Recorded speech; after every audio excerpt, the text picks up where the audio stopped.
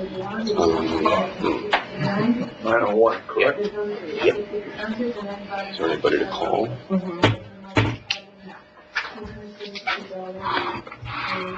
Okay, we're on the record.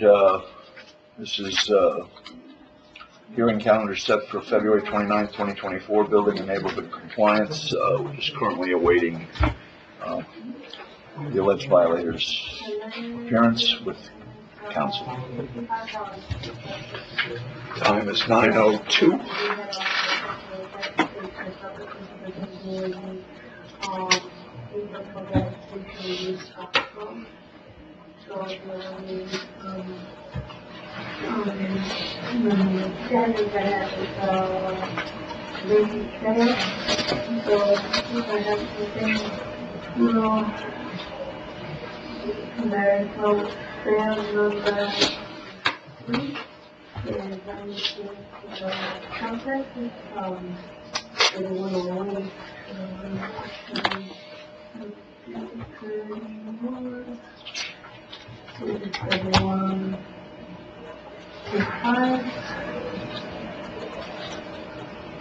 Oh yeah, one for Michael Doctor and also for $60.25 per foot. My sale number 5 is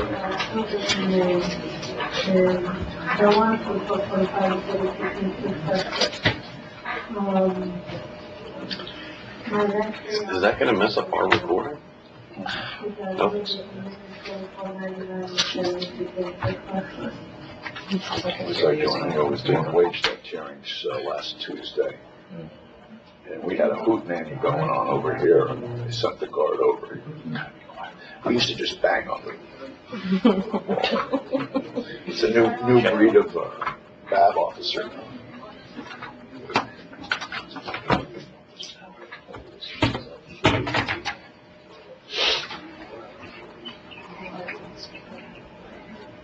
I don't have stuff.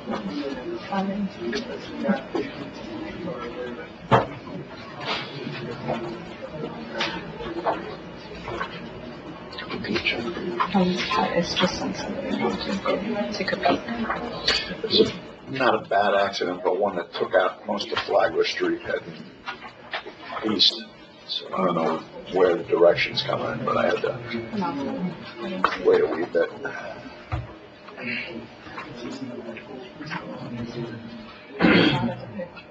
Not there.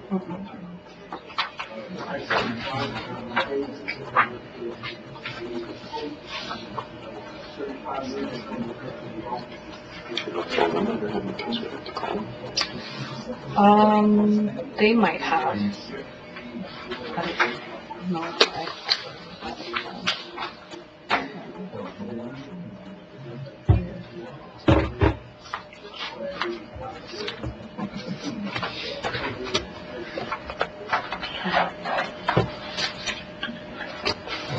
oh, it's on his website.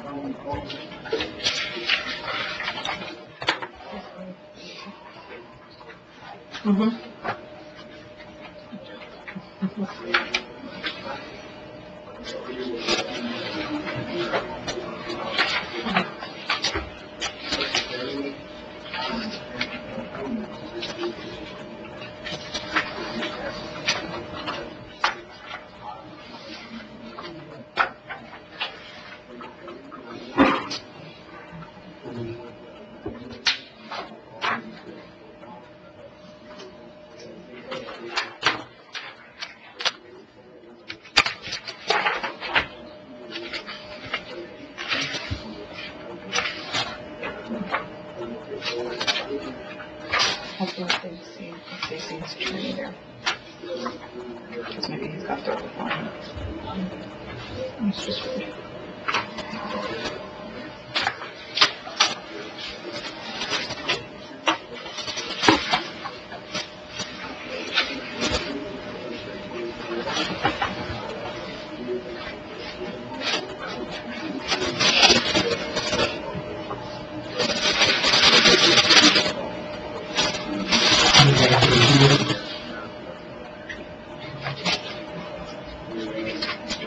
He has,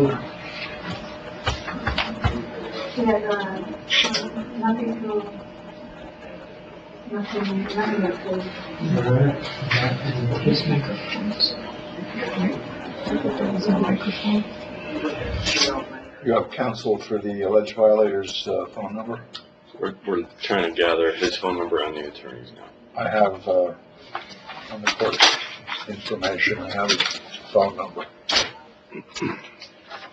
Over the office.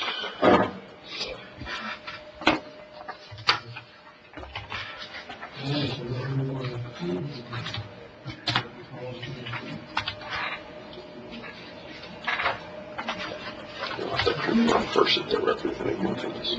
Yeah.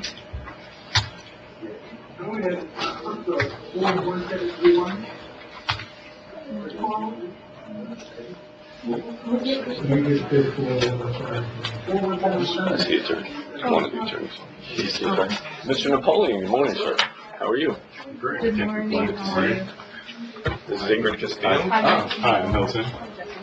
Nice to meet you also. We're looking for your client. Excuse me. I'll represent this guy. Because he emailed everybody in a public records request to copy Jim. Oh, really? Okay.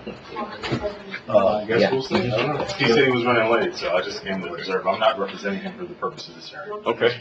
Did you get that phone number? Yes. Give me those papers back. Yeah, the clerk will get mad at me. Okay.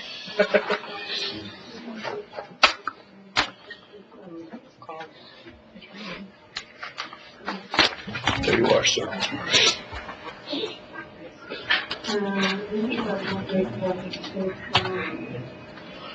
Hi, this is Ingrid from Unedited County. You speak with Michael Garcia. I'm trying to find my signature. This is Ingrid Castillo from Unedited County.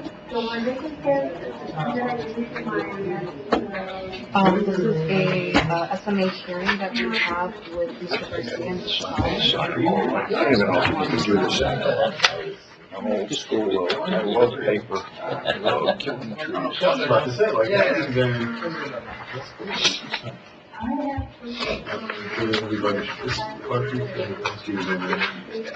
Is the recording still on? Correct. The recording's on. But you can talk, I'm just letting you know. Thank you, sir. Someone up there too, just for, Onstead is over here. Going to be good.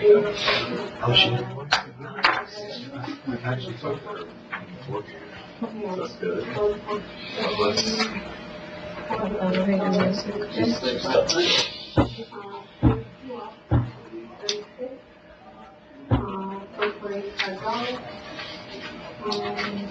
My sales for the teaching was very at this stage was for $45 per square foot. My sales also,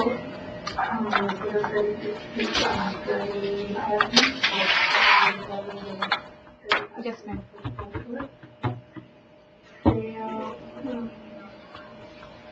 Oh, I see. Okay, understood. All right, absolutely. It's 305-794-6371. Thank you.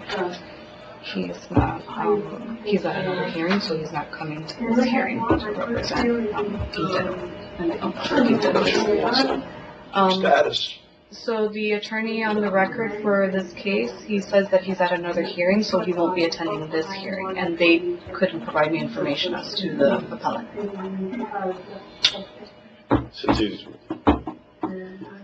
Since he appears to be represented, I don't think it's appropriate for us to call him. No. No, even though I know it's, I agree with you from the perspective of that. And the attorney said he's at a hearing, he has a conflict, He will not be at this and hearing. he will not be attending the hearing. Anything else? That's all. Did you speak with the attorney or the office? The office. Of course. All right, I'm going to give it, what time do we have, Rodney? 9:11. 9:11. I'm going to give it another 15 minutes. I'm going to make it 9:30, which is an abundance of time from my perspective relative to the setting of that time. Usually I give them 15 minutes, just so you know. That goes for your guys too. I'm democratic like that.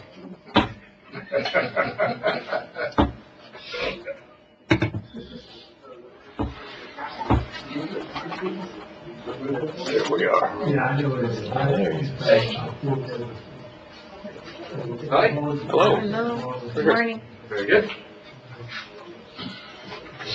I apologize about being tardy. It's usually a 12-minute drive. It's over an hour now. You gotta love it.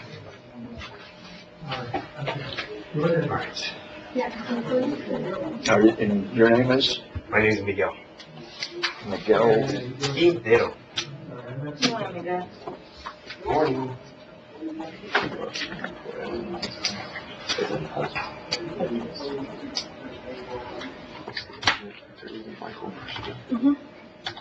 Is there a Maria She'll be here. Rosino? She's gonna park the car.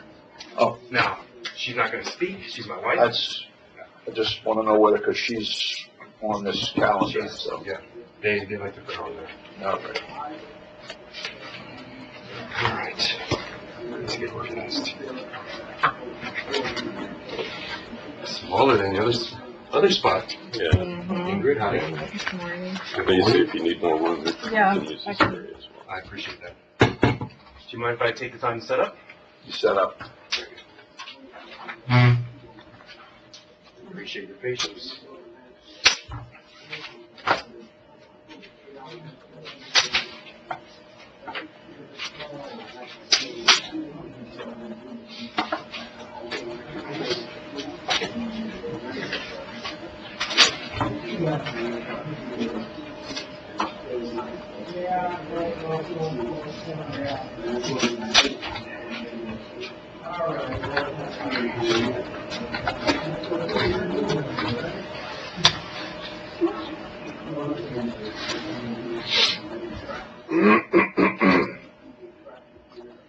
And you, sir, you are? David Sherman. David Sherman, that's right. So the county attorney's here today. That's excellent.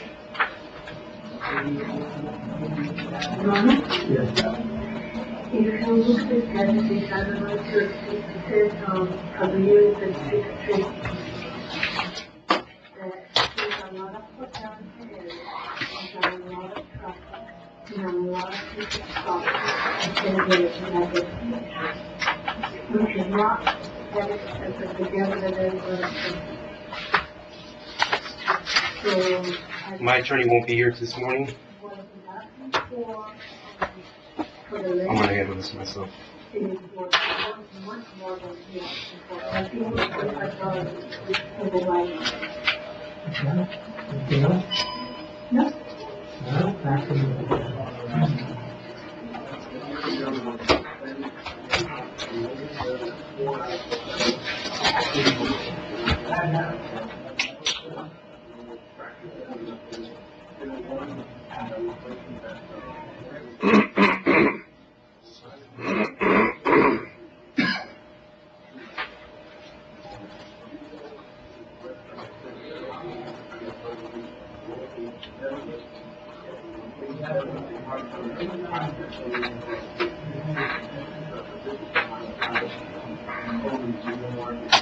You checking on status with, I turned off the phone, the cellular. I just kind of want to know, because her name is on this calendar, so I want her present. My wife? Well, Well, normally she wouldn't be present. She wasn't present at the last one. that's fine. The bottom line is I'm looking at the calendar. I don't know who's on first with reference to She who's was on the there. calendar on You the have an last. attorney that you've indicated in the, Correct. their office has checked with the attorney because we were running late. Mhm. So I want to make it clear that we're going to go through a colloquy relative to his absence with you. Because I guess you're just truncated. It says "and husband." So that would be you. And you say Maria That's my wife. is on her way up. She is, but she will not be testifying. You're perfectly fine. your all's option, Mhm. okay? But I want her here, Well, because and I understand that. Normally, she would not we be have here. copies of the citations. Just the citations, I don't want any other evidence.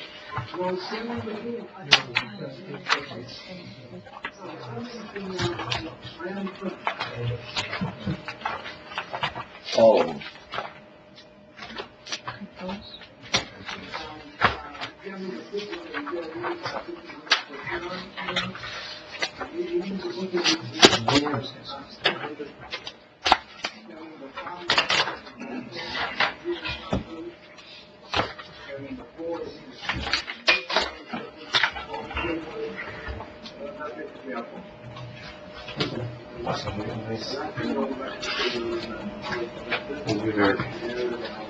Just so it's clear, I don't consent to reproduction on your videos on any websites or any other media. Okay, we'll get that on, what's on the record right now, just anything we're talking about is on the record, so you know. Correct.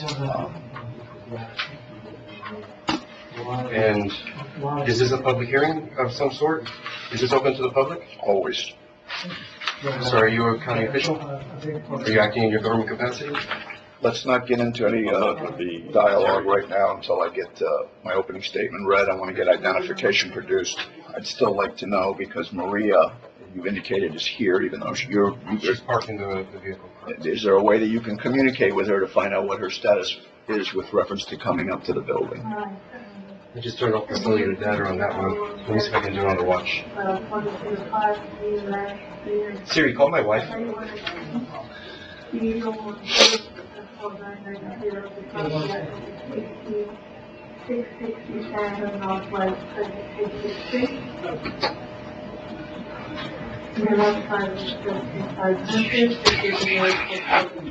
Call my wife.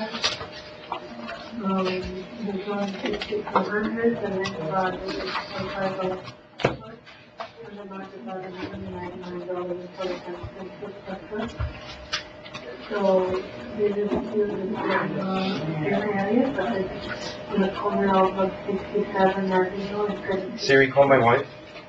crossing the airport.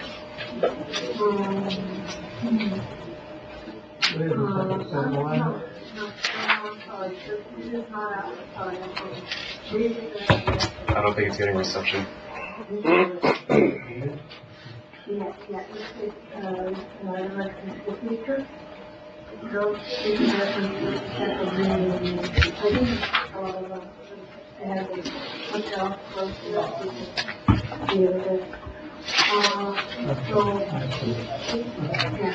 My business day is having the same on my business day that I used in my previous case. And then I have some insurance on page 13. I have 2 insurance using this algorithm. One is in 17 West Ward Drive in Spring. Yeah.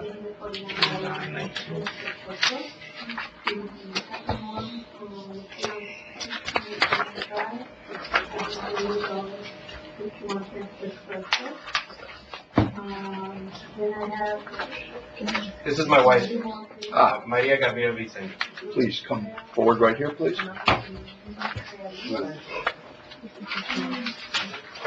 How are you? Did you find parking? All right.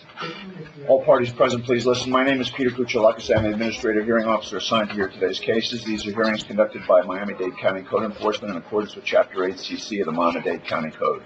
The purpose of these hearings is to give alleged violators the opportunity to contest the decision of the code inspector, which resulted in the issuance of a civil violation notice. You may agree or disagree with the code enforcement inspector's decision. You may also wish to ask for additional time to correct the violation in connection with an agreement, or you may explain why you have appealed the charges. The hearing is being recorded so that there will be an accurate record of the proceedings and of the final ruling made at the conclusion of these proceedings. These are hearings conducted in a quasi-judicial manner. My responsibility is to hear cases presented by code inspectors and to hear contradictory arguments presented by the alleged violators. These hearings are open to the public. The department has the obligation to go first and present its case. These officers will present the department's case. You will then have an opportunity to present your case as to why the citation was incorrectly issued. These hearings will not be conducted in accordance with the formal rules relating to evidence and witnesses. Any evidence will be deemed admissible if I find it to be competent and reliable evidence, regardless of the existence of any common law or statutory rule to the contrary. All documentary evidence must be submitted for placement in the hearing file. No documentary evidence will be considered unless a copy is placed in the hearing file. Each party shall have the right to call and examine witnesses, to introduce exhibits, to cross-examine opposing witnesses on any matter relevant to the issues without evidence against same. It's required that all persons who testify as to the facts be placed under oath, including the code inspectors. It's my responsibility to make findings of fact based on the evidence of record. The fact-finding determinations of a hearing examiner are limited to 1, whether the violation alleged did occur, and 2, if so, whether the persons named in the civil violation notice can be held responsible for that violative condition. As a hearing officer, I have no authority to modify the amount of any civil penalty imposed for a violation. In order to make a finding upholding a code inspector's decision, I must find that a preponderance of the evidence indicates the alleged violator is responsible for violation of the relevant section of the code charged. Now, if we go to hearing, and the department proves their case to me, and I affirm the decision of the code inspector, my order will specify as follows. Number 1, the amount of the civil penalty. Number 2, a clerical surcharge. Number 3, administrative costs for me to actually hear the case of up to $75 per citation. And 4, where applicable, the date by which the violative condition must be corrected. In addition, this particular department assesses separate administrative investigative costs for the hearing, and the department's costs for investigating this matter and attending this hearing in the amount of $500. $500 per citation. Mhm. Okay.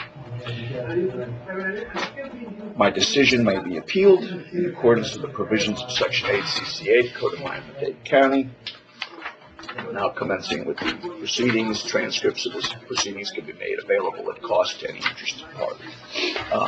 We have ID, Mr. Clerk?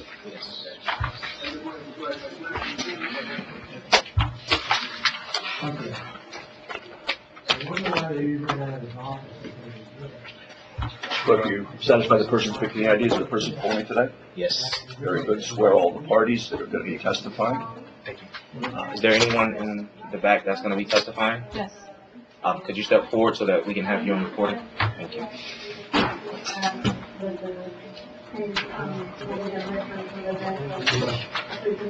Okay, all those testifying in this matter, please raise your right hand. Do you swear or affirm that the testimony you're about to give will be the truth, the whole truth, and nothing but the truth? Yes. Please state your names for the record. Edward Ramos. Marcelo Velasquez. Ken Hope. More names. Keep going. Okay. No, not you yet. You get to go last. Jesse Vincent Awoyeye. Ingrid Castillo. David Sherman, but we're not testifying. Okay. Your name. My wife, Maria, or sorry, she changed her name to my last name. Gabby. Congratulations. Became an American citizen last year. Very good. More congratulations. So did mine. Very good. And I'm Miguel Quintero. Okay. All right. All right. Parties are sworn. Very good. Mr. and Mrs. Quintero, did you hear the little speech that I just made? Yes. You understand the nature of these proceedings based on that reading? I do. Okay, as to citation, and I'm going to go through these as a preliminary matter, and then we're going to get into a couple of other things, okay? I'll explain to you when I get through reading all this stuff. As to citation T108304, unlawful parking or storage of a Category 1, 2, or 3 commercial vehicle in residential zones, first offense to wit, covered wagon trailer exceeding 20 feet, Category 3 vehicle, kept, stored, parked on residential zone property at 9651 Northwest 13th Avenue, in violation of section 33-124-1B, Code of Miami-Dade County. I'm sorry, we have a couple of citations that we'll be voiding. Would you prefer to hear? I want to get through the colloquy and then we'll deal with that. Okay. Okay? Because that's what I got handed by you Yes, just now. because you said all of them. And here we are, and then you can make your announcements And accordingly. we'll see on the top right, it says, I made a note of that. Okay. But the bottom line is, we'll deal with that, okay, as we go through. I want to just get an initial comment from the alleged violator. Section 33-124-1B, Code of Miami-Dade County, on September 26, 2022, on around 1:55 p.m. Citation P042012, Section 1051 of the Florida Building Code, failure of owner, builder, or contractor to obtain a permit prior to commencing work on a shed with attached roof structure on property located at 9651 Northwest 13th Avenue in violation of Section 8-1 on February 8, 2023, on around 12:42.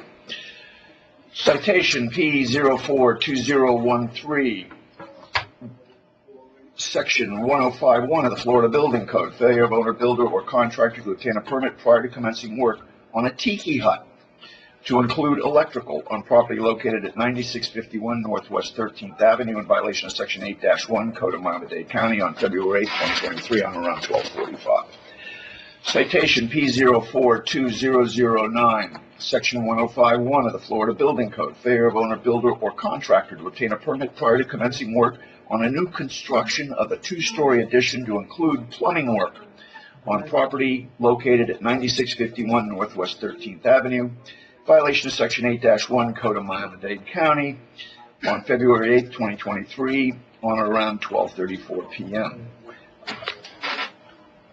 Citation P042014, Section 1051 of the Florida Building Code, failure of owner, builder, or contractor to obtain a permit prior to commencing work on a trapeze structure on property located at 9651 Northwest 13th Avenue in violation of Section 8-1 Code of Miami-Dade County on February 8, 2023, on around 12:48.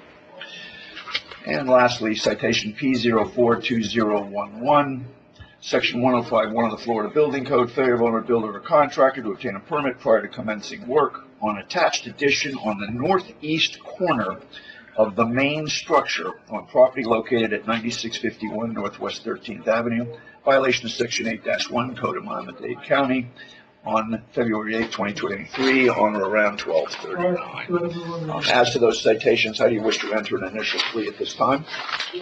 Not guilty. Okay, now, my understanding was there was representation here, that you had an attorney. Just for edification, because the time was running, you had yet to appear. I instructed the department to contact your attorney's office to find out what status was. Your attorney indicated that there was a hearing that he was in and would not be able to attend. Is that something that you're apprised of? Yes. Are you waiving his appearance today? Okay.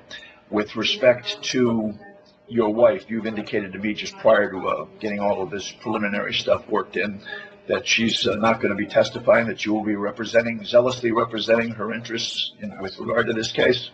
Yes. Okay. Are you in agreement with that, ma'am? Okay, very good. All right, so now, as is my custom, and it's something that I like to get the acquiescence of both sides on, I like to give the parties an opportunity to talk about these cases outside of my purview. I don't want to know what you all talk about. I'm going to give you a chance to meet next door, have a chat. Sometimes during the course of these meetings, alleged violators will give the county information that they may or may not have been aware of at the time the citations were issued, giving them pause to either reschedule for further investigation or to avoid the citation outright. Okay. Similarly, the county will inform the alleged violators of the facts and circumstances that gave rise to the necessity to issue the citation. Sometimes, having been duly apprised of the facts and circumstances which led to the issuance of the citation, alleged violators are given a clearer picture of why the ticket needed to be issued. With respect to that, that's something that you all can discuss. I don't want to know what you all discuss. It's none of my business. When you all come back in, I'm going to ask status of this prospective citations with the department. The department will let me know what their intentions are relative to those. If they tell me they're ready to proceed, that means anything you've had to tell them outside hasn't convinced them to either void or reschedule for further investigation. At that point, the decision is yours and yours alone to either proceed with a hearing, which is your due process right, or to withdraw your appeal and just make arrangements to pay the ticket and come into compliance. Understood? All right. So I'm going to give you guys a chance to chat outside, and we'll see how many minutes it takes. If it looks like there's progress, fine. If not, that's fine too. I want to give you all a chance to have a brief conference outside. Okay? Good luck to y'all. It's my understanding you won't talk to me with a camera. No. These are negotiations outside. These are something I'm allowing to happen as a courtesy. No, but you can talk. I'm not going to talk with a camera. I'm happy to talk to you, though. Right, but you won't do it No. with a camera. No, thanks. Okay? Mr. Napoleon's there to protect your interests. Right. Are you, Mr. Napoleon, are you involved with this case? That's a very tentative, pensive look. Well, I mean, we'll see. All right. Not in this particular case. All right.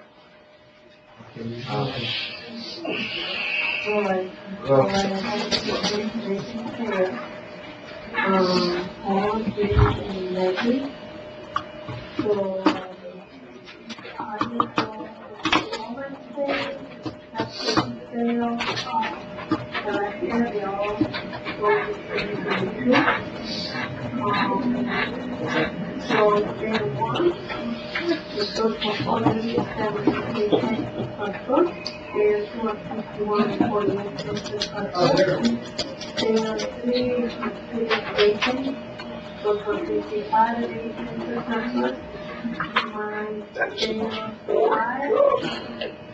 It's regurgitation of numbers, just a drone of numbers. I guess the comparables or whatever. I actually appealed my mother's house and got $100,000 reduction, which they clawed back a week later because I did not post the assessed property taxes prior to hearing.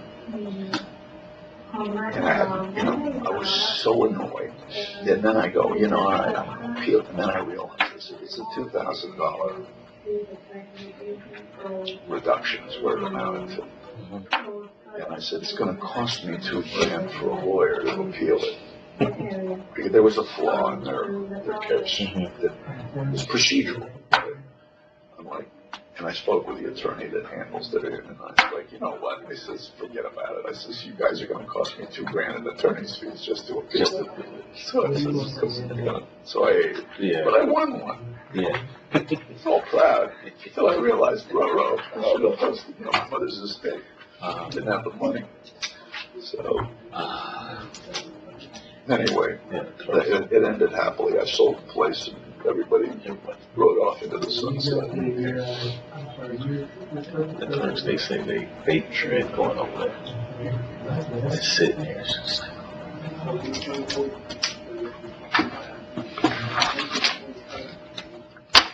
same thing over there. At least here, code enforcement, they deal with different departments. Yeah.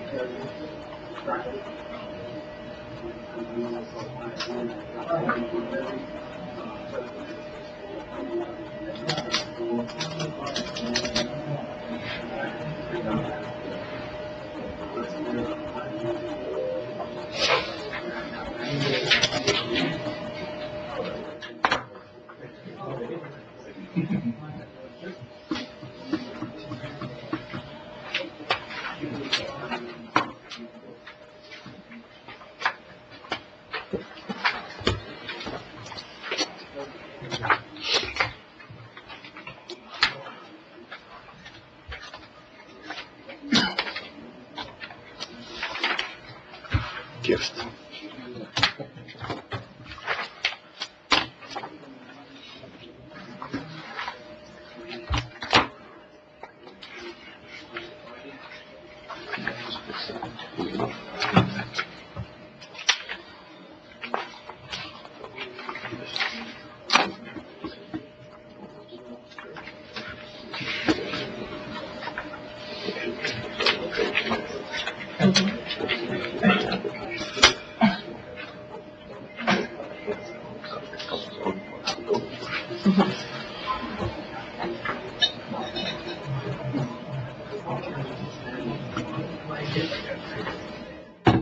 Remember,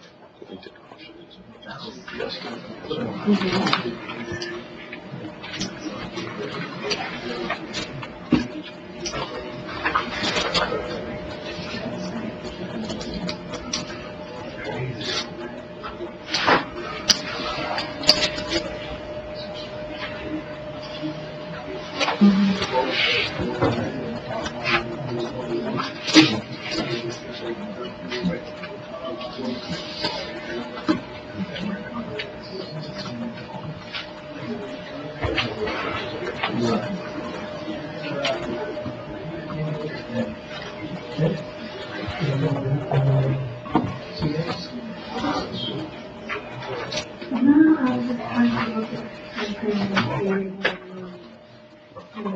something on my computer chart. Because there's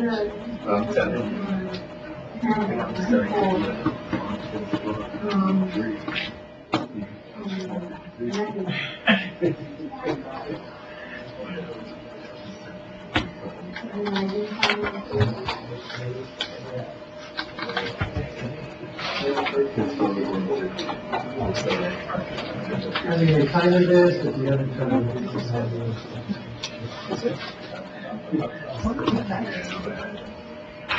Oh, yes, that one, okay.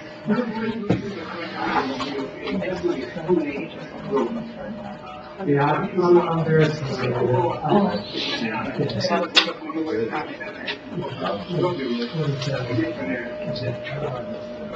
Yeah, I'm afraid it's a fair amount of problems.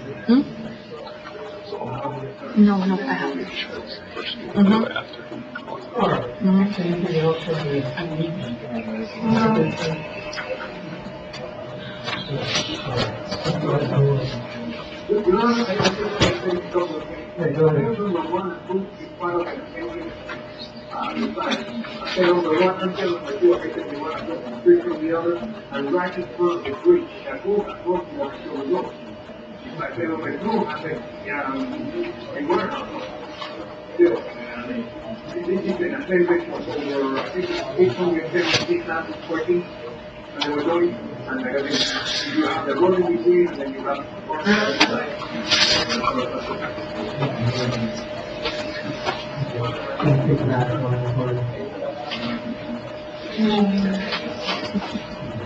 My clerk on Magnum Construction. SPD. They haven't given us anything for next. Well, I haven't seen it here today yet, because I'm waiting on some dates, I'm just curious what you would go. Small business. No, we didn't do that hearing yet on my topic. Thank you for that. Okay, we're back on the record. just have, You have an announcement to make? not an announcement necessarily, maybe a question. Mr. Quintero has put a microphone there and there, I think. I don't know what the technology is. And then this is the microphone that's installed in the room.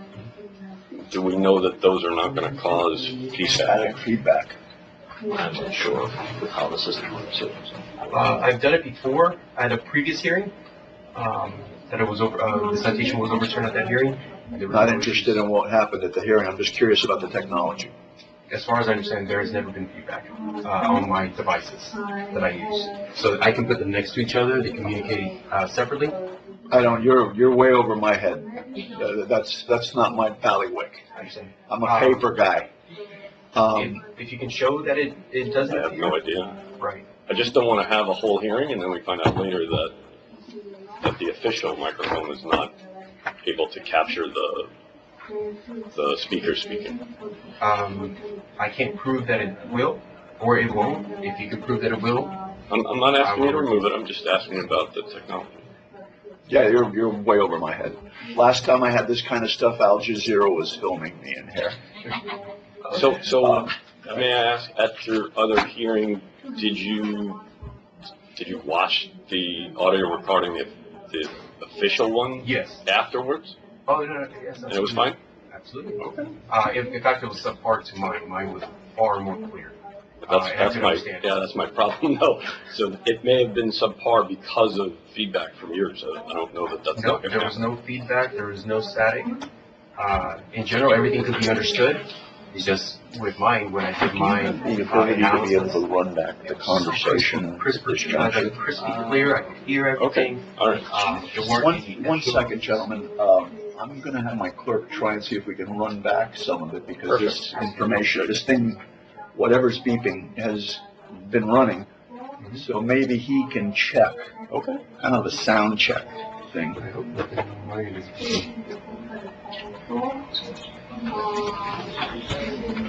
May I put this one back there? You do whatever you want with the phone thing, just don't interfere with my witnesses. What is he sitting here?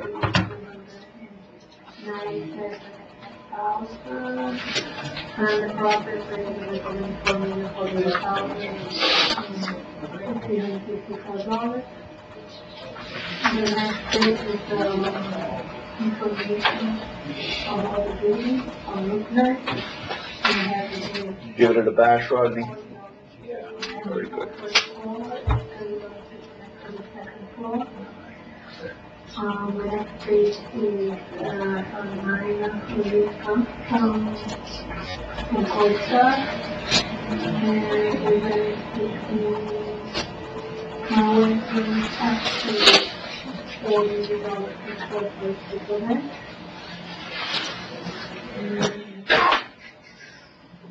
and we have tax credit.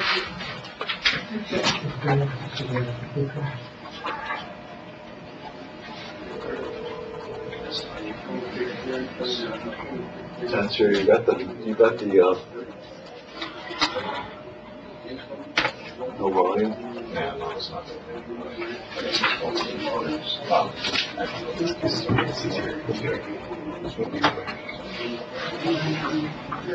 I like the trinkets.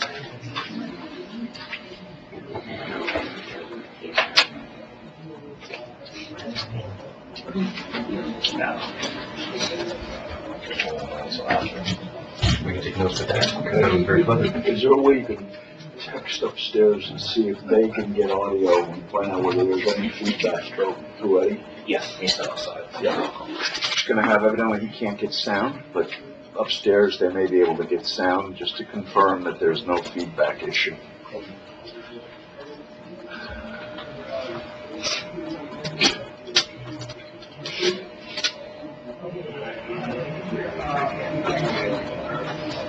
Is there one? Oh, yeah. That's it.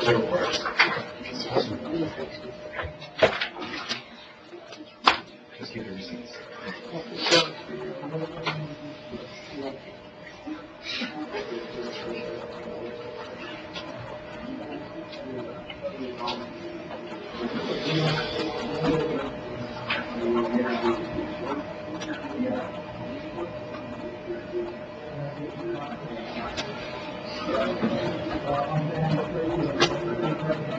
I'm having Rodney, the clerk, check to see if there's any, I mean, the visuals, fine.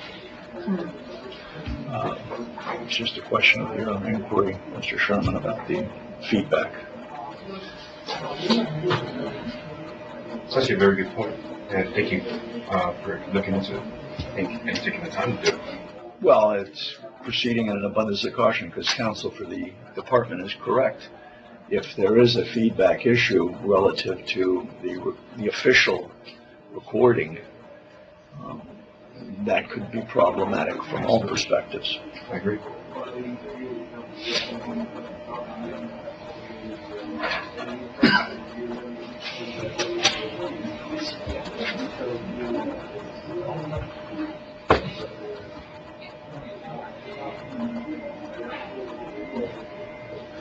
Yeah.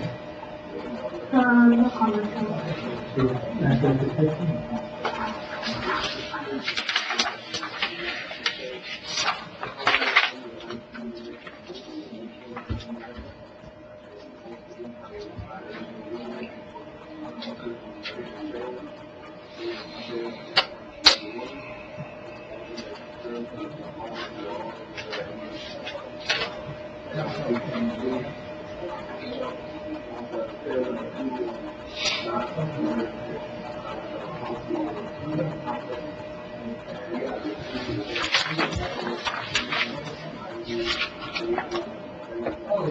Red news report.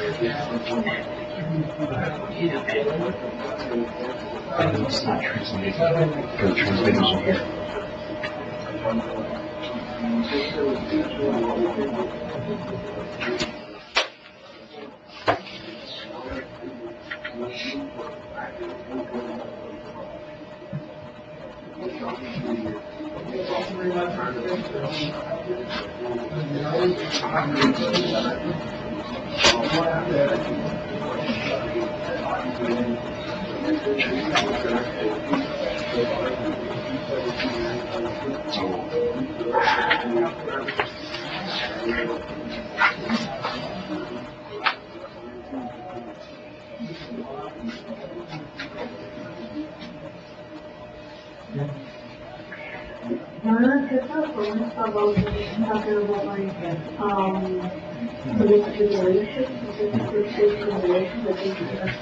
Checking right now, so he's gonna let you know. He's going to. Stat. Yeah. Would my wife have time to go to the restroom? Of course she does. You know where it is? You go out that door, you make a left, and then a hard right, and it's right down the hall. The girl's reception desk, she'll point you in the right direction. You're welcome.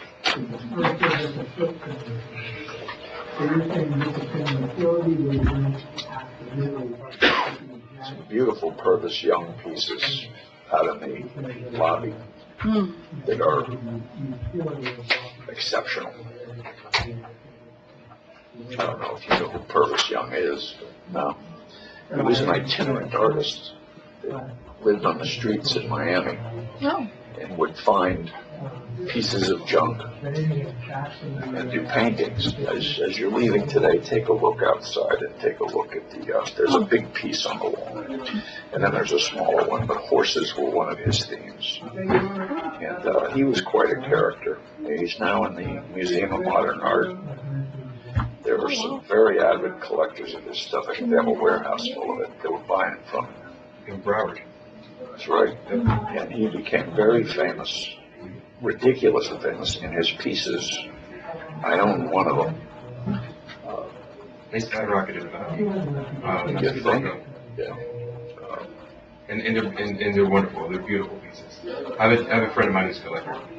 Yeah, Basquiat, I think, was an inspiration to him. But, I was stunned to see that the county has several of them in its possession. Not that, I think their Art in Public Places program is a loaner program. that could be.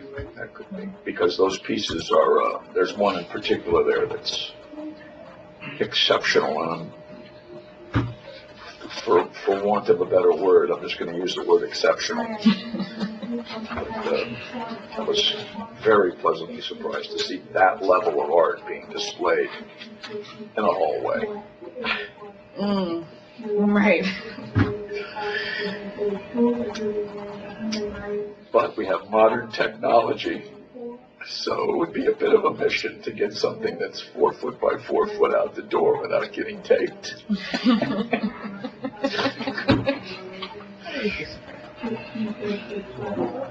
I'm trying to remember, did he do a lot of his pieces on scrap wood? Anything scrappy could find. A friend of mine about 10 years ago found one of his works at his pawn shop for $5. In America, wonderful. What do you mean? What they have? Yeah, he's gotten a good return on that investment. Yeah. That's Jazz. She, the artist he's talking about. Yeah, this collector. And she found one of this artist up here. It was homeless. Scrap wood. She found one of his pieces at the swap shop, Oh, wow. and she had it authenticated, like, it was a bona fide. And Oh, wow. lunch house. And we had another party that is the United States Service. I've got some people upstairs now whirling around trying to figure out the query about reception. United States Service. Now, parking, building, Yeah, and one is the better. they are or they aren't? Yeah, one is the better. And the other one is the lunch in the house.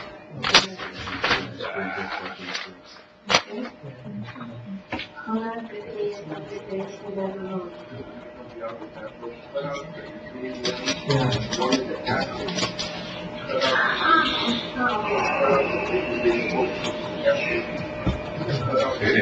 Just small talk, if I may ask. You said your wife recently became an American citizen? Oh, years ago. Did you get sworn in at the auditorium on Flagler Street? I was here actually for Federal courthouse. federal. The federal courthouse. Oh, you were working there. And a much more interesting vendor. Congratulations. Thank you. Yeah. But I've been here for almost 2 years. So the vacant there has all the chairs and, we all in Halloween. We're all good. We're all good? Yeah, no feedback. Okay. All right. We've solved the question with regard to reception. The department have any announcements it wants to make with reference to these citations? Yes, we are going to be voiding P042012. P012, 012? yes. P042012 is voided. Okay. P042013 13 is voided. and citation T108304. Is voided.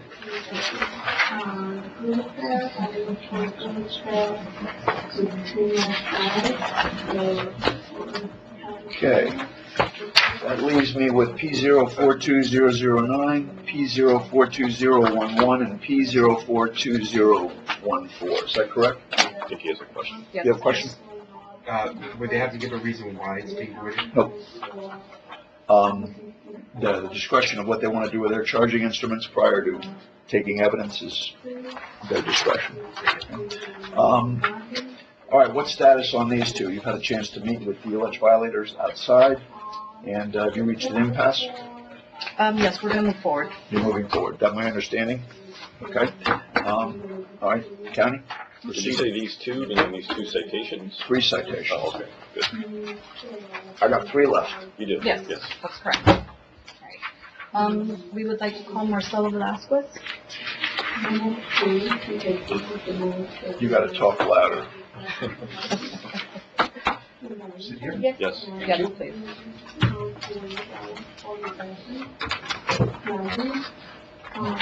Do you want to tell me what citations, how you're going to proceed, what order? So they're all going to testify in different ways to all 3 of the citations. Okay, as long as I'm clear Yes. that the fact patterns relating Yes. to each of the 3 citations will be testified to. Yes, that's Okay. correct. Please state your name for the record, Marcelo Velasquez and where do you work? in RER, Miami-Dade County. What is your current position with the county? Currently, I'm the mechanical field unit supervisor And what was your position with the county on February 7th, of the 2022? code enforcement officer. Is that the same as saying a code inspector? Yes, code inspector. And what were some of your job duties for that position? To investigate alleged violations. Would you say that you also enforce the Florida Building To Code? enforce the Florida Building Code, yes. How long have you been employed by RER? 5 years. Did you inspect the subject property located at 9651 Northwest 13th Avenue on Yes, I February did a 7th? walkthrough. Okay. Did you take any pictures of what you observed Yes, I on did. February 7th? Please wait for the entire question to be asked before you begin your answer. Did you take any pictures of what you observed on February 7th, Yes, I did. 2022? Right, I'm handing you what has been marked as composite exhibit 2 for identification. I think that one's also part of it. Yeah, just take them all out. Do you have a set for Mr. Quintero? We do have an extra set, actually. I appreciate it. This one. We have an extra set for you if you'd like to follow. That's Well, already. That's gonna get clocked in for the clerk. And you have one for him? No, you can have, he can have then this one, his one with the label. Are they identical? Yes. Yes, right. they are. And then this is the official one for you guys. This is a composite exhibit and give it to me. You don't need to do that, just get it clocked in.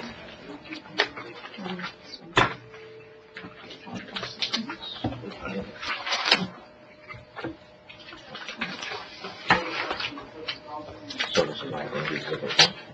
Yeah, let me do one thing. Just I want to make sure I'm clear that this exhibit list that you're using as a preface, Yes, does he have a copy of this table? I don't think so. I'm not sure. Yeah, we can give him a copy. Is this the table? That's it, yes. Okay, I just want to note for the record, exhibits 1 through 17 in this composite are hereby incorporated by reference into the record. Okay? All right, proceed.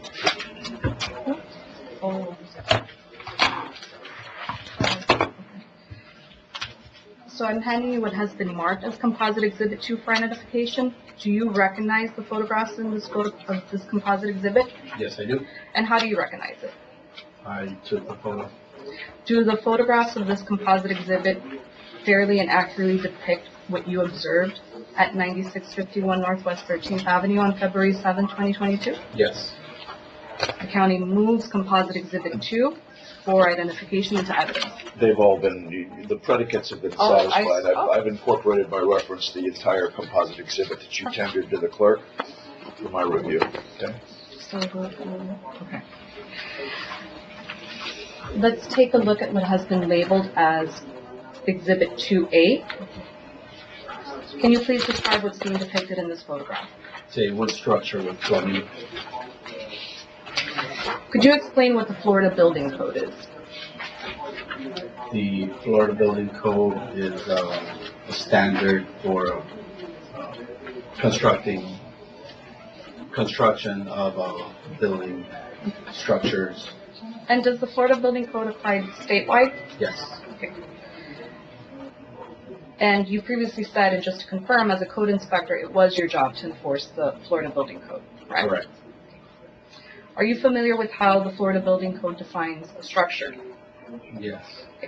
I'm handing you what has been marked as Exhibit 13 for identification.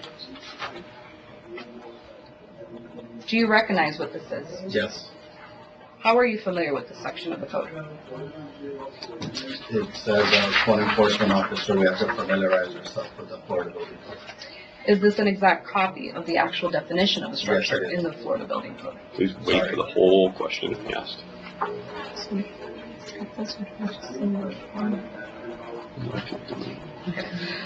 The county incorporated moves what has been marked as Exhibit 13 into evidence. Could you read out loud the definition of a structure according to the Florida Building Code? Parentheses, a structure, that which is built or constructed. So based on your experience as a code inspector, did the two-story addition depicted in 2A meet the Florida Building Code definition of a structure? Yes. Why is that? It's not prefabricated. It's constructed by someone. Okay. I'm now handing you what has been marked as Exhibit 14 for identification. Do you recognize what this is? Yes. How are you familiar with this section of the code? It's a section that depicts permitting from the Florida Building Code. And is this an exact copy of Section 105.1? Yes, it is. The county moves what has been marked as Exhibit 14 into evidence. Could you read Section 105.1 out loud for the record? Parentheses, A, 105.1 required any owner or owner's authorized agent who intends to construct, enlarge, alter, repair, move, demolish or change the occupancy of a building or structure, or to erect, install, replace or any impact resistant covering, electrical, gas, mechanical, or plumbing system, the installation of which is regulated by this code, or to cause any such work to be performed, shall first make application to the building official and obtain a required permit. So, based on this section and your previous determination that what we saw in 2A was a structure, would this mean that a building permit is required prior to the commencement of the construction? Yes. I'm now showing you what has been, I'm now showing you Exhibit 2, U. This one, okay, yes. Can you please explain what's being depicted in this photograph? That is a drainage piping with a plumbing cleanout. Okay. Could you explain what a cleanout is? It's a section of piping with a Y that is, if there's a blockage, either further down the line or before any sinks, toilets, anything that has to do with plumbing, you're able to clean it out. And is there anything in this picture that would indicate a building permit is required prior to its construction? Plumbing permits required for new piping. Okay. I'm now showing you Exhibit 2. Yes. Okay, I just have this mark wrong here. I'm now showing you Exhibit 2C. Could you please describe what's being depicted in this photograph? There's a section of the drainage piping with a white fitting and what looks to be a supply water line plumbing that's been captured. Okay. Is there anything in this picture that would indicate a permit is required prior to its installation? Yes. Any piping that is newly installed requires a permit. Is there anything about the framing surrounding the piping that would indicate a permit is required? Yes, it's part of the wood structure. It does require a building permit. Okay. I'm now showing you what has been marked as 2D. Could you please describe what's being depicted in this photograph? It's a sink with fixtures in the wood structure. Is there anything in this photograph that would indicate a building permit is required prior to its installation? The new installation of a sink with fixtures requires a plumbing permit. On the page number 9.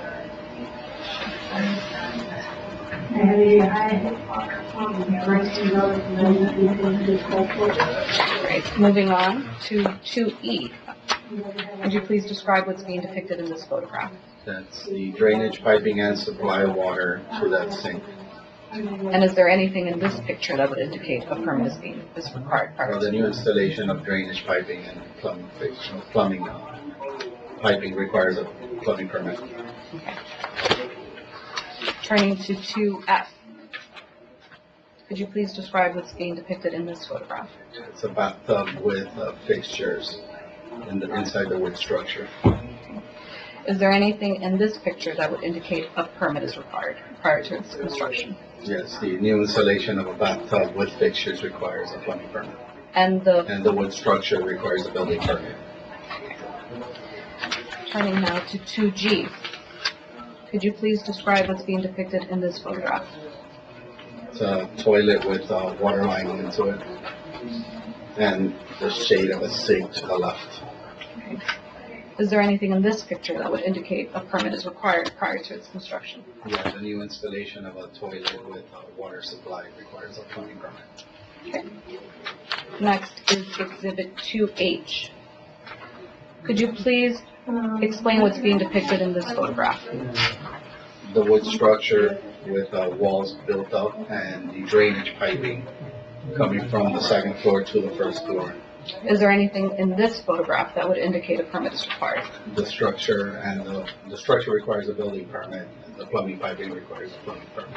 And the install. Turning to 2I, could you please describe what's being depicted in this photograph?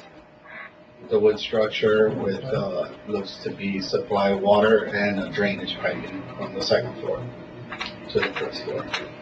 Is there anything in this photograph that would indicate a permit is required prior to its construction? The structure requires a building permit, and the plumbing, newly installed plumbing, requires a plumbing permit. Okay. Now turning to 2J. Could you please describe what's being depicted in this photograph? So drainage piping and water supply looks from the backside going to either a sink or the toilet. And is there anything in this photograph that would indicate a permit is required? And newly installed piping required, plumbing piping requires a building permit. Moving to 2K. Could you please describe what's being depicted in this photograph? Yes, there's a drainage piping coming to or from the second floor and a water supply line, PVC.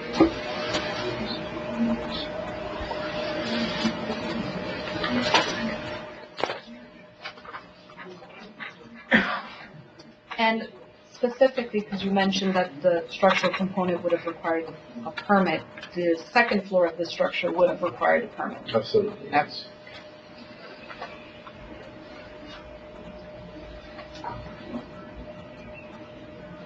And aside from the structural components, is there anything else that would have required the permit? Yes, the plumbing, the drainage and the supply water line, newly installed plumbing requires a plumbing permit. Okay, moving on to 2L.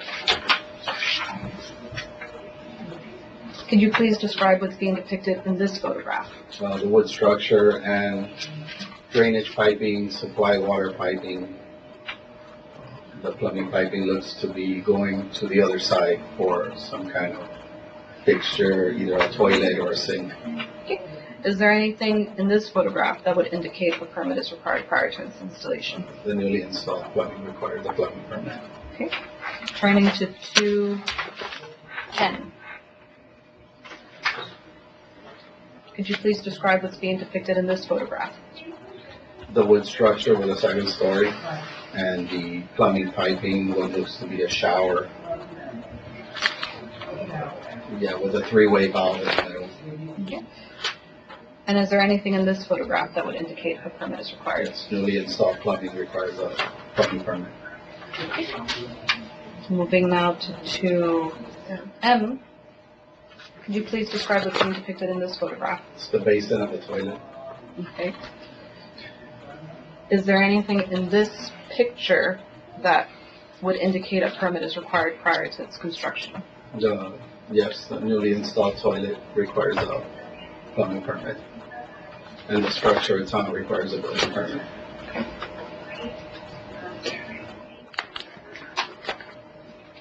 I just wanted to note for the record, 2N is the plumbing exhibit, Yes. and 2M is the purported shower Yeah. installation exhibit. They're inverted in the clerk's case file. Okay. Okay. Yeah, thank you. Sort of baffled me for a moment when Yeah, I no, heard I it had it- describing I a had shower and I'm looking at the toilet. Can I just ask to clarify, are they inverted meaning one precedes the other, or they're Yes. both marked? Yeah, this was testified to, this was testified to as a shower. Yes, the lettering, the this was tab testified incorrect Oh, there. yeah, understood. You see the tab, so. Yeah. Yes, the correct. tab. Tabs are up.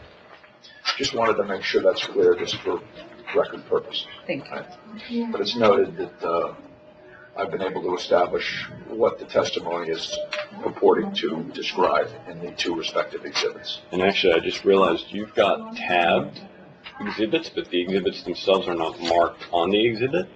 Now, they're tabbed. So I think we ought to switch so that when you scan your copy, it actually contains the exhibit number. Otherwise, Yeah, I wrote on this the is- actual yeah. exhibit. Is that exactly the Yes. same as this? Yes. Do you understand what's being represented? Maybe not, these not these screenshots. I would want have to, to check. I would- turn to just the to exact confirm. page that he's testifying. Yeah, let me just confirm. Because otherwise, when you scan it, the tabs are not going to be part of the scan. Yeah. This ends in 15. I have more things on mine.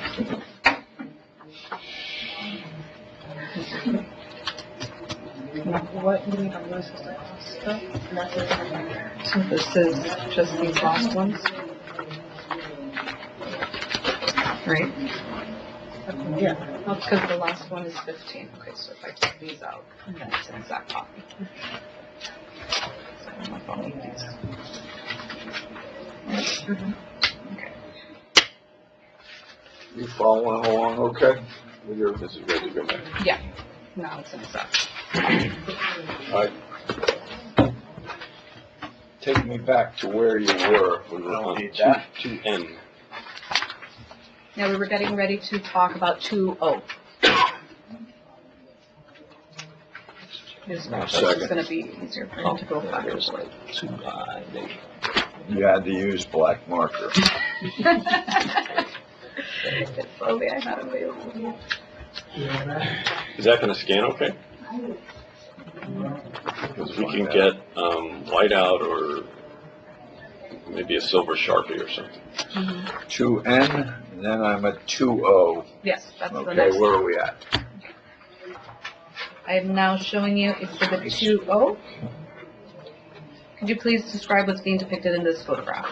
A newly installed shower with fixtures on the second story of the wood structure. Okay. Is there anything in this photograph that would indicate a permit is required prior to its construction? Yes, the structure and the newly installed shower requires a plumbing permit. Okay. I'm now showing you Exhibit 2P. Could you please describe what's being depicted in this photograph? A shower with part of supports for that wood structure. And is there anything in this picture that would indicate a permit is required? A newly installed shower with fixtures requires a building permit, and the wood structure requires a building permit. Moving to... I'm sorry, can you say the last part again? And the wood structure requires a building permit. Great, thank you. I'm now showing you Exhibit 2Q. Could you please describe what's being depicted in this photograph? It's the floor of the shower with a floor drain and a strainer, and a section of the support for the wood structure. And is there anything in this photograph that would indicate a permit is required prior to its installation? A newly installed shower requires a plumbing permit, and supports, the wood supports requires a building permit. I'm now showing you Exhibit 2R. Could you please describe what's being depicted in this photograph? The bottom side of the sink with drainage piping and supply water lines to the sink. And to the right is, looks to be the basin of a toilet with new plumbing.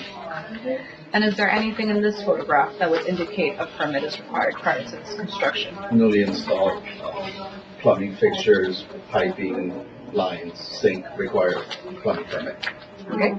I'm now showing you Exhibit 2S. Could you please describe what's being depicted in this photograph? It's a toilet in the second story of the wood structure. Is there anything in this picture that would indicate a permit is required? Yes, a newly installed toilet requires a building permit. I am now showing you Exhibit 2T. Could you please describe what's being depicted in this photograph?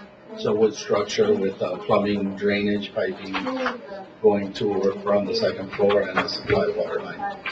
And is there anything in this picture that would indicate a permit is required prior to its installation? Yes, that wood structure requires a building permit. Plumbing, piping requires a plumbing permit. Okay. Now, going back to, oh, I'm sorry, we have 2U. You should have 2U there? Yes? Okay. Could you, I'm showing you Exhibit 2U. Could you please describe what we're seeing in this photograph? It's the floor to a wood structure and a plumbing piping with one side cap to it. Okay. And is there anything in this photograph that would indicate a building permit is required? The wood structure and the plumbing piping requires a permit. Okay. Now, going back to 2A, which is the exterior picture. To what? 2A, going back to 2A.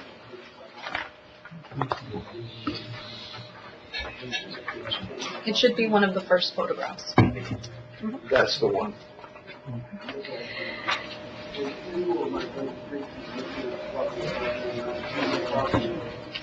So the plumbing and other utilities you observed in this structure indicate a building permit was required. Yes, the structure, Okay. Is there anything else depicted in this photograph that would indicate a building permit is required prior to its installation? well, it's a structure that was erected, so it requires a building permit. Did you observe any running water during your inspection?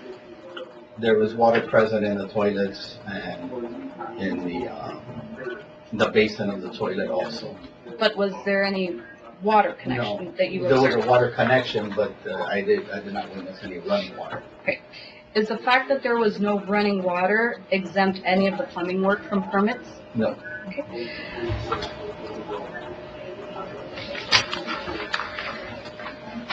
So is it your opinion that all the construction observed that day is in violation of section 105.1 of the Florida Building Code? Yes. Are violations of this nature, meaning construction done without a permit, something that could cause an imminent threat to life, safety, health, welfare? Yes. Therefore, if a complaint is submitted about work done without a permit, even if it's anonymous, would you investigate this? Yes.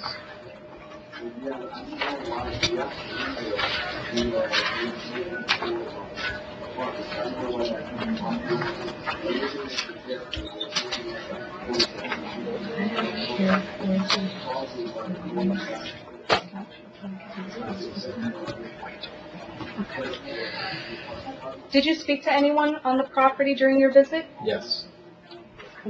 Is there anything that, who did you speak with? I spoke to the property owner. Mr. Mr. Quintero? Quintero. Okay. Is there anything that he said to you during? Quintero, I'm sorry. Is there anything that he said to you during your inspection? Well, I asked for permission to enter. I told him I would take photos. He said, yes, go ahead. Did he say anything related to the structure? He said he built that structure, and it was a tree house. Okay. And what did you say in response to that? I told him it doesn't look like a tree house. Okay. Did he acknowledge that any permits would be required for this structure? I made it clear to him that you should have a permit for this. Okay. Did he say anything in response to that? I don't recall. I don't remember. Okay. And after you completed your inspection, what did you do? I went back to the office with my photos that I took, and I updated the case. Okay. Did you do any research I after your did visit? research Okay. for Let her, permitting. let her finish the question. Okay, Okay. Did you do any research after your visit? I did. Okay. And what did your research entail? There was no permits issued for that structure or the plumbing. Okay. I have no further questions for Marcelo. I'm gonna call your attention to, what's been marked Exhibit 1.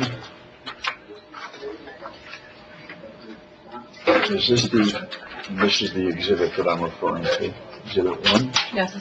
I'm just curious to know whether or not this was, when you said you did your investigation and your testimony just a moment ago, and you investigated it and came up with this document. Is that the document, the history that you were I researching? don't recall that, but What history did you make I inquiry of? used the program we used in the office, mainframe. Okay, and what is that, what jurisdiction, what is that, what does that program cover? It basically tells you all the permits that have been issued on that property. This is what he's referring to. Okay, this will tell you It should be towards. if there's any building permit, all permits that have been obtained on that property. Okay, so, in other words, the county's jurisdiction over permitting, because I know municipalities, that's the other question I want to find out, is where is this property? Is this in a municipality? Is it in a municipality that's governed by certain components of the county code? Because I've lost count, 25, maybe 30 municipalities that all are governed by different codes. That's the clerk's one. When you did your research, is this this property that you were researching, is it strictly, is there a municipality involved here? It's in Miami-Dade County. It is in Miami-Dade County, so there's no other municipality or anything else whose codes or whatever may come into conflict with what you were researching. No. That's what I'm probing for. It's not because this is way up north somewhere. you know, sort of the rural will be a push even in the Redlands these days. But I just want to make sure that it's not a private and in another municipality where their codes may come into conflict. No, it's not. Okay, all right. Anything further of this witness at this time? No. No, we need an opportunity to cross. I'm gonna want to make sure you're good. Yep. Okay, you have the opportunity at this time, if you wish, to cross-examine this particular witness, ask him questions that are relevant for my purposes, and if you wish to do so, proceed. Very good. Thank you for being here. It was unexpected for me to see, but I'm glad you're here.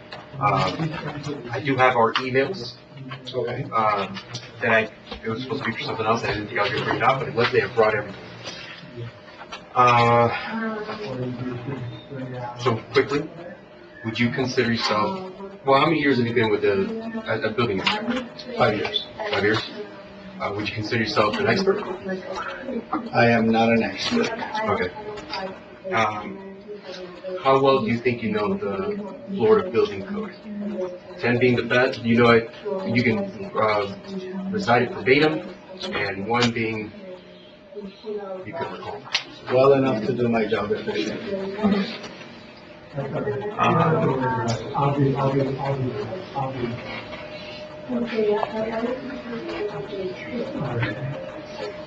So, you said the wood structure needs a permit. It requires a It requires a permit. What about is it that requires a permit? Are there any exceptions to any structures that you know of that do not require a permit?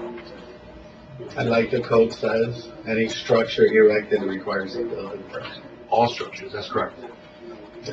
From as you understand it, all structures require a permit, no exceptions. All right. No exceptions. Exceptions. Sorry, I have a bad habit of talking to my right. You feel free. I do too. Okay. What led you to my property the day that you came to take these pictures? I was asked by my supervisor to go investigate the structure that was built. Okay. Okay. Oh, did you have any prior knowledge of the structure before your supervisor asked you to come out and take pictures? Other than looking the case over a little bit, that's the only recollection I had of the. And you looked. And you looked up the case after he asked you to come to my property to inspect. Is that correct? Correct. Very good. Who is your direct supervisor that asked this? At the time, it was Jocelyn Paula. Okay. Are you aware of who asked Jocelyn Paula to? Okay. Are you aware of any? Well, let me go just from this point. Did you feel like the structure was, and I think you said it, but I want to ask again, is the structure dangerous to the public? Was it imminently, I think it was a terminology? It is an imminent danger to the public. It is? Yes, Very it good. is. Did you, while you were taking the pictures, well, how much risk do you take in your job? Let me ask you this. Are there any structures that you would ever step onto that you thought were unsafe? Absolutely. That's a matter of, self-opinion. Okay, so you would not step onto any structure that you felt was dangerous? Correct. Maybe, I don't recall fully our conversation that day, so I don't blame you if you don't recall it either. Did you, so I called it a treehouse, you mentioned that, and I appreciate that, because I do hold that it's a treehouse. And as far as you know, treehouses are not exempt from building code. Tree houses I believe are, don't quote me on it, I'm not very sure on that. But you do believe that a treehouse is exempt from a building code? Okay. And I apologize because you just finished saying there are no exceptions. But, okay, so, because I've always been asking, around, what is a treehouse? What constitutes a treehouse? And does it require a building permit? As I was told by someone similar to you, before I constructed it, I'm building a treehouse, what do I need? Does it require a building permit? That's literally all I was told, but that's just for the record. But in this case, a treehouse. It's all for the record, sir. In this case, to your knowledge, a treehouse is exempt from a building permit. Well, for this case purposes on that structure, that's not a tree house, but a tree house does not require. A treehouse does not require a permit. What is your understanding of a treehouse, either by your opinion or what your training is, what the building code says? What is a treehouse? A playground built on a tree. Okay. And it has to be a living tree, is that correct? That's beyond my scope. I don't have that. Okay. But you're not sure it has to be a I'm living not tree sure, or a yeah. tree? But you are pretty sure it has to be a playground equipment type of structure? I mean, just from my knowledge in 53 years of existence, small tree house is a playground for kids. Right. I mean, it seems like common knowledge, right? It's for kids, not for adults, because adults are not allowed to play, but again, that's all opinion. But it's for kids, and you have a particular understanding of what a treehouse is. Would other people have a different understanding of what a treehouse is? I can't speak for other people. Right. But, and that's fine. And thank you for that. Let me see what else. Are you aware of any, so this structure is an imminent danger to the public. And you would not step onto anything that is dangerous. Because everybody should go home. The job's not worth it, right? You're not going to step onto anything that's dangerous. Did you step onto the treehouse? I stepped on the wood structure, yes I did. What parts of it did you step onto? I walked up to the second floor of it, walked around it, you gave me permission to walk around the first and second floor of it. As far as you know, was I cordial that day? Yes. I thought we had a good time. A good conversation. I think you're a good dude. That's my opinion. Did you feel unsafe at any time?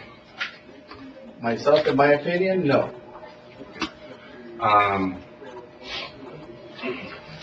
Are you aware of any extensions that were given to this particular notice of violation at that time? I'm not aware of that.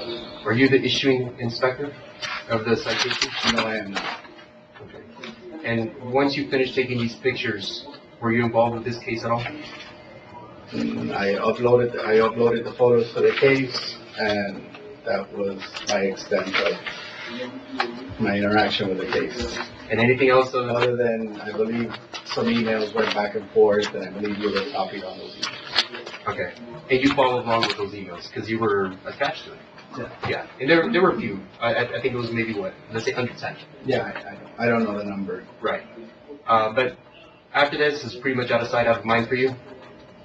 Yeah. You were there to do a job. You did the job, and that was it. Do my job efficiently. And let me ask you something else regarding the plumbing.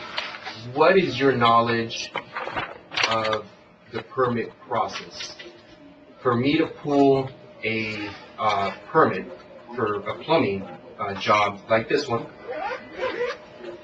at what point does it constitute like the permit is required? The moment you start, like for instance, the moment I start installing piping, or the moment I start installing fixtures, or is it the moment that there's actual connection? At what point is a permit required? Prior to commencing work. Commencing work, Yes. of any sort. Of any sort. Right.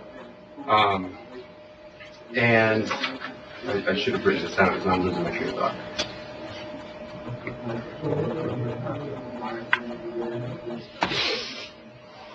And we established you're not aware of any extensions.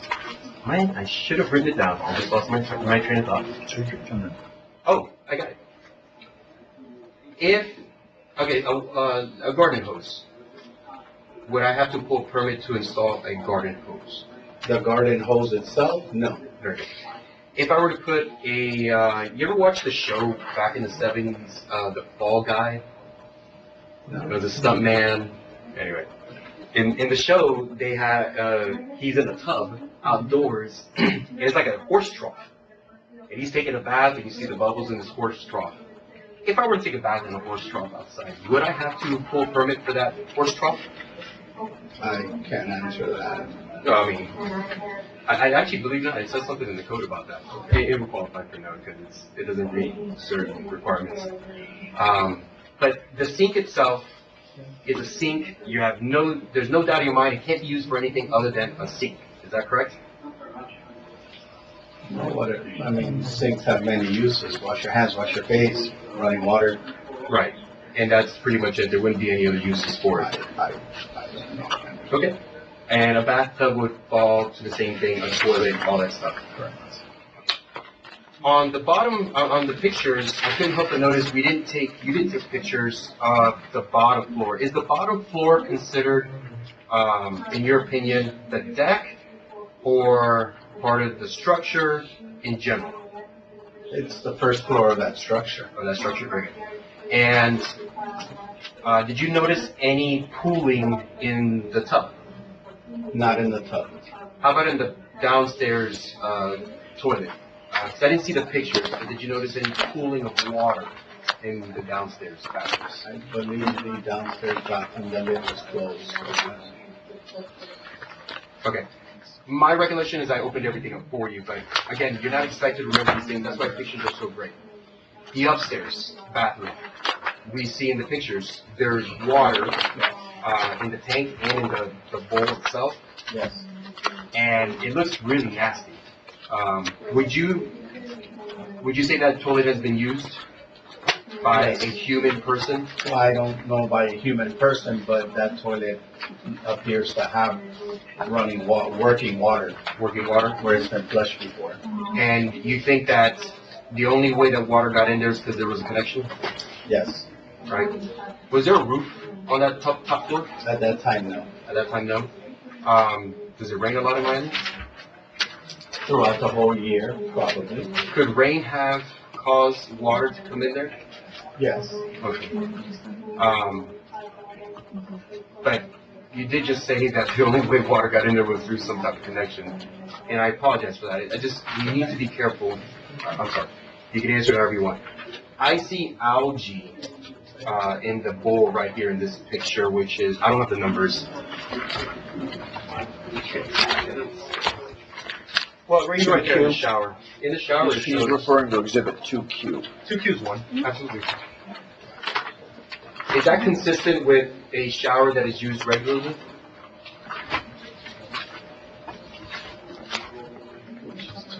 Which picture are you looking at? 2Q is shower. This one? Yeah. I'm sorry, repeat your question again? Does that look consistent with a shower that's used regularly? Depends what you call regular. Do you recognize that type of algae? That's algae that builds up. It builds up? And what causes that algae to build up? Water, Water? exposed to the weather. Exposed to the weather? All right. And in your opinion, does it look like it's been used, that shower? And you can say yes or no, or you don't know, it doesn't matter. I don't know. You don't know, very good, thank you.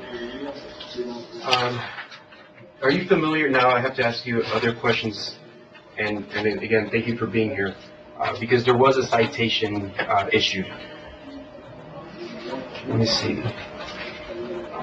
How prepared do you feel, do you feel for this hearing? As prepared as I can be. And then who prepared you? Myself. What are your usual designated assignments? What is your primary function in your position as a Miami-Dade County official? Right now, I'm the mechanical field unit supervisor. And at that time? At the time, I was a code enforcement officer. Code enforcement officer. What area do you normally work of Miami-Dade County? From county line to county line. Very good. And at that time? From county line to county line. So you don't have a specific designation? You weren't normally out. We could get sent anywhere from county line to county line. Okay. Well, you say we. I'm asking. As the code enforcement, Okay, this is interesting. So any code enforcement officer can be sent anywhere? at any given time, yes. Do code enforcement officers have designated areas? I can't speak for them now because I'm not in that department. When you were in that department, were code enforcement officers designated to a certain area? It was not ironclad, but everyone had a section. Okay, Yes. fair enough. Everyone had a section. But when you were a code enforcement officer, you did not have a section. No, Are you a supervisor? I am now. No. Were you then? No. All right. Have you ever been directed to do something you thought was wrong by anyone above you in Miami-Dade County? Never. Very good. What is your relationship with Andrea Darrow? Meaning, when you were a code enforcement officer, because we're focused on this time, not right now. Was she a supervisor to you? Not to me directly. Not you? Because you worked in the building code, and I believe she works in the neighborhood compliance. I believe so, yeah. And so Andrea Darrow has never asked you to perform a task you normally do not perform? No. Okay. Do you feel there is corruption within RER? No. Very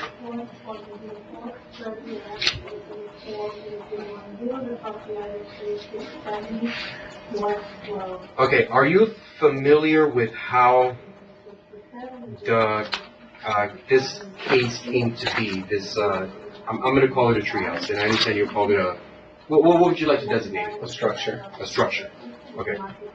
I'll be a little bit more specific. I'm going to call it a treehouse. How did the county become aware of this treehouse? I believe it was a complaint from the public. A complaint from the public. Could you recall how you came to understand that? Like, were people talking about it in the office? Did somebody talk to you while you were I'm preparing? familiar when I started to do my research and I looked at the case. Okay, very good. And it's somewhere in public record in the case. I'm assuming it's Right. public Somewhere record. there it was anonymous. I believe it was a complaint. A complaint. Was it a phone call from 311? I don't remember. Okay. But it was a I would complaint have to from the look at the public. case once again, but I don't remember. Okay. So it was a complaint from the public. Oh, sure. Was it anonymous? Yeah, I don't, like I said, I don't remember if it was anonymous or not. Okay, great.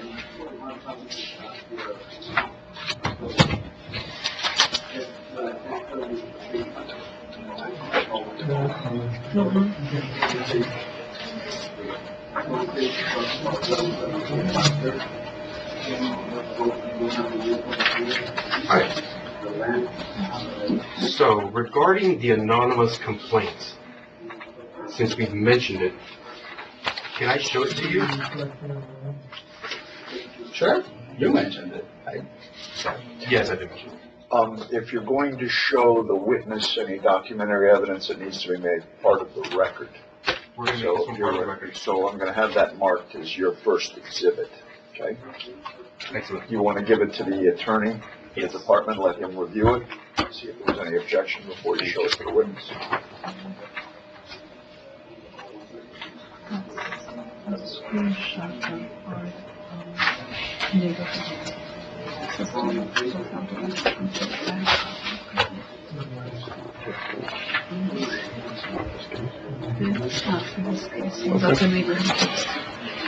Any objection?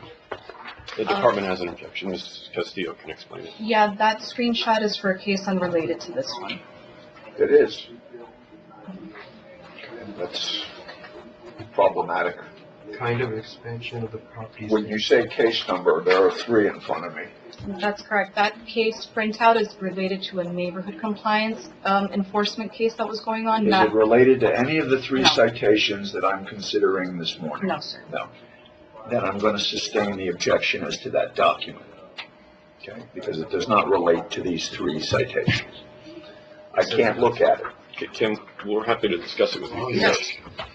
If you need to take a moment, I don't want to get too deep into it if there's an issue relative to relevance. If you guys want to take a brief recess and discuss it and come back? Or do you have a problem with revising your objection, department?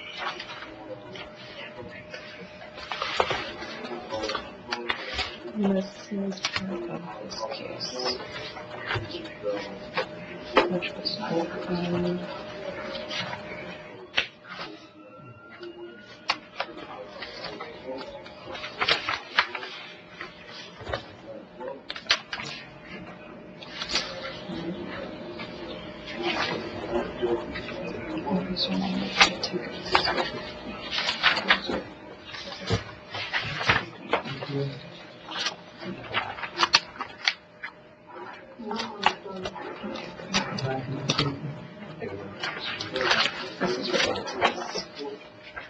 And then it was, this was related to this call.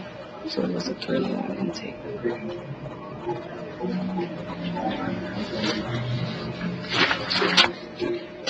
Okay, for any of the 3 tickets. No, How can you establish that? no, what happened is that they opened up a building case because it talked about, expansions.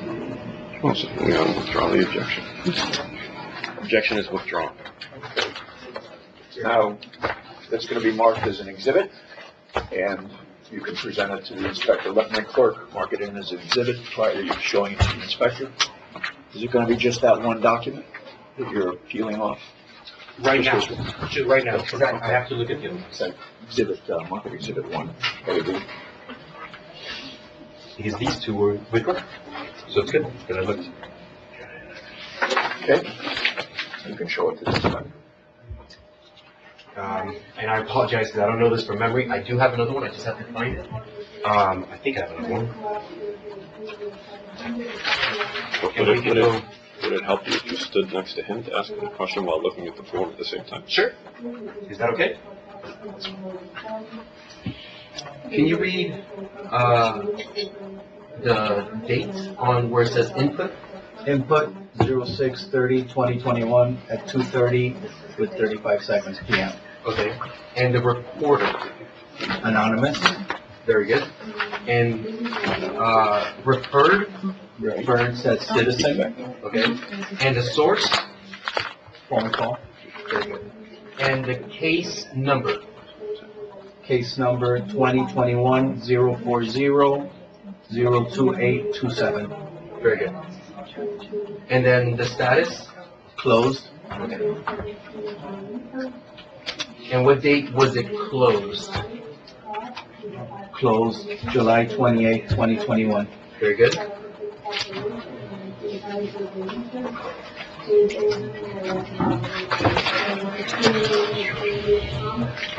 And then can you read what it says here on problem, the line's problem? Problem, there's a box that says 500, construction performed without required permits. Very good.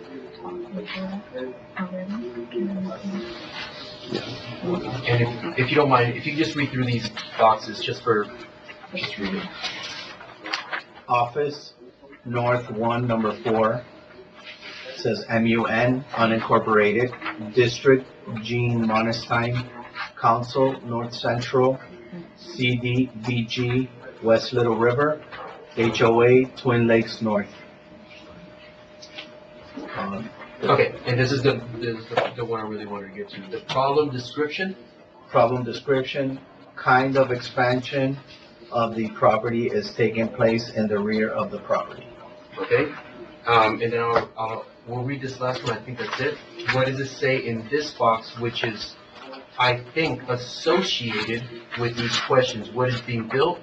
Where is it being built? So, I mean, you have to read that, I'm sorry. Question 1, what is being built? Question 2, where is it being built? Question 3, what stage of construction? Then the box to write in says illegal addition, efficiency, rear in progress. Very good. And then I believe there's nothing else, I just want to be sure. There's a worker in here. Okay, that's all I have. I have no further questions on this. Yeah, I see that. Thank you.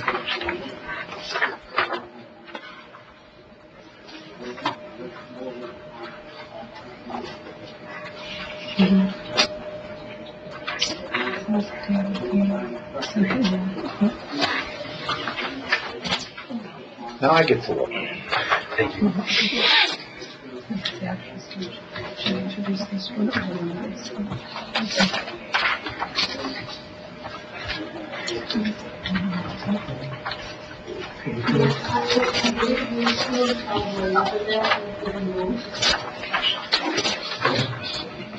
Is property governed by an HOA? Okay. Let's have this one.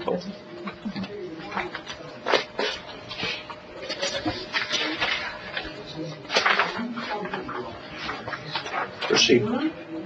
Any further questions of this witness? Yes, yes. Because I'd like to ask all the witnesses. Are you gonna? This is the one I'm working on right now.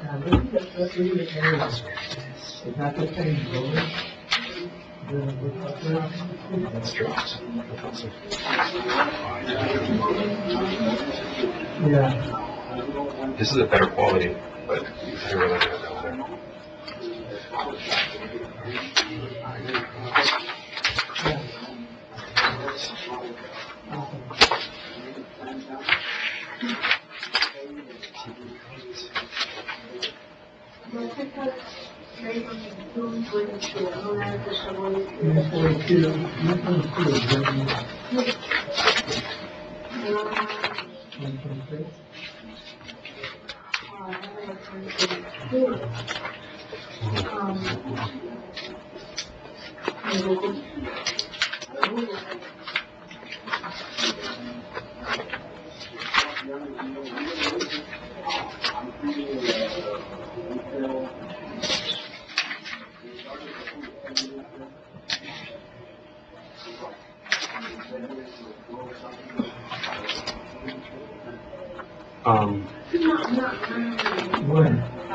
One a little bit. Yeah. I'd like to introduce this into the record. This is an email. It is a screenshot of an email between myself and Pedro regarding the definition of a treehouse and my request for a treehouse, only because it pertains to what we've been talking about, where I ask Pedro Estopiñan, may I ask you, who is Pedro Estopiñan? Oh, sorry. Oh, sure. Wow.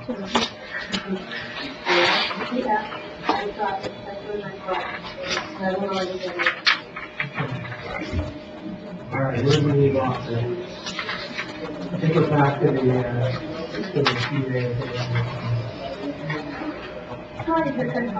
May I inquire of Mr. Quintero?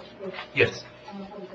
This appears to be part of an email chain with your email to Mr. Estopiñan. Is this all you intend to introduce right now? Well, really, it's only that I did ask what I was asking Pedro Estopiñan, who is the chief building, I believe, his title. He's high up. Yeah. What is a treehouse? I just wanted to show that I had been asking him and Jim Byers and different officials what is a treehouse. Okay. Because I wasn't getting an answer. I would object just because it's not relevant whether he asked, and it's also not an answer from Mr. Estopiñan or anybody else. Hence the first component to your line of inquiry. Do you have any other information relative to that email chain that you intend to introduce? On this email chain? No, not for this email chain. The only reference I have to this is because I asked Estopiñan. Estopiñan, yeah. Estopiñan, no, but I asked Marcelo. I believe it's Estopiñan, isn't it? Estopiñan. Estopiñan. Estopiñan. Estopiñan, okay, sorry. I was trying to get that right. I'm funny about last names. Does it relate to any of these three citations I have before? Yes. The structure. We have no doubt that it relates to the two-story structure that Mr. Quintero refers to as a treehouse. The problem is, it's Mr. Quintero's statement to Mr. Estopiñan. Understood, and I'll give it the appropriate weight relative to the lack of... May I just finish the objection? It's nothing but self-serving hearsay. And even though we don't follow the formal rules of evidence here, there is no relevance to what he asked. There's no question that he asked the question. We have no doubt that he asked the question. It's immaterial. It doesn't matter whether he asked. The fact is, so I can highlight the rest of this argument, we don't agree with him that it's a treehouse. And even if it were a treehouse, there is no exemption. I shouldn't say this in front of the witness, so maybe you want to send him outside. You were going to have a continued dialogue with reference to this particular objection. Yeah. That may impact his. Yeah. Take a step outside. Yeah. Madam Security Guard, escort him to the other side of the room, and then when you ask, I'm going to ask you to bring him back in when we're done. Yeah. Anybody that has a potential for being impacted by this line of argument. So you were saying? We don't agree that it's a treehouse. And despite what this witness may or may not have said, it's not clear whether he's agreeing or not, there is no exemption in the Florida Building Code for a treehouse. And so it's immaterial whether Mr. Quintero asked Mr. Estopinian, but did not get an answer. I don't really care whether it comes in terms of affecting your decision. I do care because I think it's going to create a wild tangent for us, and we're going to spend about a half hour's more time than we need following up on things that are just immaterial. That's my only point. Your response? I've been waiting 2 years. Half an hour is okay with me, and I do apologize for that. But this is my life on the line. My wife and I, our relationship, this has been impacted. This is just me showing.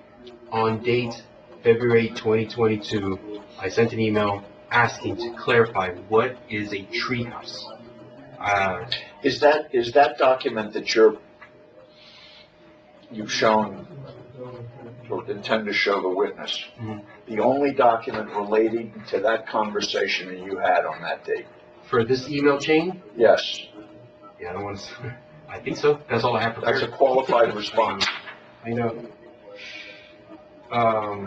I've taken due note of the department's objection, but in weighing relevance, I have to apply due process to both parties' positions, even though one side may not agree with the other. Okay. And also, as has been pointed out, and as you acknowledged pursuant to my opening statement, the formal rules relating to evidence and witnesses are not in play here. And there appears to be far more than just hearsay, documentary and or testimonial evidence in play here. So I've got plenty of material that seems to be accumulating. So I'm not too put out by that. I just want to make sure that we don't end up spending more time with additional documents that relate to this particular email thread that we sent. And I appreciate you saying that. Let's leave it out. It's not that important. So you're going to withdraw it? I withdraw. And just to be clear, we're not going to argue that he didn't ask. To me, that's not a material issue, but evidently what I have now is an agreement with respect to the parties relative to relevance and the fact that you made a determination that's not really going to be part of your presentation. And I just want to add one other thing. I'm not trying to tell him how to put on his case or not. One would hope. But, and I can't give him legal advice, if he wants to testify that he asked the question, of course, we're not going to object to that. I just don't want I'd overrule it even if you did. Yeah, and I wouldn't do that. I just don't want to waste time with documents that really have no bearing on Understanding I have a very intelligent layperson in front of me. I agree. I have to give great weight to the fact that his lawyer has waived his appearance today, and you've acknowledged that you're waiving his appearance, so he doesn't have that background, but I want to make sure you understand I'm sensitive to the fact that both parties due process rights, okay, but you as a layperson. So having said that, let me get the witness back in here and let's move on. I don't know where you are in the loop, but you seem to be directing traffic, so I appreciate it. I had a court hearing also, so I had to step outside because the judge. No, I just appreciate you waiting. Yeah. That's okay. I can be traffic director. Maybe can give me a job. I don't think we can pay you enough. Okay, proceed with your line of questions. Okay, so we X'd that out. I did find the email chain regarding the 311, which is the document that was just submitted, the anonymous complaint. And this email chain was obtained by public record, very late, not when I requested it, sometime after. And it talks about this document that was just submitted into evidence about an anonymous Is complaint. it your intent to present that? Yes, it is. Okay, you want to give it to Mr. Sherman to review?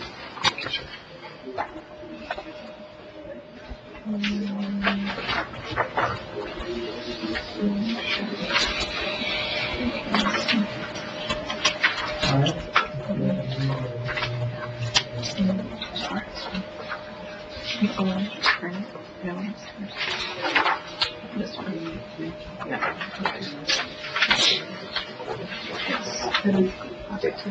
First email. This to the commission.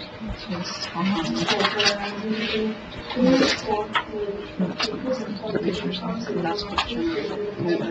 So, no objection. No. No objection. It's not marked with a number, so, I'm gonna ask. okay. I'm sorry for pointing.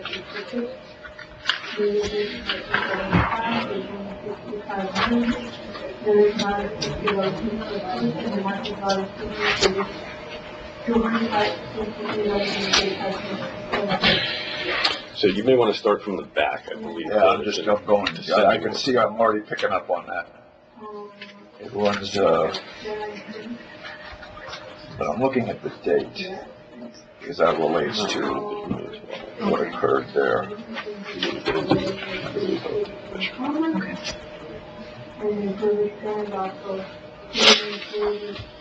Some of it's irrelevant, but I'm gonna allow it in. Go ahead and look at it as Exhibit 2, and you want to give it to him to look at. Yes, yes. Okay, there are elements or components within that chain, okay, that do not relate. I'm referring specifically to lake fill and other stuff that I don't give a flying fandango about at this juncture, okay?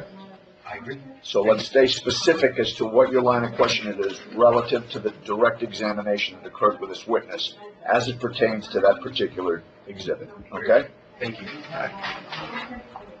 Get on with it. Yes.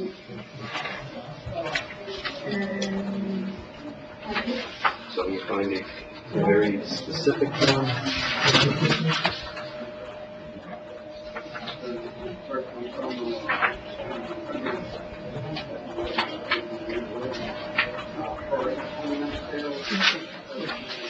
Yes.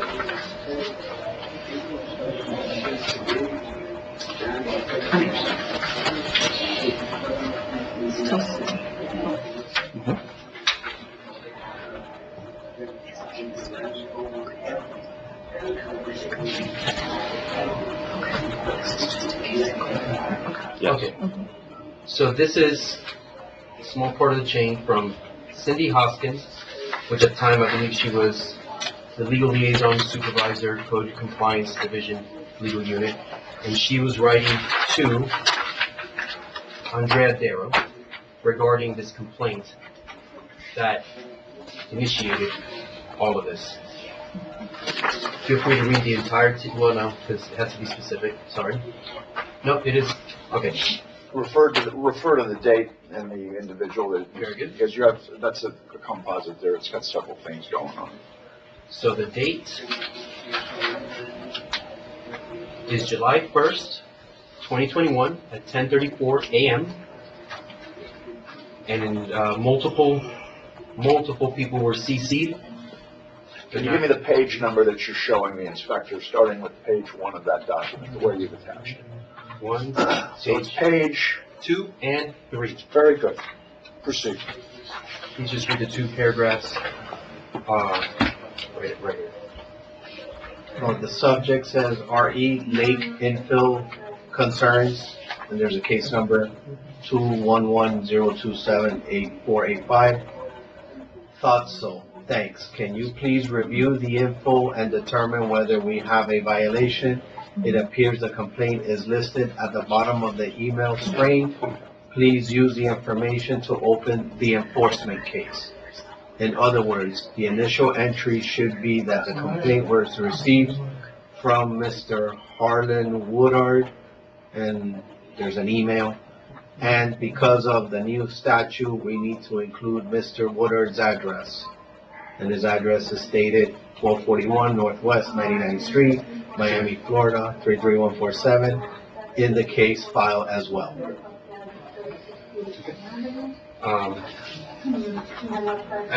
As you understand that, was that the complainant? I never saw that email, I can't speak for that. No, that's fine. This is the first time I see this. Would that lead you to believe that there was a complainant from the public? According to that, yes. But nothing in here said, and I apologize. No, it could be, but it's, you know, again, I'm just reading what's on a piece of paper from an email. Have you ever seen this email chain? No. Was there any mention of a wood structure or any other violation that we have talked about today? The word violation is there, but it doesn't depict the wood structure. And then the subject was that you read lake fill concerns. Yes. And earlier you testified that there was a complainant from the public. Yes. Very good. Are you familiar with FACE, the Florida Association of Code Enforcement? I've heard the term, but not very familiar with it. So you're not trained by FACE, you don't use this company, FACE, or Florida Association of Code Enforcement? No. You've never attended any of their trainings? Correct. Very good.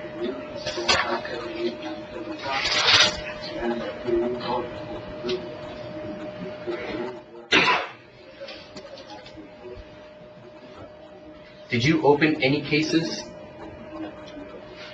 I'm sorry, I think I asked you this, but I can't remember.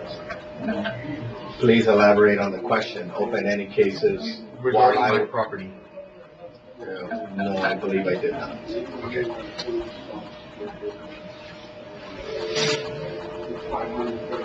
To your knowledge, are citations tied to the property or the owner? So, in other words, if I sell my home with an active citation, who assumes responsibility? Or do I, the homeowner selling, retain responsibility for that citation? As I know, as a code enforcement officer, when I worked there, the citations issued to the property under the property owner's name. To the property, under the property owner's name, okay? Correct. If I may elaborate, to the property owner's name, that's stated on property appraisers. Very good. And to your knowledge, what happens to the citation when a new homeowner takes over? It gets a change of ownership, and then the citation, if the citation has not been taken care of, it's issued to the owner, to the new owner. The new owner. Thank you.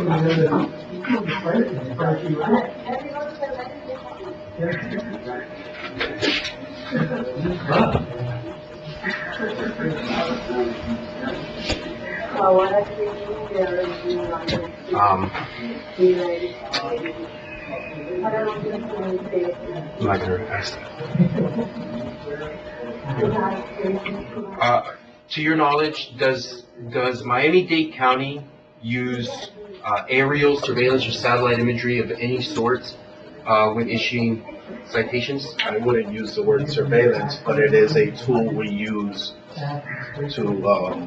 to enforce. Very good. Do you know what company is used? We use property appraisers' website for aerials. For aerial? Very good. And you don't know who they use? It's not your purview, okay. And you don't know if it's a verified I don't know. piece of equipment by the state of Florida, nothing like that? Wait till the whole question's completed before you answer, because you have no idea if he's going to switch gears in the middle. Yeah, or if she's- stop thinking ahead of the question. I apologize for that. It's a common habit. And I apologize. All right. I know what you're going to say, but to your knowledge, you don't know who took the picture? Or The aerial photo? correct? No. Okay. You don't know when the picture was taken? You don't know if the picture was edited? All right. Okay. And you wouldn't necessarily be able to testify to the authenticity of the photo? I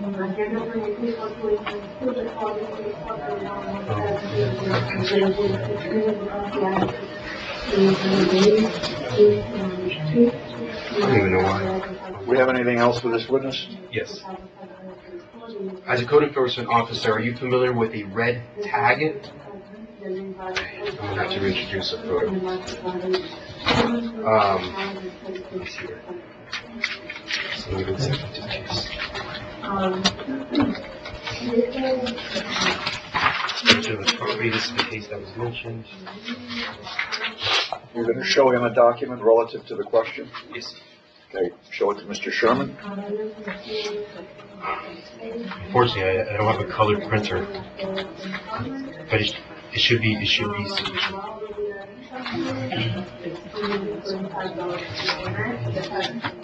Alright, I have to slow down and remember my train of thought. It starts with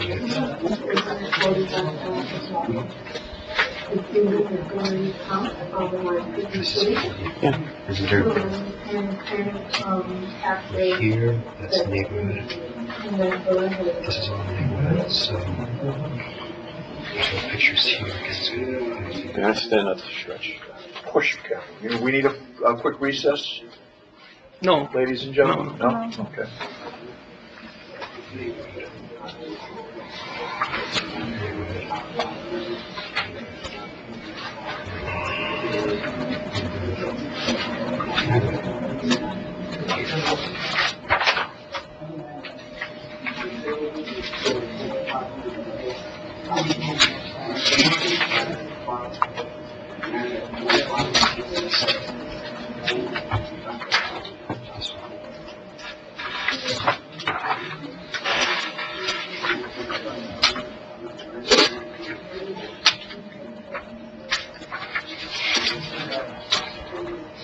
Mr. Quintero, in giving you great deference with reference to your presentation, I want you to be clear that I can't, because I don't have the resources to have you go through the entire file. You need to have these documents that you want to use in your line of questioning ready to go. I'll give you some latitude, but I'm not going to wait all day to see these documents pulled up. Okay? That should be done prior to hearing. Understood? Yes, sir. Good note. Is that the one you're going to be using? Yes, Just that one document? just one. Give it to Mr. Sherman for review. Any objections?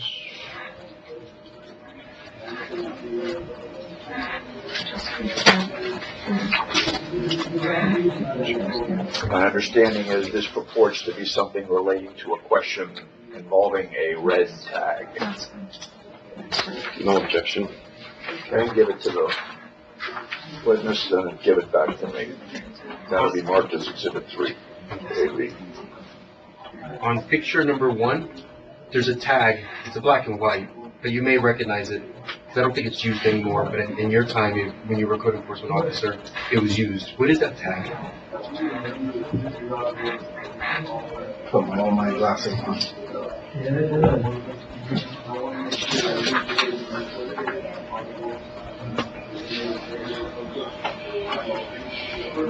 It's hard to depict, but it looks like it could be a red tag.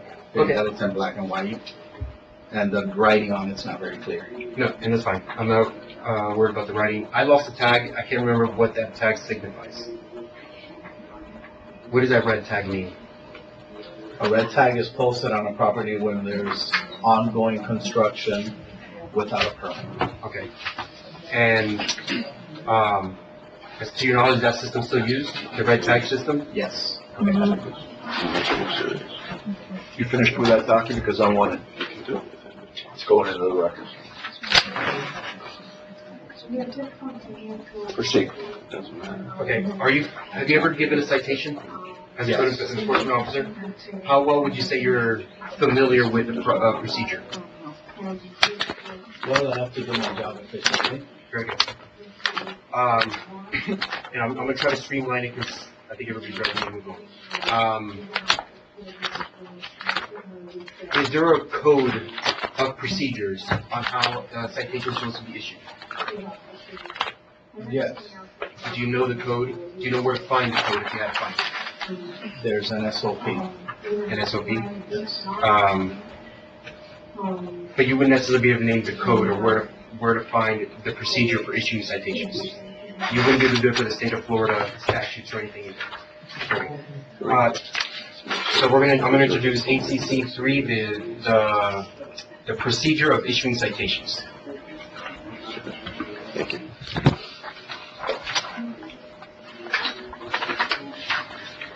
No objection. Okay, you bringing this to the attention of the inspector? We have that. No, go ahead. I'm sorry. So, as far as you understand, before we read the code, what is the proper procedure for issuing a citation? What's the first thing that you do? You do your research to see if there's a permit been issued. Okay. You've done all your research. How do you inform the property owner? Similar to my situation. I'm the resident. I own the home. I have a house, not an apartment building. It's me. How would you issue me a citation? I do my research. If it does not have a permit, I go ahead and look at the notice of violation to verify that you have been put on notice first. If you have been put on notice and the time has expired and no permits or nothing has been done, I go ahead and write up the citation and post it on the property. You post it on the property? I post it either on the fence, on the front door. Very good. And that's proper procedure as best as you understand? Yes. Can you read where it is highlighted? Let me make sure. I believe it's highlighted here in pink. E, so this is 8 CC-3 enforcement procedure E. And this is the procedure, and you'll have to go into, this is page 1 that you're starting off, and you'll have to go into page 2. And let's leave it, you don't have to read past F, up to F, please. Parenthesis E, a code inspector who finds such violation shall issue a civil violation notice to the violator.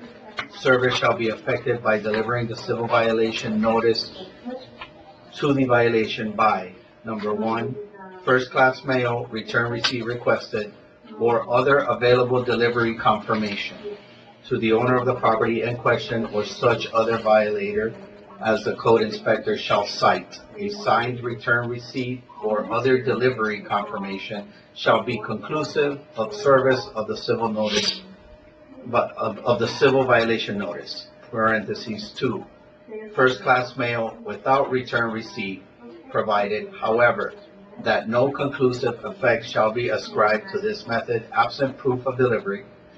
Service in this matter shall be evidenced by a properly executed proof of mailing, affidavit confirming the first-class mailing, or certificate of mailing. Parentheses 3.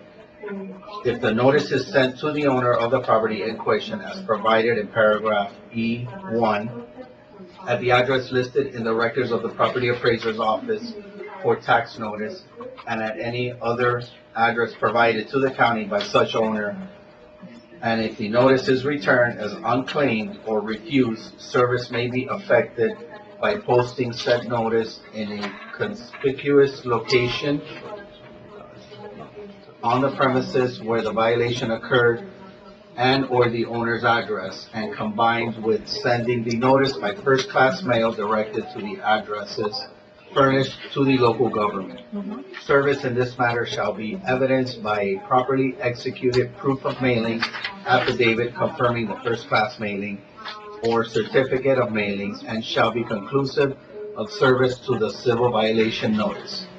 Number 4, hand-delivered by the sheriff or other law enforcement officer, code inspector, or other person designated by the local governing body.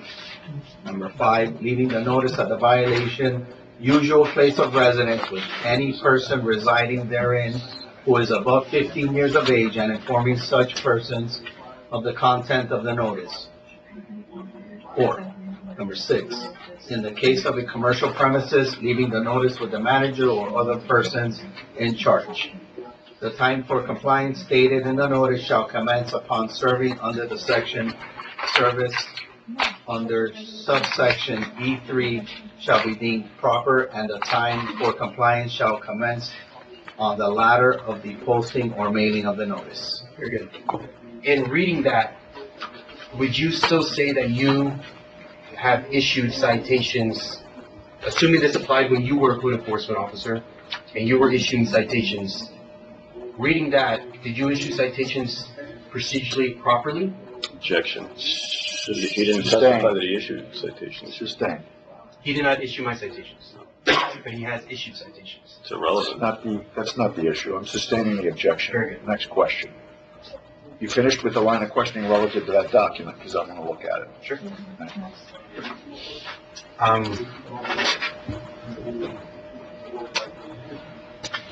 I have a question about what's here then. Yeah, that's the standard procedure. I'm very familiar with what that section of the code reads. Very good. Long story short, next question. I think he had something to say before that. How would I ask the person who posts the citation if they're not here? Does the county intend to produce any other witnesses relative to this case? Yes. Okay. To the two gentlemen in the back that were sworn in earlier? And would they be capable of answering that line of questioning? Don't know. Is this gentleman capable of answering that line of questioning relative to the citation? No. Oh, well, you can ask him, but I don't think so, because he didn't issue that. Yeah. I'll see what the other witnesses have to say. One of the other two may. This one does not, this one did not issue the citation, so I don't think it's relevant. That's why I'm sustaining the objection. Okay. I was already mulling that over before you got to it. Thank you. Okay. And thank you for being patient. Outside of that, I wanted to be because the other questions were very specific to other enforcement officers. The only other thing I would introduce is this goes with the that's county code. This is state code regarding enforcement procedure. I would introduce it together. Okay, so we'll make that part of the composite on the other one. Would that be okay? Yes. All right. Let's see if we got anything going on with Mr. Sherman.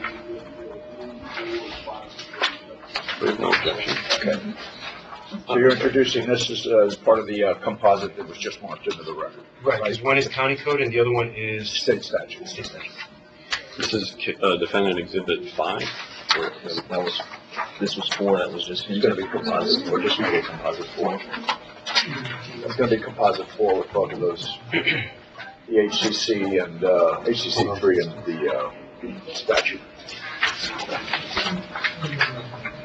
And I only have one more thing, because I believe, as I understand it, this is the only.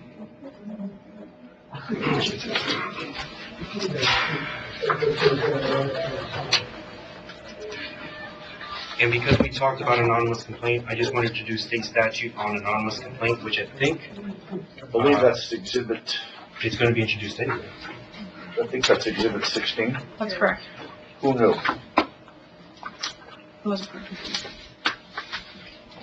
And because I can't find mine, I can just use yours. But I Just do so think you But understand, just confirm that it's in your resume, the case resume submitted by the county that you got a copy of, it's exhibit 16, if you want to Yeah, reference it. just make sure that it's actually in that folder. It should be towards the end. Better you be. may not. And I'm going to bypass all these Should be at questions the very bottom. because that's Marcelo. Yeah. Let the wife get to exhibit 16. No, after that. After this? Yes, towards the It's end. towards the end. Yeah, it's not there. Okay. Why isn't it there? Remember I asked way back when? Yours was complete and, because we weren't sure if we were gonna use I that, so want now. whatever I got. I don't care what y'all are messing with, but I want him to have a copy of what's been proffered Okay. through me So to the do you clerk. have one? If I can just do this, which would be this one, just to confirm. Yes. That's yours. That's exhibit 16 in the case resume that the department submitted to the clerk. And the only thing I would add, just on camera, is that there is this exhibit, which they're placing, which I'd like to refer to as well, the process for anonymous complaints. I believe that's what this is. Unfortunately, kind of, no, is that right? And, Yes, this is right. A code enforcement officer may not initiate an investigation of a potential violation of a duly enacted code or ordinance by way of anonymous. Very good. Now, since both of you have submitted it, I'm curious, when was that statute ratified by the legislature? When was it signed into law by the governor? Well, we know the effective date Yeah. is July 1st, 2021. So that was the effective date of that statute. Yes. Okay. And it would have applicability with reference to the threat of events that I've got in front of me today. Depends. We would argue that. Love those answers. We would argue that it doesn't, because it actually is after the complaint was taken and case initiated. But Well, then I'll give you that opportunity at a later time. I just thought my curiosity way back at the beginning of this hearing was relating to, or I was mulling when that statute actually took effect and was being complied with by the department. Do you have any other questions with this witness? No, thank you. Do you want a brief redirect? we do, but I also want to let you know that copy of the statute, similar to the copy of the other statute, I'm sorry I keep pointing, but similar to the copy that Mr. Quintero moved in of the section 162.06, neither of them gave the effective date. We have the Senate bill thing, if you'd like to see it. No, your representation to me is that it was effective. Yeah, Yes. because it says it on the bill. Brief redirect?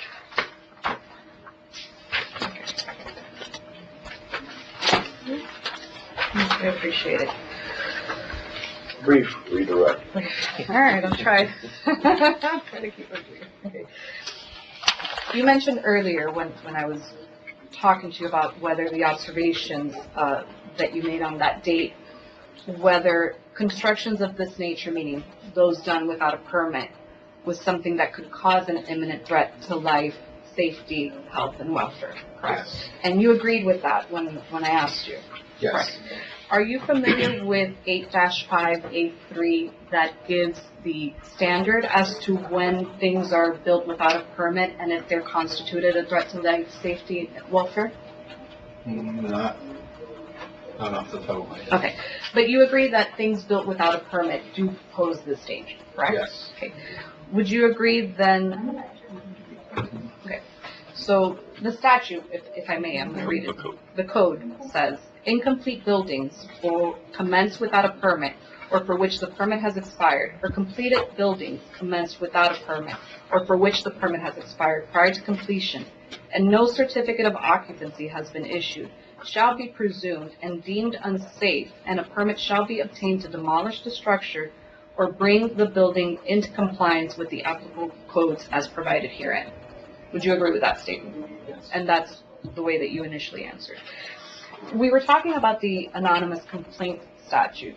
Are you familiar with that statute? And you are familiar with the fact that it prohibits investigations of anonymous complaints? Yes. Okay.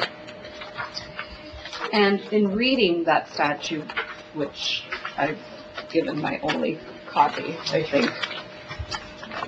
Would you like? Yes, please, just so you have it. Yes, This just to one? show. Oh, I have it. Is that the one you're talking about? Yes, sir.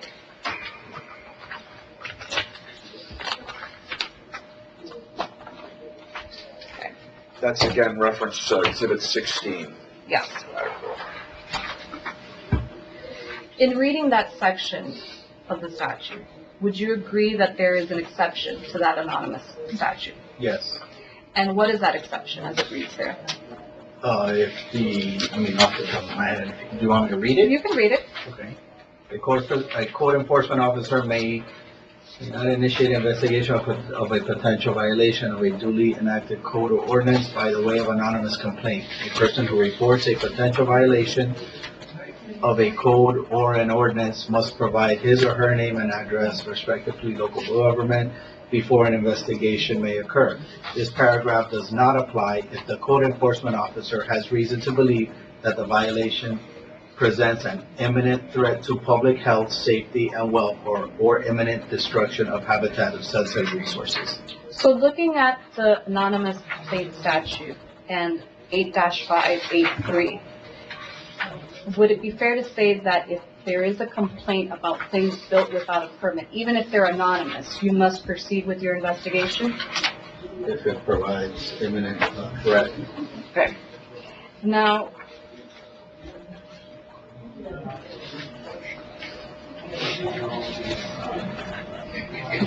so in this case, the two-story detached addition built without a permit, would that present an imminent threat to public? Yes, Yes, because, it's an incomplete structure. okay. And it's incomplete and also because it's built without It's built without a permit. correct. Mr. Quintero said that you had that you were able to come onto the property and that you felt safe investigating, the alleged violation that occurred on that date. The fact that you felt safe, or that it seemed to you that the construction was safe, would that exempt this particular property from permitting? No. No. You also mentioned that you weren't really sure whether tree houses were exempt under the Florida Building Code. Do you know of any exact exemption or explicit exemption of the Florida Building Code for tree houses? No, I don't. No. Okay. When you went to investigate the alleged violation of the two-story detached addition, was the two-story in a tree? No. Was it under a tree? Was it around a tree? I mean, he has trees on the property, But no trees No. related to the actual structure. All right. Mr. Quintero also showed you, and I believe it was Exhibit 1, where it was the anonymous complaint. Correct. Going back to that exhibit, and if you don't mind to just show him again.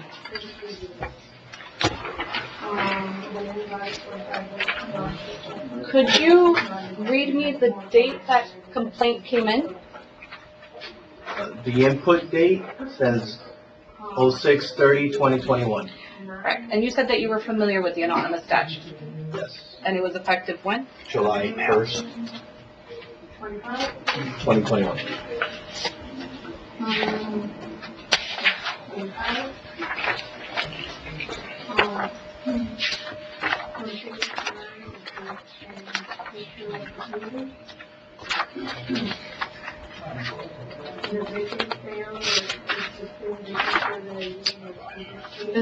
I'm gonna go back to this. This was, and going back to the email thread that you were shown about the complaint, which is Exhibit 2, or Composite Exhibit 2, because it's a lot of pages. Going back to the original complaint, it seems, from Mr. Harlan Woodard. What's the date that email was sent?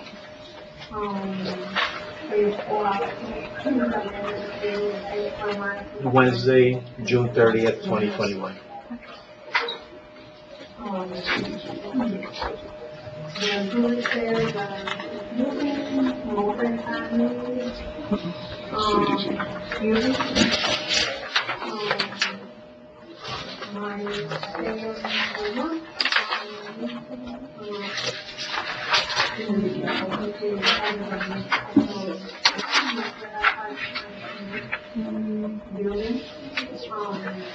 So, and going back to Ms. Hoskins' email, which you've read, does that provide the That's name? Cynthia Hoskin. Cynthia Sure, Hos- Bernard. Yeah, Cindy Hoskin. Does that provide the name of the complainant? In the body here, it Yes. says the complaint was received from Mr. Harlan. Does that provide his address? Yes. Yeah, exhibit 3, sorry.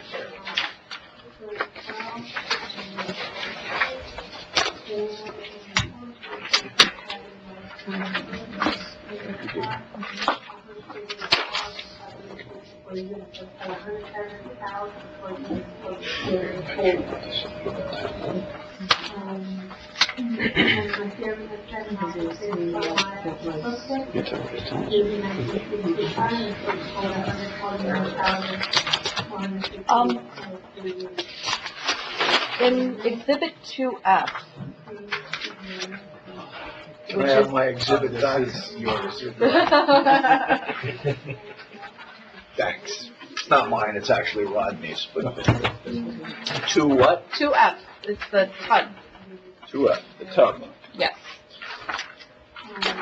Got it. Right, so going back to 2F, which you previously stated was a bathtub, it had the wooden structural components. Could you describe what's in this upper right-hand corner? It looks to be like soap dish with soap, Okay, could you describe what's over here in the bottom right-hand corner? a towel. Okay, did that towel look clean when you inspected the property? I don't remember, but from the photo, it's hard to do. But it looked like bathing supplies? Yeah. Like what you would find in a bathroom that's being used, correct? Yes.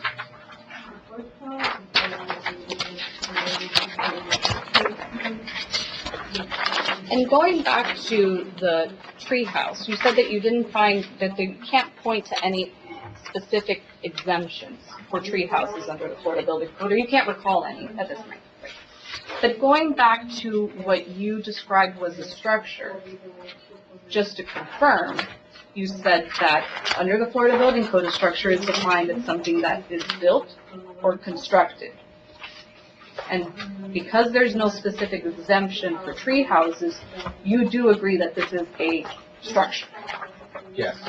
And under 105.1, this structure would require a building permit prior to its construction, correct? Correct. I don't have any further questions for Mr. Velasquez. I'm gonna give you, now, here's where it gets very, very narrow, okay? I'm gonna give you a few moments on a brief recross, because I like everybody to get an extra bite at the apple, okay? Keep it narrow and concise with reference to what was asked on redirect, okay? I just have some general housekeeping. This is the case about the anonymous complaint. Without getting into your case in chief, I'm trying to slog through the first witness with reference, and if you don't understand what I just said, ask me, because you're a layperson, but what I'm limiting you to is if you want to do a recross, relates to only to what was asked in redirect. Do you have any questions? That relates to what she was just asking about. Yes, so she asked you, if it's an imminent danger, there's an exception where you can give a citation, correct? No. Well, you were talking about the anonymous complaint, and you asked him to read it, and there's an exception to it. Right. But the exception is not for the Citation. citation, it's to initiate the investigation. Correct. Initiate investigation? Right. Okay. You Did you clear on that? initiate the investigation? I'm sorry. You're clear on that now? Yes. Okay. I turned that in, right? We don't have it on us, to see exactly what it says, but initiate investigation. So you have it there You if have you need to it. Right, to initiate an investigation, it has to be an imminent threat. If you see something, if you were to do one, because you didn't do this investigation, if you were to want to do this investigation, would you have issued a citation on the spot? No. You would not have issued, well, it says you can. It's an imminent danger to the public. Would you have, actually the code says you can issue a citation on the spot. Would you have issued a citation on the spot? Objection, speculation. Okay. So that's speculation because you didn't do it. You didn't issue the citation. I did not. Because I think we've been talking through you. Your scope here is very limited. I actually I'll do some housekeeping and have the emails that regard him, the email chain where he is specifically named in the job that you did. These pictures that you took, I have the email chain that goes with it, and it talks about what you said. You wrote something in that email. I'd just like to put it in for the record, you can read it. Well, you're going to get a chance in your case in chief to present me with any documentary evidence that relates to that. This is still the department's side of the equation, okay? Oh, okay, I see now. Do you have any other questions with reference to recross of this witness? Only that you did feel it was a danger to the public? As per the anonymous complaint, yes. The treehouse, as per the treehouse. The structure built, The structure built. It was a danger to the public? well, the fact that it doesn't have a building permit, yes. Okay, right. Thank you. Anything else? Next witness. Mr. Kendall Conquan? Thank you. Thank Sit you. tight. Thank you. Don't go anywhere. What time we got?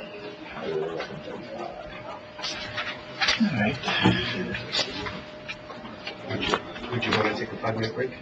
No, I don't think so. I could go till midnight. The bottom line is, does anybody else need a 5-minute break? I got it. Okay, 5-minute break. All right? Yes. 5 minutes, strict 5-minute break. Yes, absolutely. Okay? And, no chatting outside on the case. I just want to say bye to my friends. Feel free.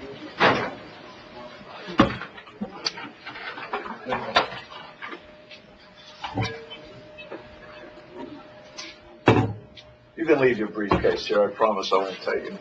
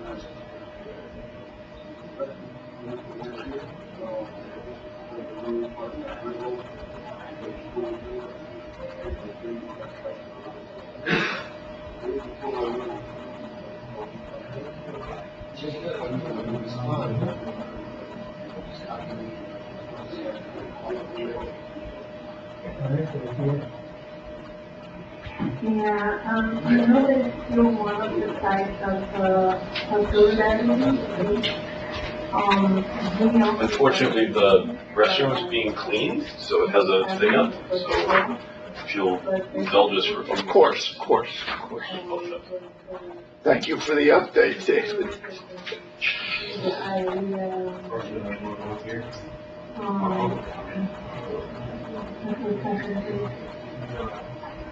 And Hialeah Drive, and on the corner has this beauty salon. And I don't see how many options do the stage, because I was having to do this building before, and I know that has more terrible office, and a lot of them are already converted to multi-family, so that's my own comment.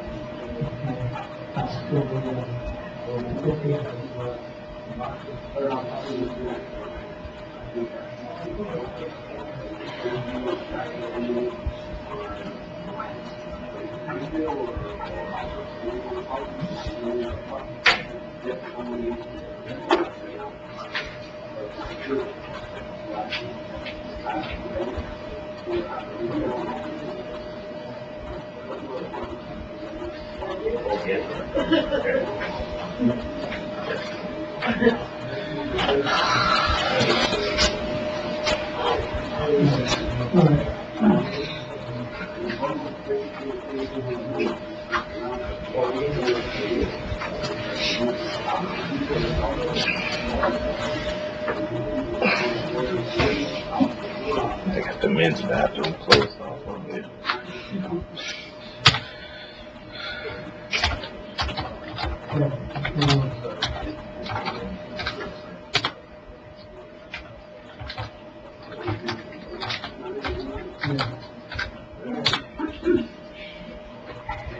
And then when you go to 919, 164, 106, 004, 0, copy out, and that's in the Hialeah Drive. The lot size 7,967, the building area 5,702. The building 1965, effective date 1965, the zoning 6,400. The land value is $35 per square foot, and the market value is $247.99 per square foot. And it is a street house, and various gardens, using the same basic standard using the same case and comment. And the same building stairs that I used before for my retail, building. So, if I have something to from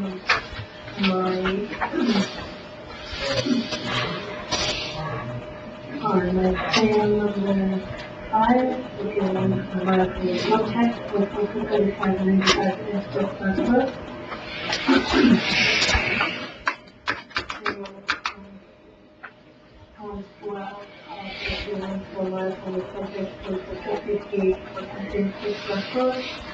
What time's your break? What time is your break? 12. We have to run this till 12:30 and then take a break. This is, yeah, I'm gonna get through another witness. See how it rolls. The next stage is consulting for moving before staff.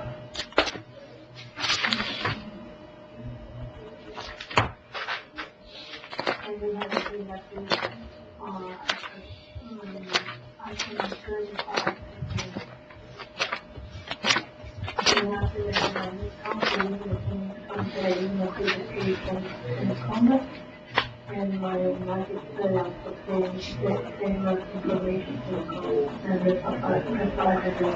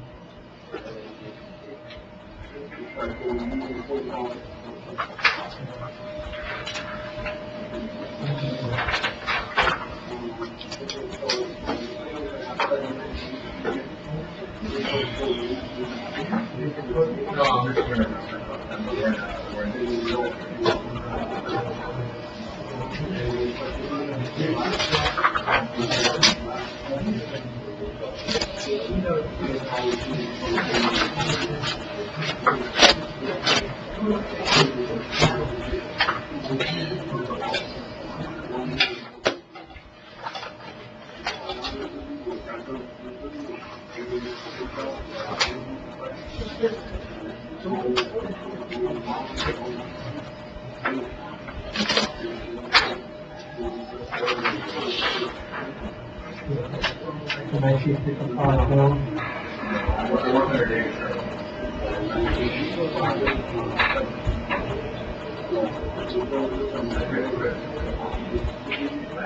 What, is everybody gonna go to another floor? No, all the guys do, because the The ladies are okay. The ladies are fine. Then the rest of it doesn't. it doesn't matter exactly.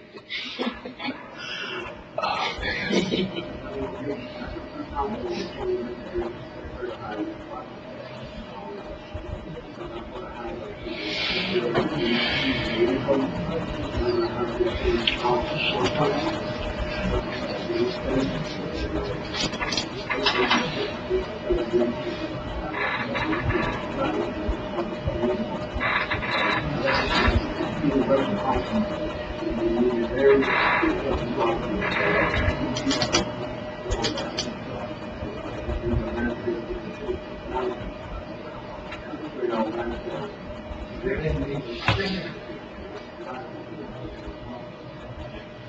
man.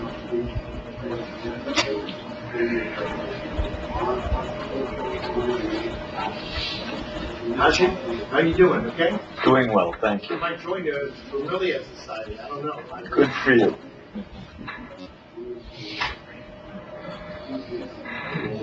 One of the lab officers. Yeah.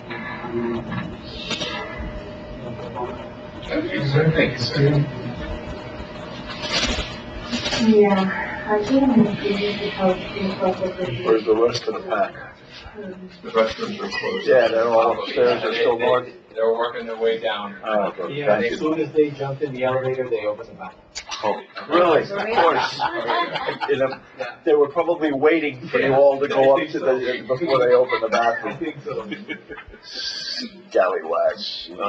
Everybody's, fully rested, ready to roll. Yes, sir. Give me your next witness. Kendall Kumquan.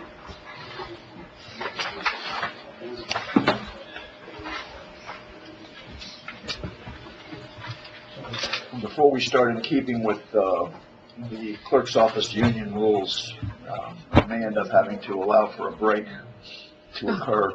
Okay. Because I can't just, I used to in the old days force them to just stay. But I got admonished for doing that years ago. You mean the lunch break? The lunch break. Okay, Um, understood. Bottom line is, go ahead and start. Okay. Would you please state your full name for the record? You have to keep your voice up. And have you ever worked for Miami-Dade County? Yes, So what was your position while you worked with Miami-Dade County? code inspection. And how long did you hold that position? 4 years. What was that? 4 years. Much louder. And what were some of your duties as a code inspector? Investigating work without permit. Expired permit. Speak louder. I want you to raise your voice. Act like you're mad at me, okay?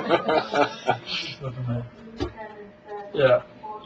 Investigate cases for work without permit, expired permit, and investigate complaints. Okay. Would it be fair to say that part of your duties was to enforce the Florida Building Code? That would be correct, yes. Okay. Did you ever visit the property located at 9651 Northwest 13th Avenue during your time as a code inspector? Yes. Did you visit the property on September 23rd, 2022 and February 8th, 2023? Yes, I did. So going back to your first visit, did you do any research prior to visiting the property on September 23rd? Yes, I did. And what kind of research did you conduct? Property appraisal, which is PDXA, and mainframe for permits. Okay, so you used mainframe to check for permitting, and you checked property appraisals. To compare the years as the structure goes along. Okay, and what did your research reveal about the property in question? There were a couple of structures that was done without permit. Okay. When you visited the property, can you please describe what you observed in your initial visit in September? At the end of this state, there was a detached structure, wooden two-story detached structure with plumbing pipes at the east of the property, trapeze structure on the north of the property, and the two other structures in the back were done via the property appraisal research. Okay.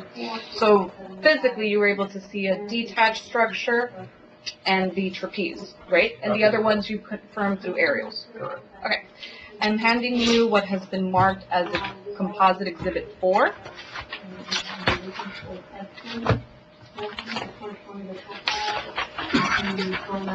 Yes.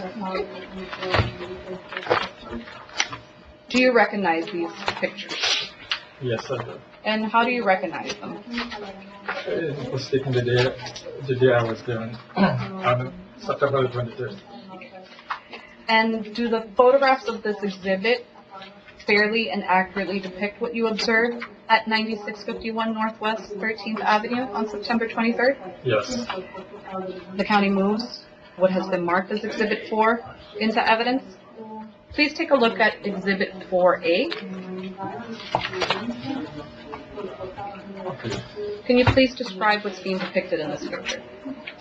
A detached structure that I saw on the east side of the property and part of the trapeze structure at the rear of the building, Okay. the main building. Okay.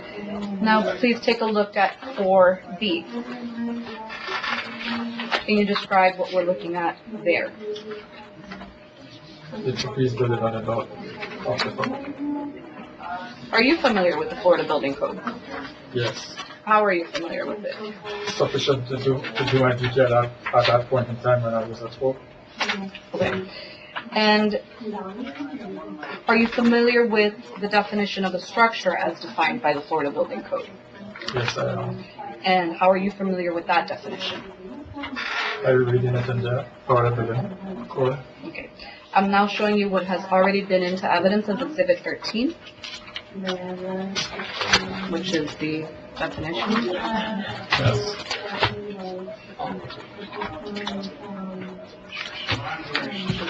One of the first ones in that book.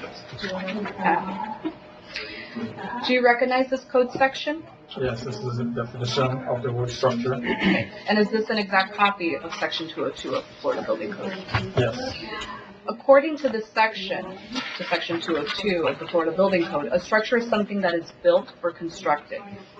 Based on what you observed on September 23rd, 2022, is the trapeze and the two-story addition something which is built or constructed? Yes. Why? Because there were walls, floors. This is for the two-story addition, just to clarify. For the two-story, there were walls, wooden walls, floors, what looks like structural pieces supporting the second story of the building, as well as piping, safety net. Now you're describing, I believe, is the trapeze. Correct, okay, go ahead. Inspector, I want you to be specific as to what you're referring to in your testimony. Okay. All right? So on the trapeze, you can see the safety net, you can see the piping, what looks like ropes and chains, or cable on the trapeze structure.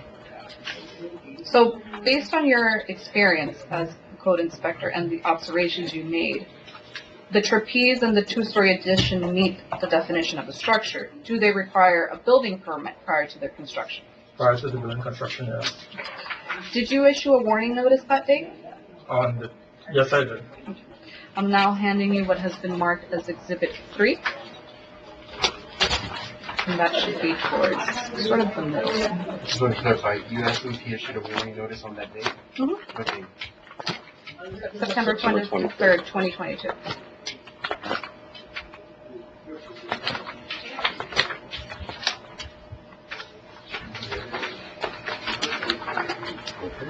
It should be towards the... Looks like I this. got it. You got it? It's a civil violation. Yeah, it's a little, Out of order. askew. I'll get to it. Do you recognize this exhibit? Yes. Can you describe what this is? It's a notice of violation that was issued on September 23rd for failure to obtain required permit prior to commencing work on new construction of a two-story addition to include plumbing work, attached addition on the northeast corner of the main structure, detached structure sheds with attached roof and structure, antique heat to the electric, and last, trapeze structure. And is this an exact copy of the notice of violation you issued on September 23rd? Yes. The county moves this into evidence. What section of the Florida Building Code did you cite in this notice of violation? 105.1. Did the notice of violation indicate what actions, if any, were required to be taken to correct the violations? Yes. Yes. Could you read what that requirement is? Obtain the required permit to legalize or remove work, pay applicable permit fees and penalties, and call for required inspections. And there's something preceding that? Stop all work immediately. Okay. In this notice of violation, you mentioned a northeast addition, correct? Yes. How were you able to determine that that violation existed?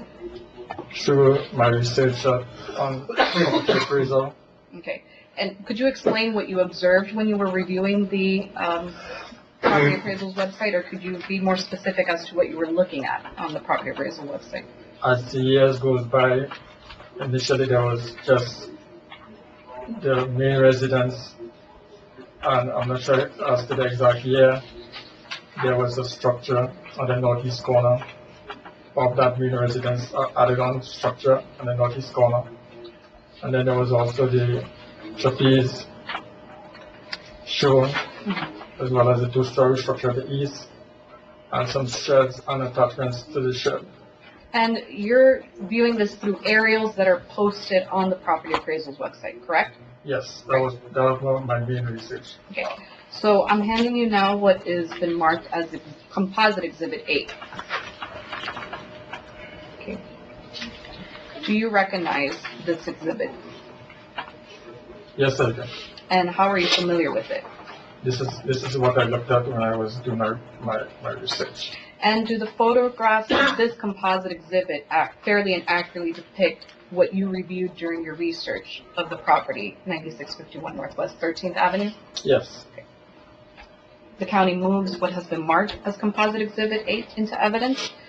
Please take a look at exhibit 8A. Could you read the year that aerial was taken? 2006. And can you describe what's being depicted in this specific exhibit? A structure, a rectangle structure, and a detached structure. Okay. Take a look at 8B. What is the year in this area? 2013. Okay. Could you please describe what we're looking at here?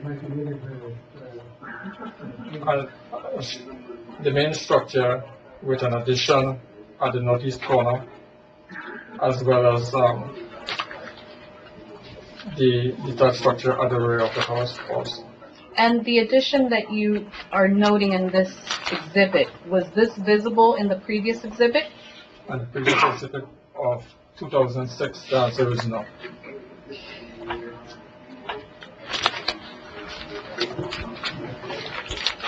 What type of...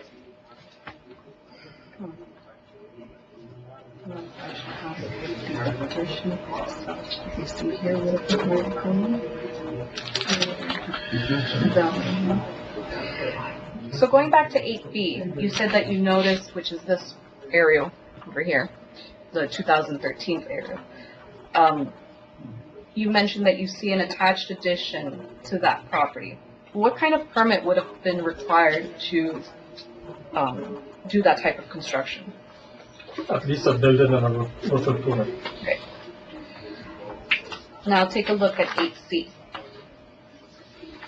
What year was that aerial taken? 2023. Okay. And what were you able to observe on this aerial? The detached structure at the east of the property, the existence of the trapeze on the north side, the teepee hut, the addition to the main building, as well as the shed with the extension. Okay. Previously, you mentioned that you issued a notice of violation because the trapeze, the detached structure, and the attached structure did not have any permits. What county systems did you use to search for that permit? Miami-Dade County mainframe. Okay. I'm handing you now what has been marked as Exhibit 1. Do you recognize this exhibit? Yes. And how do you recognize that? This is the printout of the screen of what we use to do permit search. And does this fairly and accurately depict the mainframe permitting search system that you used on that date to determine if any permits were issued for the trapeze, the two-story addition, and the attached addition? Yes. The county moves what has been marked into evidence, what has been marked as Exhibit 1 into evidence. You Looking at it, you already have, but go ahead. I'll allow you a little redundancy. Can you so looking at Exhibit 1, are any of the permits listed in this exhibit for the trapeze? No. Are any of the permits listed in this exhibit for the detached two-story addition? No, Are any of the permits listed in this exhibit for the attached addition? no, So moving on to your second visit on February 8th, 2023, did you do research before visiting the property? yes. And what research did you conduct? Property appraisal to see what was still there, Okay. as well as the main trade research. Okay. And what did your research reveal about the property in question on February 8th, 2023? Work continued as well as no permit was obtained. So based on your research on February 8th, 2023, were any permits issued for the two-story addition cited? No permits were obtained. Okay. Based on your research conducted on February 8th, were any building permits issued for the trapeze? No, Based on the research you conducted on February 8th, were any building permits issued for the attached addition? on the notice one, no. Did you take any pictures during your inspection on February 8th, 2023? Yes, I'm handing you now what has been marked as Exhibit 6.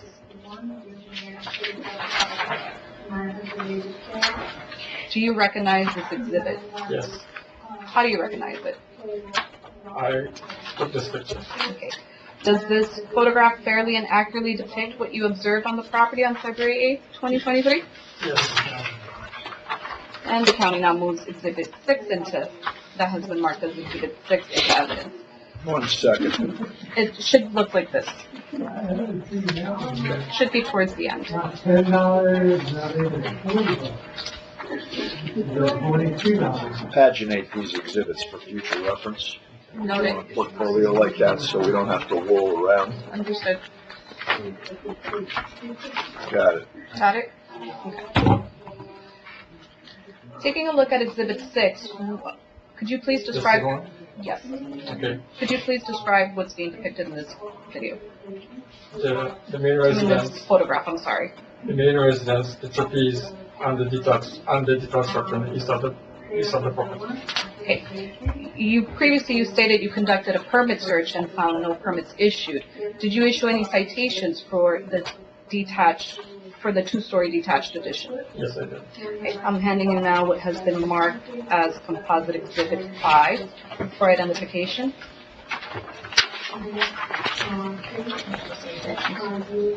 5, it's the citations.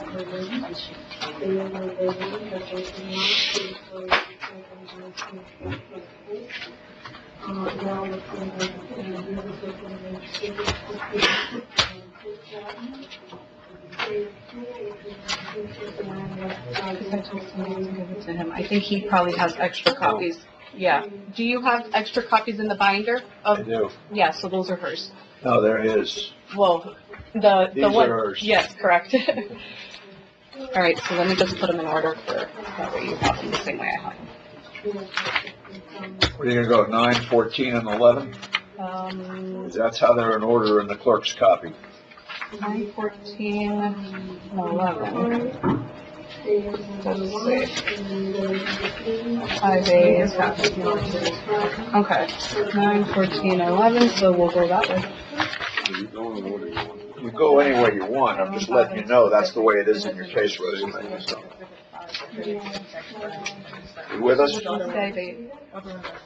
You got the copy, what she's referring to is the I just citations want to in make the sure back of the because back I binder. have them. Yeah, I have 9, 11, and 14 in my order. That's all I got before me. Okay.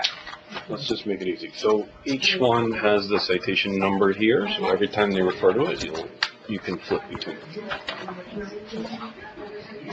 All right, so now I'm handing you what has been marked as Composite Exhibit 5. Do you recognize the documents in this composite exhibit? Yes, And how do you recognize this exhibit? I see this document. Okay, and do the documents in this exhibit fairly and accurately depict a true copy of the actual citations you issued on February 8th, 2023? Yes, The county moves Composite Exhibit 5 into evidence. Taking a look at 5A, could you read the citation? this is for 2009. Okay. What was the citation issued for? Failure of owner, builder, or contractor to obtain a permit prior to commencing work on new construction of a two-story addition to include plumbing roof. And what code section was cited? 105.1.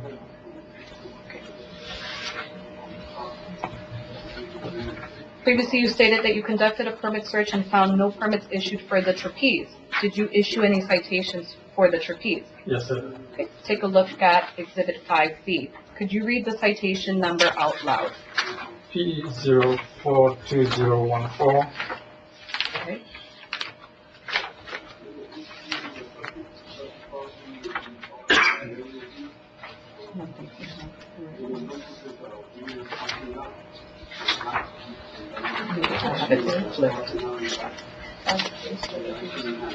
Do you have it also, please?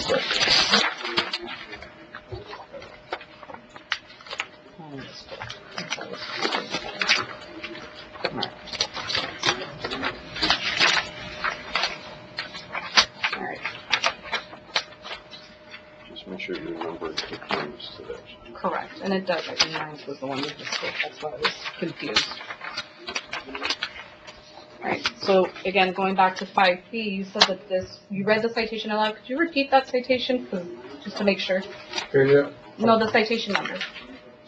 P042014. Okay, and what was the citation issued for?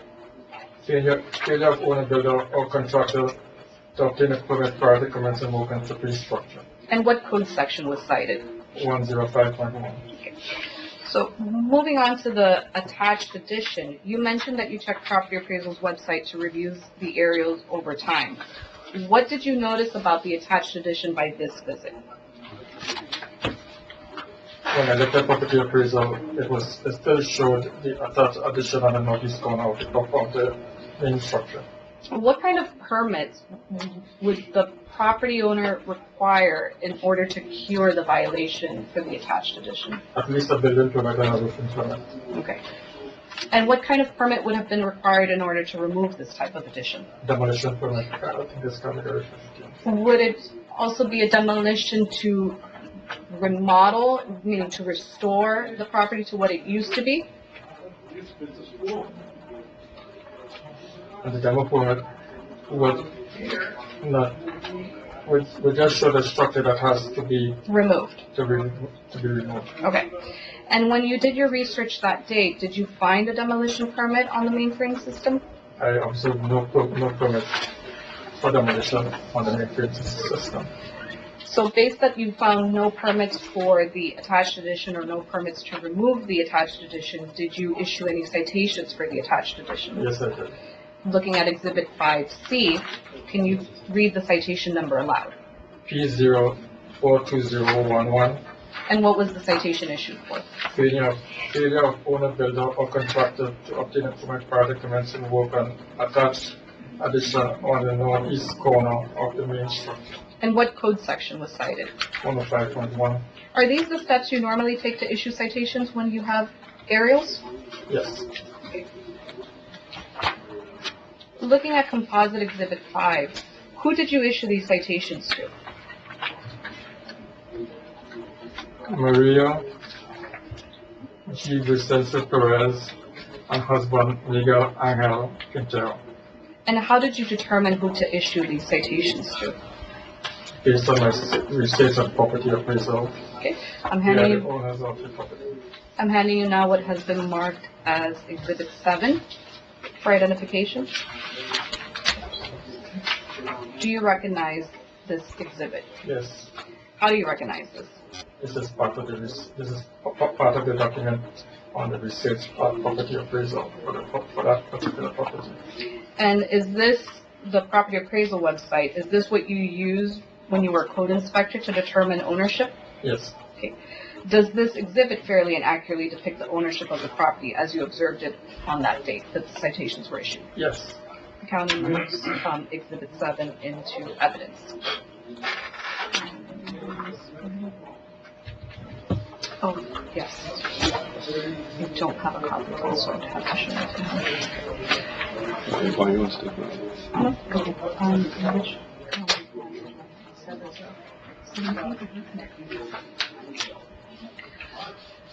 The county would like to introduce the case detail. This is my only copy, so I'm gonna show it to Mr. Quintero.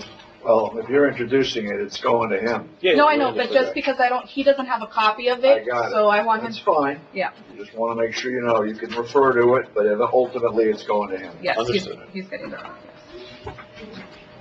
I'm about to say something.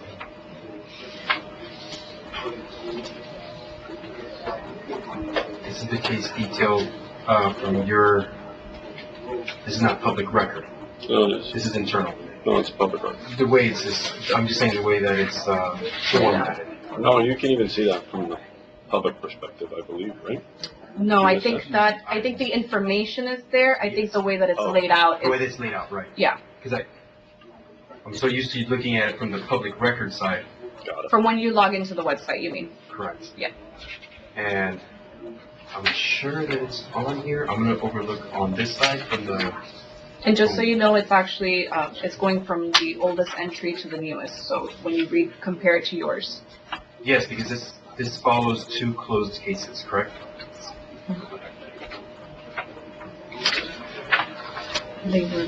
You mentioned to. And this is the same case that has the tiki and the shed that was dropped? That's correct. Okay. Does he comment on the shed, but it's something different? I can't read through this with any substance because I'm still not used to it. I'm just gonna take up everybody's time. I'm gonna go by what I know on public record. Track it. Give it back to her. I'm showing you what has been. Now, I want to make something clear, because I just caught something in this crossfire. I don't want to know about anything that's been voided. No, No. absolutely, no. There's multiple things on there. We're sticking to questions about the citations that are. That are at issue. Correct. All right. Correct.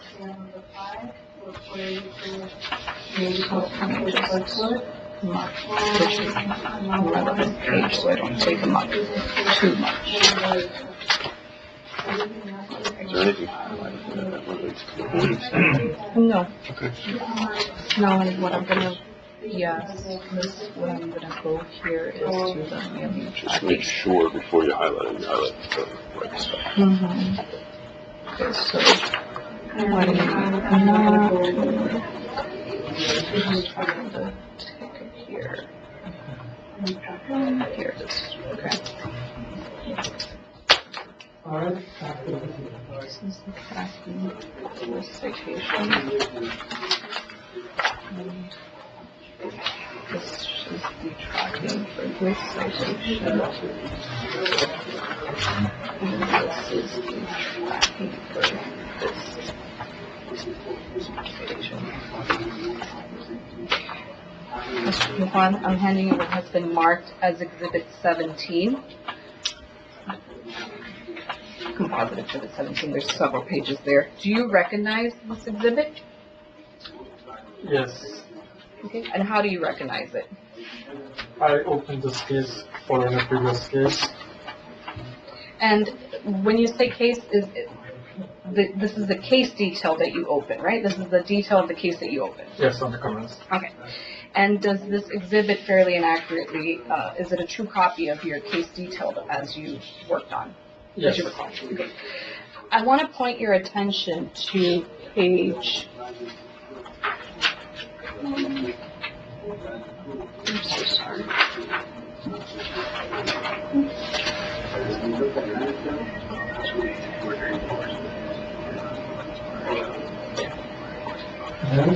Okay.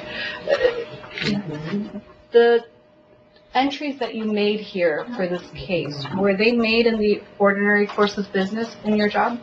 Yes. Okay, so the county moves Exhibit 17 into evidence. And so let me point your attention to starting on this page, and then going backwards. The highlighted components, show them to him. Okay, just want to Give them to me. indicate The tracking. the mailing tracking, and then the other is the citation. Thank you. And the date posted for the mailing tracking is February 9, 2023?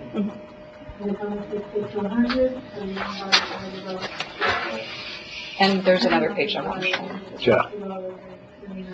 There's more. And there's 2 more highlights. And again, it goes with the tracking, the USPS certified mail tracking, as the code says. And then the date is 2/9, it has the citation number. And it's only the 3 because there are 5 citations, you dropped 2. Not interested in the ones that are dropped. Made that very clear. The only thing I'm looking at is what's been highlighted relative to what's before me. Right. So I see that there, which I was just looking for the name, because it just said E-certified. And then I see the tracking, then I see, okay, so it's going to be based on that number, which is 1114 and all that. Okay, very good, thank you. And the date is important to me. 2/9. So it would be going on this first page, and then you flip it and you'll see the other 2 sections. So,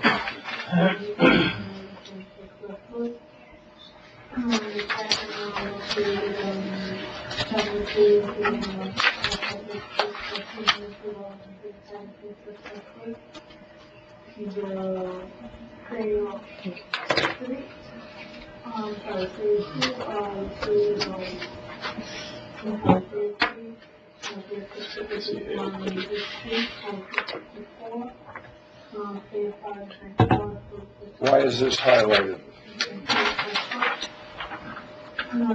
Just clarify it for me. It's not relevant to this. It's not. This was a previous highlight, but it's not relevant I'm to. aware of that, that's why I'm just looking at highlight. Remember I mentioned, I'm gonna look at highlighted stuff, and I'm looking at that, and I don't see what relevance that has for my purpose. Show him what I'm asking about. You can cross that part out. Okay, she's gonna cross out that top part, I'm not interested in it. Came into the office part? I'm not interested in it. It's got something to do with something else. You don't have to obliterate it, just. Yeah, just draw a line through it, so it's noted for the record that I've inquired and found that it's not relevant for your purposes. Proceed. Okay. Use it. Okay. So starting at this If you top. want, you can stand up. Yeah, maybe it'd be better, just to make sure we're talking about the same thing. So starting at this top page of this composite, could you read 30. the USPS tracking number in there? Tracking number 9414814902266849858 And what is this tracking number related to according to this entry? related to the mailing of ticket number P042009. We're going to the next page. Could you read the bottom USPS tracking number? 94148149022668498588248. And what is that USPS tracking number related to? Related to the mailing of ticket number P042014. Now, going to the next USPS tracking number, could you read that? 94148149022668498588309. And what is that USPS tracking number related to? The ticket number P042011. Specifically, you said ticket number, you mean the mailing of that ticket number? The mailing of that ticket.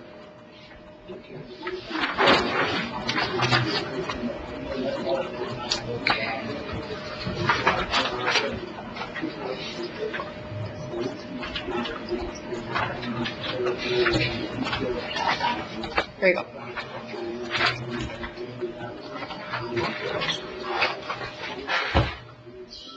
Looks like it's county.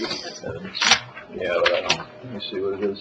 Swing set definition. No, this is marked exhibit 17 in your notes, Right. but exhibit 17 says swing set definition in your case resume.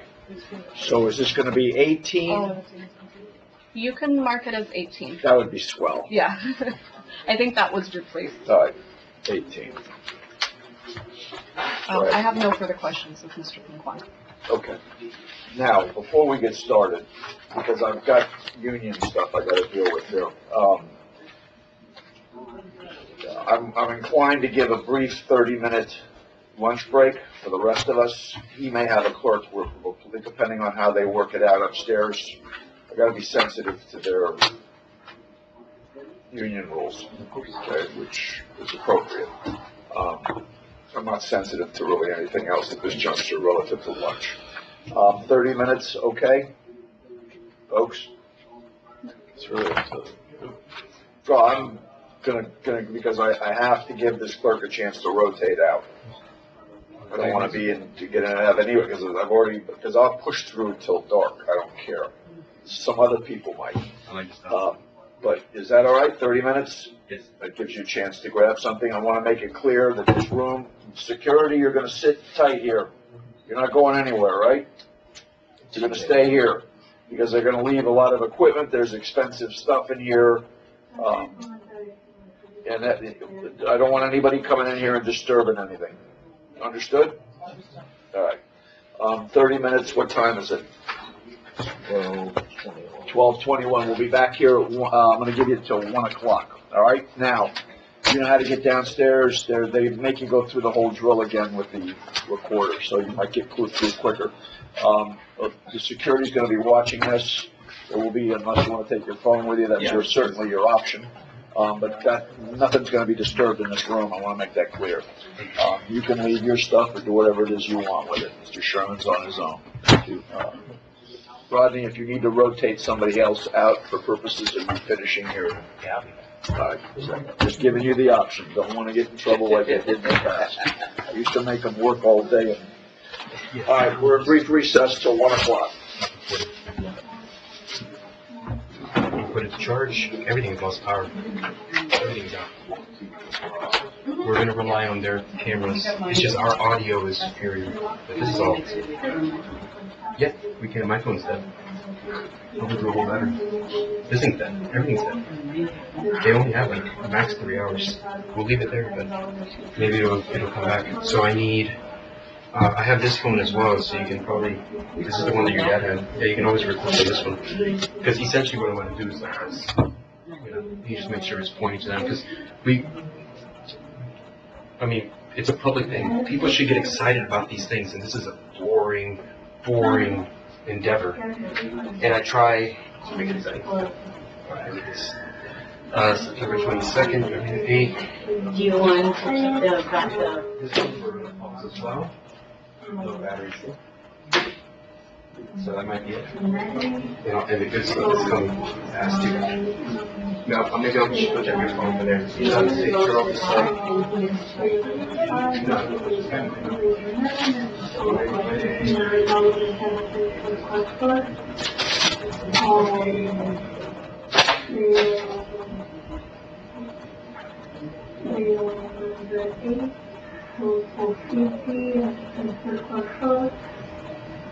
Pretty much we all educated.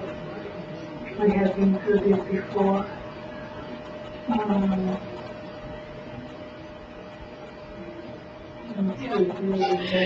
me just dump everything in that trolley because I am not carrying it. So you can bring.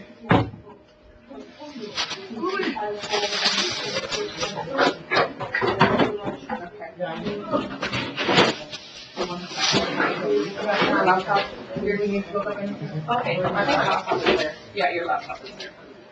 That's your stuff, this is my stuff. That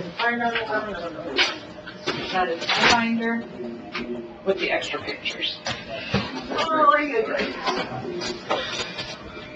Property of 98 County. And you saw it. That's easy. And you saw it. No, I don't think so. My computer, maybe? Maybe.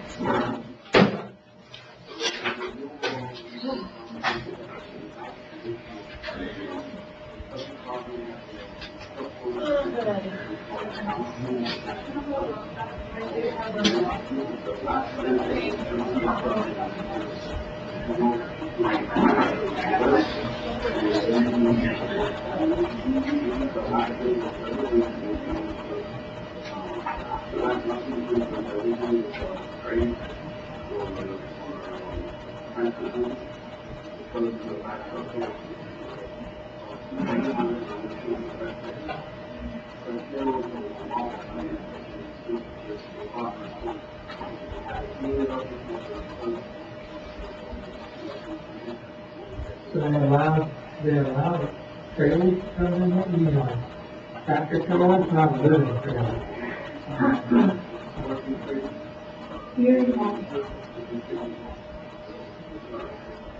No, I think I'm back to the same thing as last time. Okay, go ahead. We're finished this problem.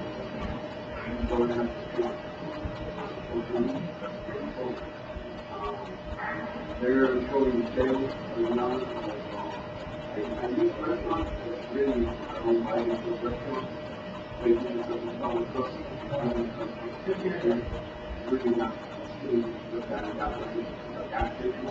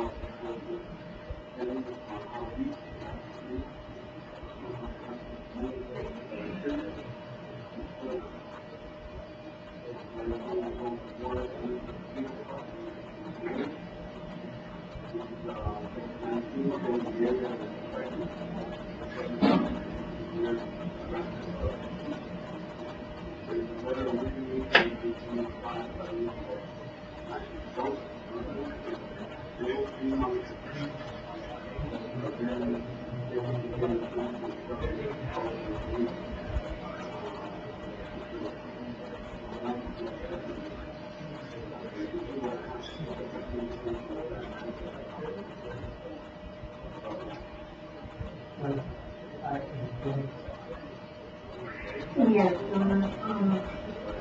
about contamination, talking to the people in the, you can use anything, school, residential, or park for kids. You can use a warehouse, you can use a gas station, and the two is just one block from there. There's this huge construction of a warehouse on 7th, 4th Street. Supposedly was contaminated also, and they are guilty. Several.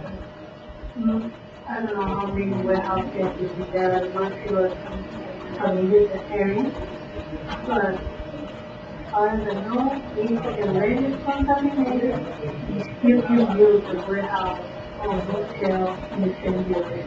And another civilization is like almost changed back that was a few years ago, a lot of gas still by gas stations, and they are building banks to the top of the gas station. So that's my only thinking, because it's nothing that is not building a gas station or a warehouse in the area. And this is the zone, industrial zone. That's my only comment on it. So if you had to put another gas station, would you put it all up? No, It's a candidate. no, No? no, it's in the home. I heard that. So you can do, you don't need to clean the land to build. Back to the business.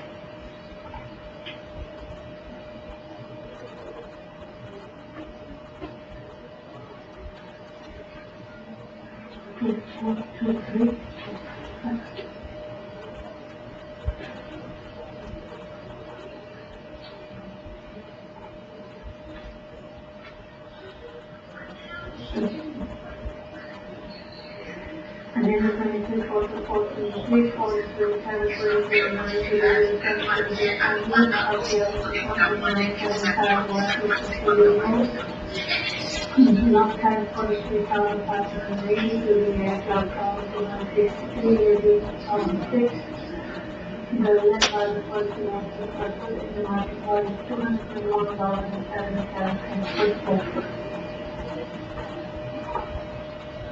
Maybe the other shopping center on 90%.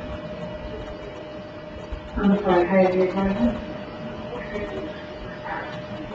On page 8, my vacant sales, we have 4 vacant sales, we have the one located in same municipality. In also located in Toby, sold for $40.37 per square foot. The second sale of the outcome in Hialeah, Toby Road, for $54.10 per square foot. Sale 3, located at 107 Okeechobee Road, sold for $42.96 per square foot. And the last sale, 6 months after the date of the assessment, $249.21. And that's looking at Toby. Next week is my income. I have improvement sales. I have 500 sales of $3. I have phase 1 for $478.27 per square foot. Phase 2 $49.06 for $49.36 per square foot. Same on the street, up in the Fourth Avenue, for 254, West Frankfurt. Same, number 4, up in, 376 West 84th Street. 14777 and 76 Frankfurt, and minus 2050 West 56th Street, for 106,047 Frankfurt. Next week is an income, we will increase $5 plus, 5% expenses, 7% calculation, $717,341.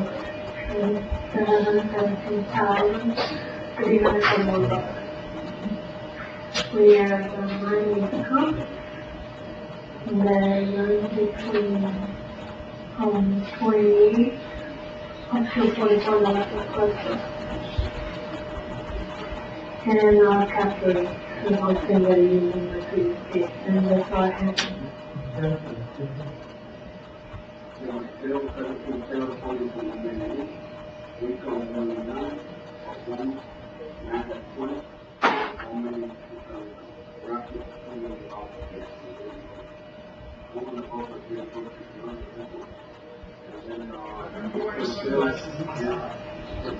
I need it. It's not so bad.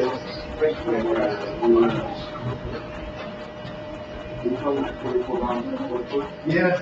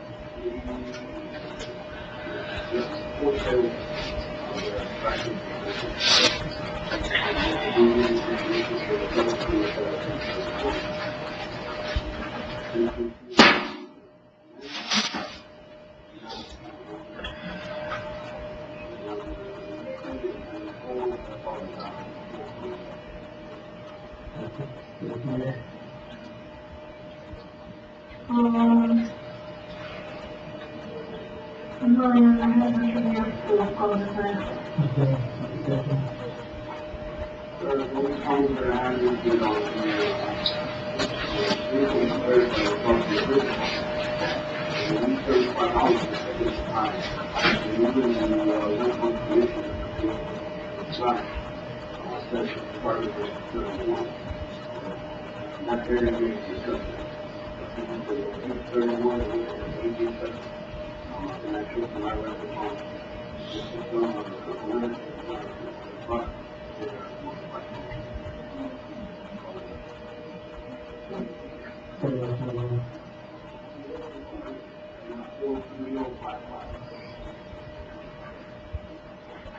For 3049? Well, so you jump to 49 or is it? Well, 49 can be figured out. Okay, no. No, whatever you. Yeah, let's do 49. 49, okay. Because she's very, that's in the same section. Oh, something right here. Thank you. Thank you. Very similar topic, we'll go through. Yeah, Andrew, Alright. but at least you go on the learn enough to know that you're saying that. If you need to be Yeah, okay, thank you. No, I give it credit. I give it credit. So, next one again is 234349 and 4027 The first item is 13501 West 42 Road. The lot size is 43,748, including 66,935. The use is 1994. The zoning is 6100 and 6600. Selling house, the house per square foot, and the market value is $144.46 per square foot. These are not the same so, my signature consider the same as my previous case, the all of the stone and comments.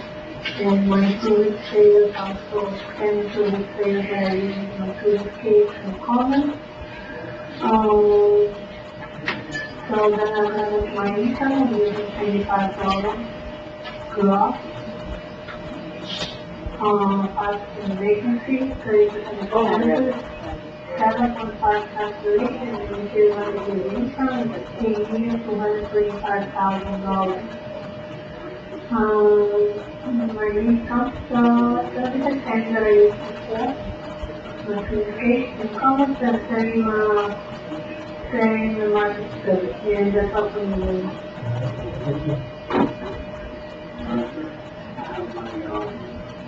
For sale, for $7 million. Income shows $7,182,000. And of course, income for building shows $507,000. Market is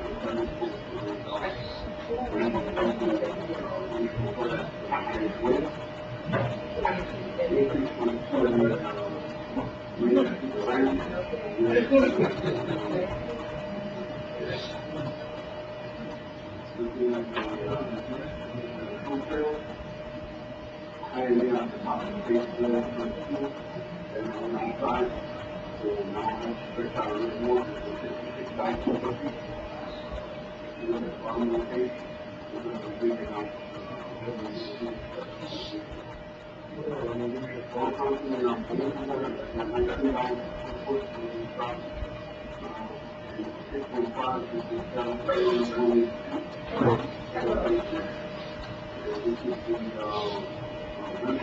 This is the property at the February 2024.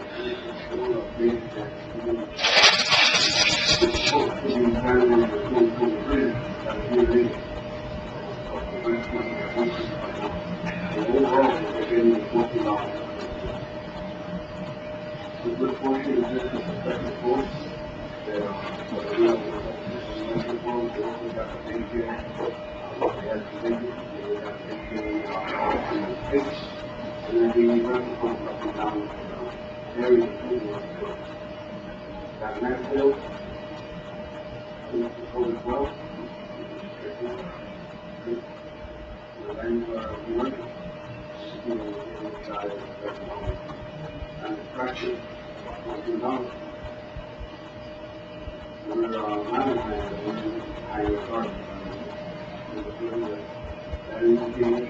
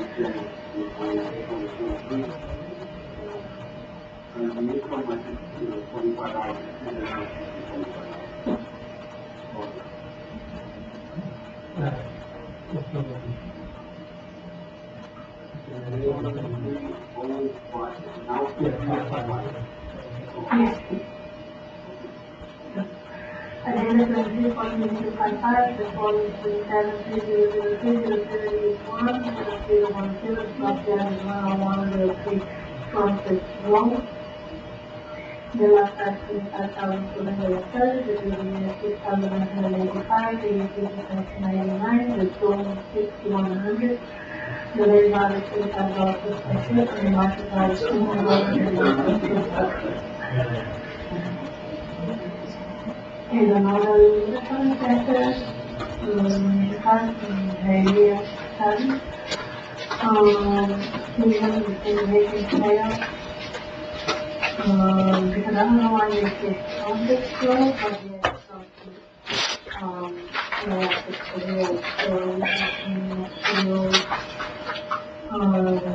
making sales, you have to create some colors, and when predictive and predictive and colors, so that I can predict. And I created my,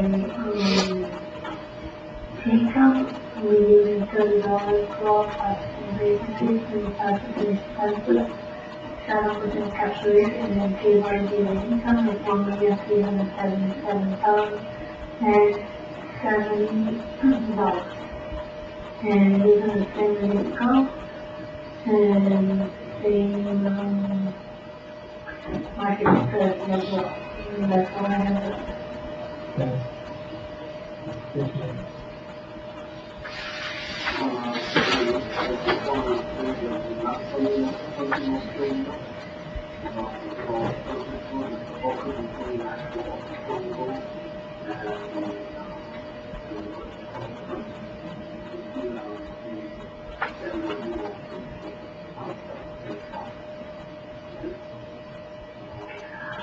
I don't know about that. It's like a straight on what you're proposing. You have to be driving but you cannot. They're going to the restaurant. Okay, my friend, I'm here. Okay. Yeah, no, that's that side one, yeah. I don't know why they labeled it as that. I agree with you, it's not on the main report. So it is on the side. Okay, go ahead. That's where they call it.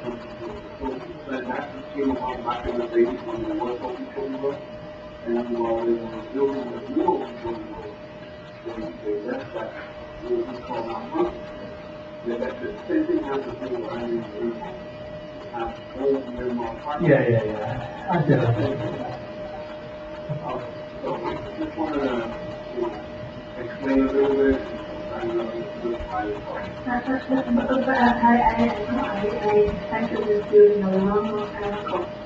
I know, it's good. And they had all those houses that can go over that. And you go to the marketplace, you get to buy, milk. So you can appreciate it.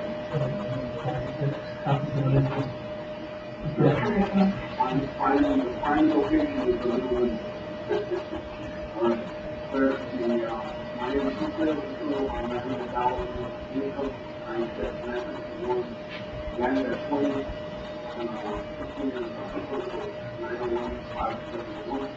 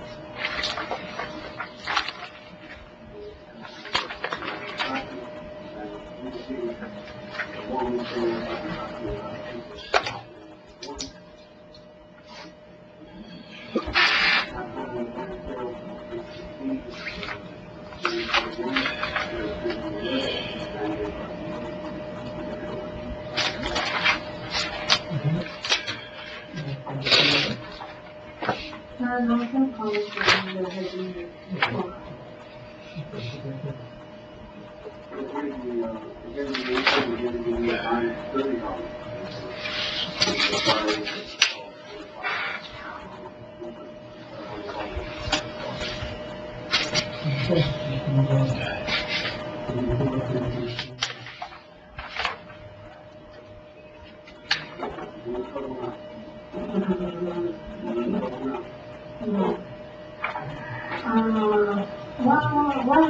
Oh, wow.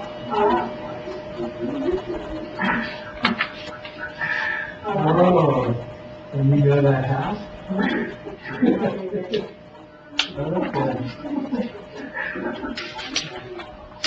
guess I want you guys to get up and do it. Oh my God, it doesn't matter.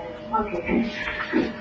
Alright, let's start it. On data 23, 1, the 45, 001, the top yard, 3655 Northwest 77 Avenue. The lot size 101,495, the building is 55,701, the use is 4, the land value is $45 per foot, and the market value is $310 and 41 cents per square foot. Next, let's think about it. I don't know how this is. You might know for that? Huh? You might know for that? No, but it's not. You knew about buying goats in the last one. No, I never did the section in this one. But I know in the photo they have the beetle, that is pretty. No, I'm not very frightened about it. Yeah, I'm not gonna spoil it. I know that. I know. Oh.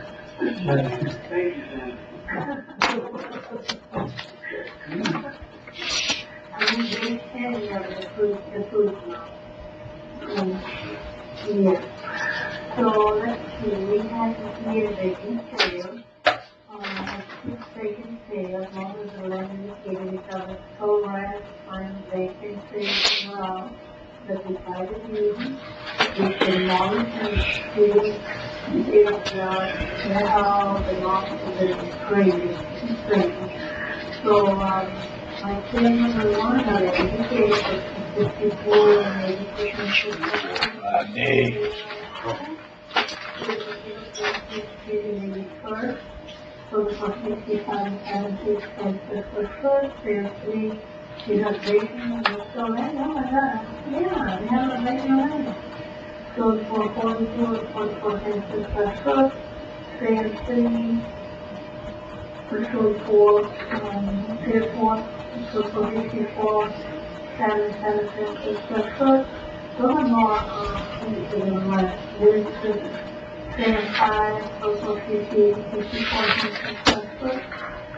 Sale number 6 and sold for 79 cents per square foot.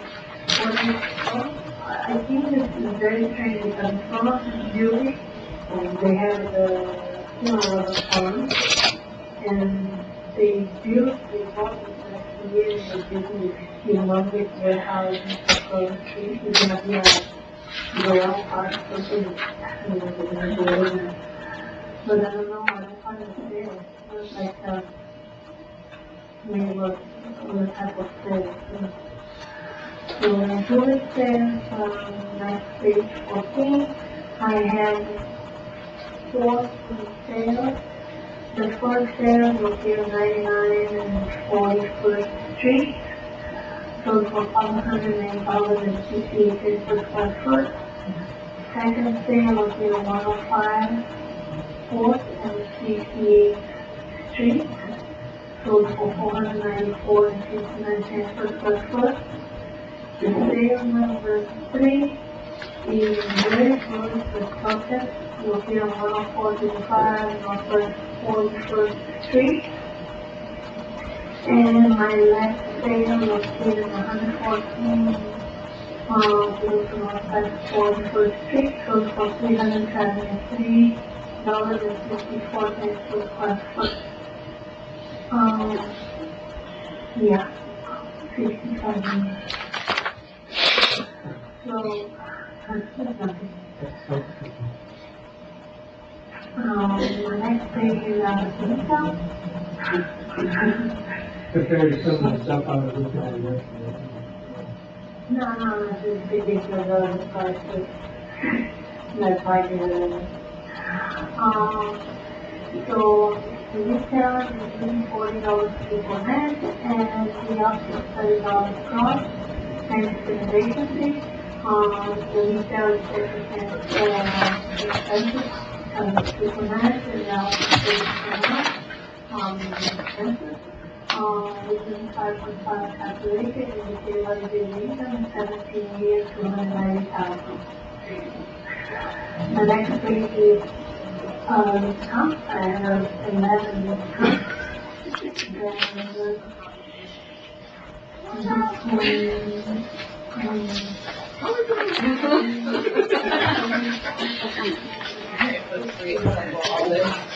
It is. I got told that, so I just said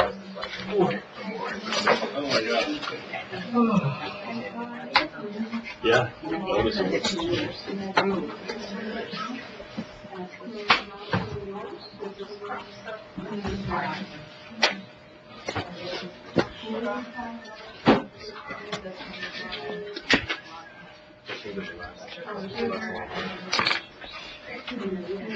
Make sure that I didn't take anything the first time. Where's the rest of your crew? Not sure. He's on his way up. Okay. He works in the building, so he's trying to Get get some work right done. outside. You go to the elevator. Okay. Probably won't go long.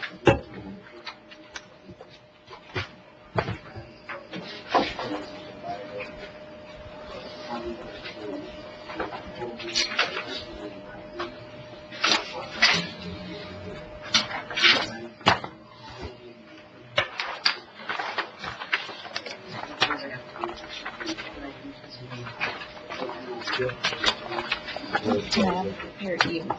Got it. And I responded. Over to you.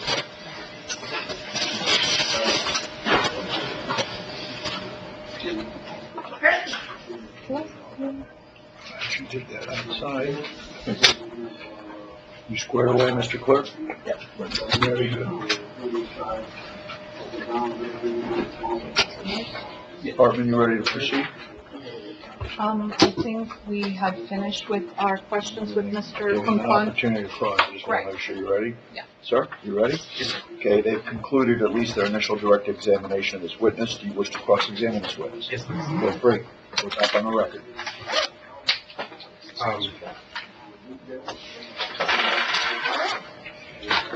Ms. Kunquan, have you and I ever met? Have you ever been on the property? It's in the front of the, on the street of the property, in front of the property, yes. In front of the property, but you've never been into the property? No.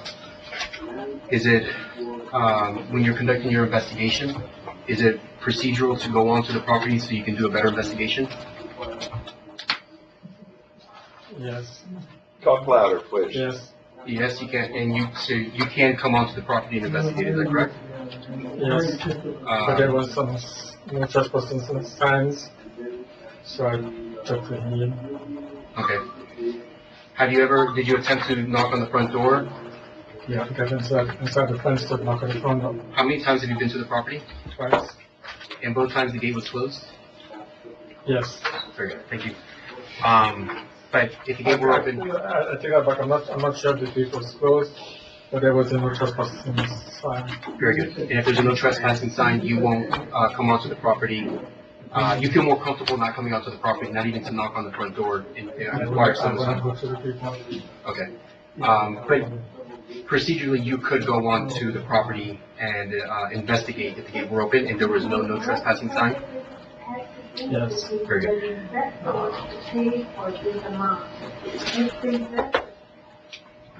And I do apologize, I wasn't expecting you to be here, today. I have an email chain that I'm gonna go ahead and introduce, that someone was gonna fill in for you. Please forgive me, it's so much paperwork, but I will find it because I set it aside. I believe it's right here.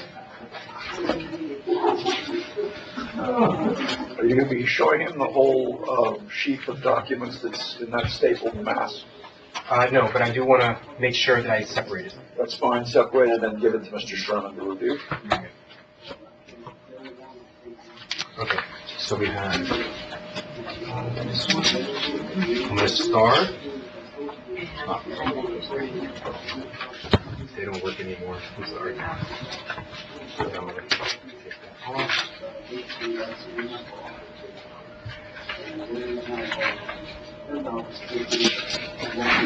Okay, so while I present this to you, if I may, I want to read through the rest just so we can streamline the timing. This is an email from Christina Alonso, the Custodian of Public Records, dated April 4th, 2023, and it does regard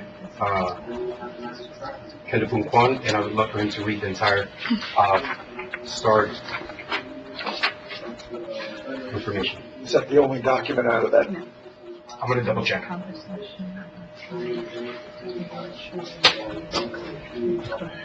Okay.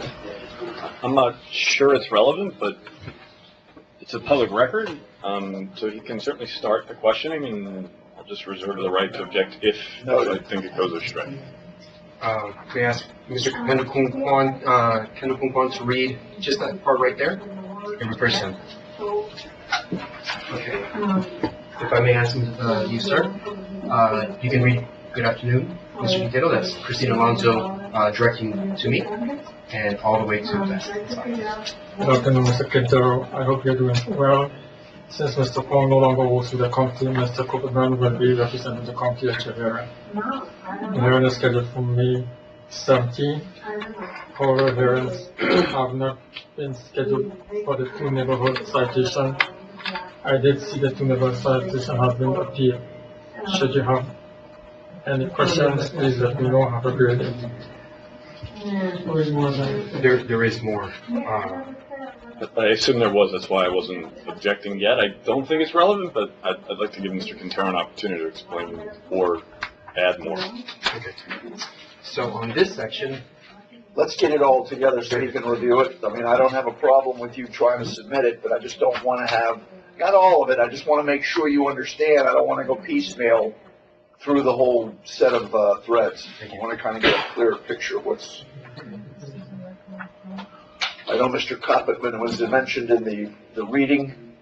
He's not here. He's also an official with Miami-Dade County. I'm aware of that. So, Well, he's a staff member. I wouldn't call him an official, but well, whatever he is. who are you? Roofing, Mr. Coppetman. That's who, I think that was, there was something. Fabian, Fabian. Coppetman. the one who's referenced in the thread Thank you just you. gave him. Thank you. That's what I get for double tipping. Just to look I believe his area of expertise may be roofing. I see.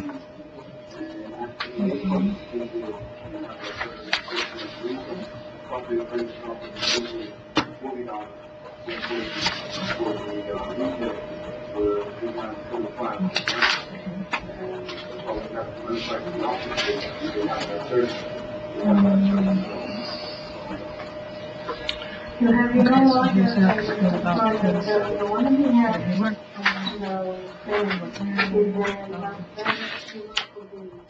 So it appears we have email chain, in addition to the email that was already handed to the witness, that basically talk about the witness's retirement from county service and whether the county was intending to substitute a different witness for him to testify in his absence. But I would say it's irrelevant. He's here.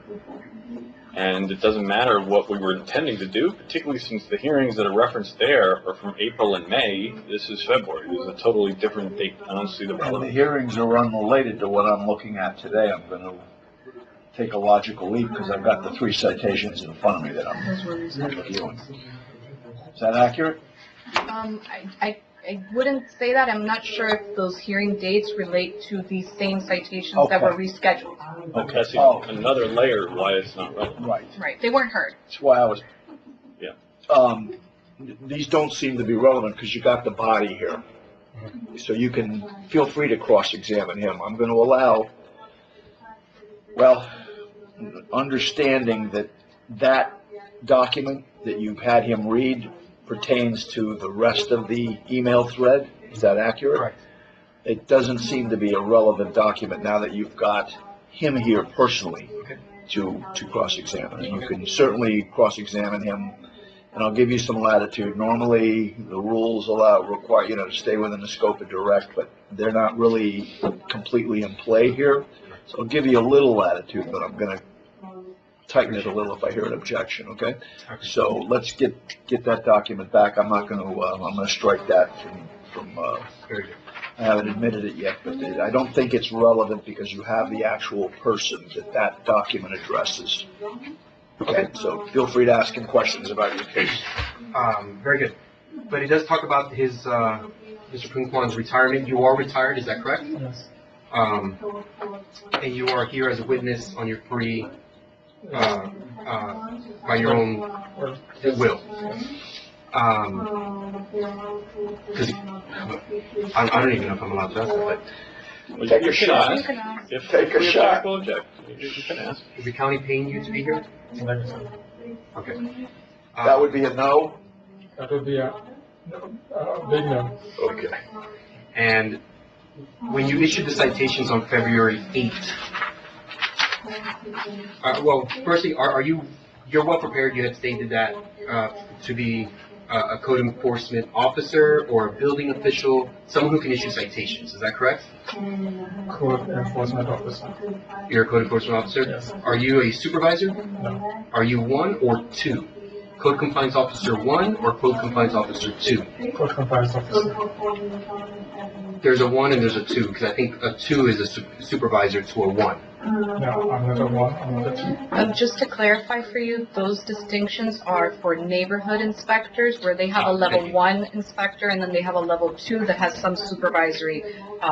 Thank you for that. For in his section, they don't have those, at least at that time, they didn't have those distinctions. So it was just a building code inspector. Okay. And the reason, I just wasn't prepared for you to be here, so thank you for being here. And I can direct questions now that I'm thinking about it. So you're retired, you're here on your own free will. Do you have the ability to issue citations when you are not employed by Miami-Dade County? Do you have a license by the state of Florida that allows you to issue citations outside of the employment of Miami-Dade County? No. No? I would like to introduce this document, and it's going to be a little contentious, and I'm sure you're going to object. But you issued you opened up a case, and you're the named inspector for case number ending in 925, which you will see, dated May 20, 2023. What date did you retire? February 2023. And then the February 2023. I can't remember the exact It was date. February 28th. Yes. It's in the emails when he retired. Show it to him before you get into too much more.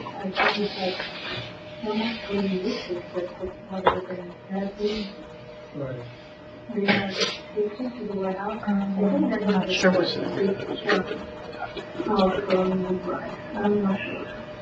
All right. This needs more information. Is this case from a previous case? No, but, can't object. This is public record. We don't have an objection.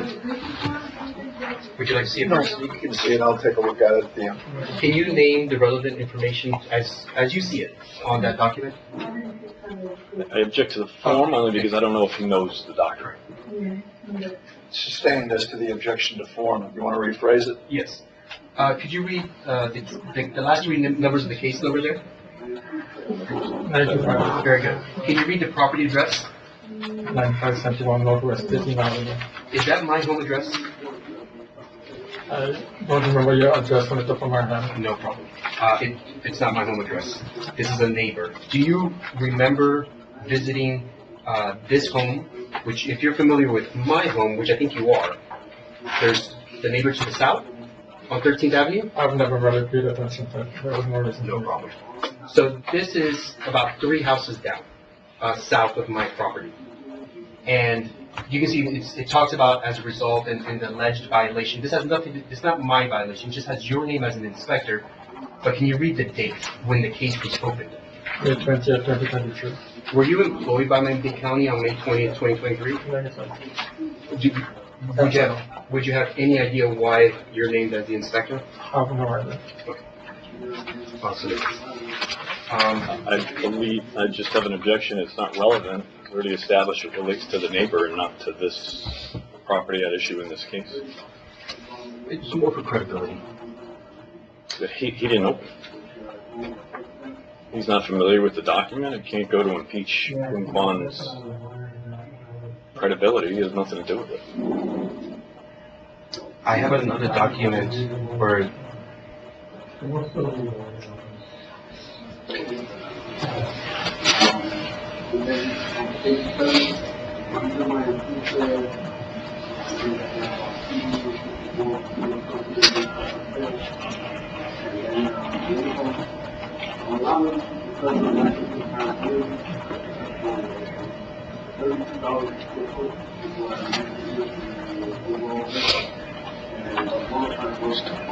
I'm going to overrule the objection. I'm going to allow it, but for the narrow purpose of your attempt to impeach his credibility. Right?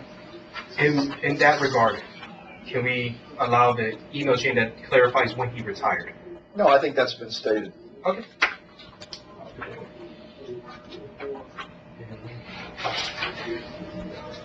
We're not doing one of these cases. All right. What's that exhibit 5? Okay. I'll give you a chance to follow up on redirect. Okay, so I have to ask similar questions that I asked before. So you've been to my property twice. Yes. Okay, let me just go down this list, and I will do my best to get my thoughts together. I just wasn't prepared for it. In your opinion, the wood structure requires a permit? Yes. Very good. When did you first observe the wood structure? 9/23/22. 2022. 9/23/2022? Yes. Are you 100% positive? Yes.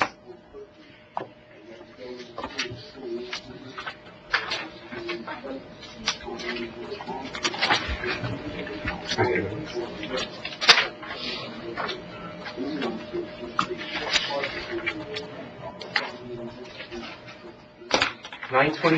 This is important to establish.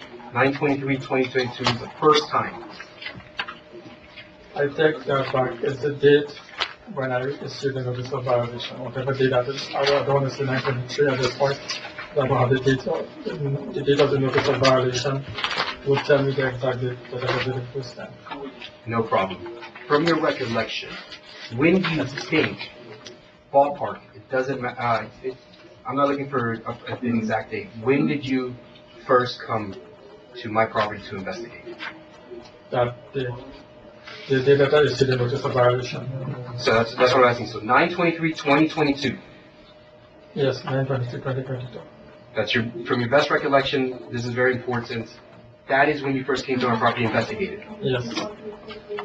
There's 2 previous cases where Mr. Kun Kwan that were closed, where he was the inspector. I think they're both on there. Okay. There should be 592.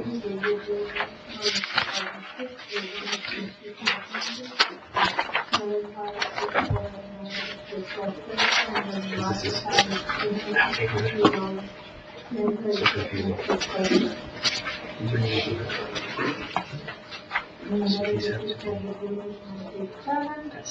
Okay, and I believe this one.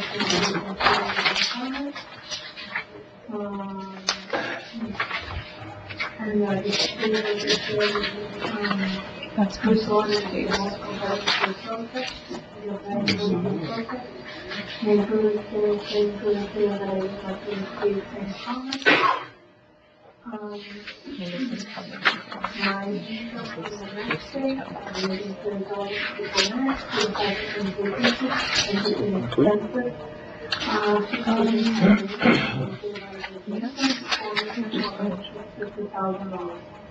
the cost, the market expenses that are usually for the trade, and that's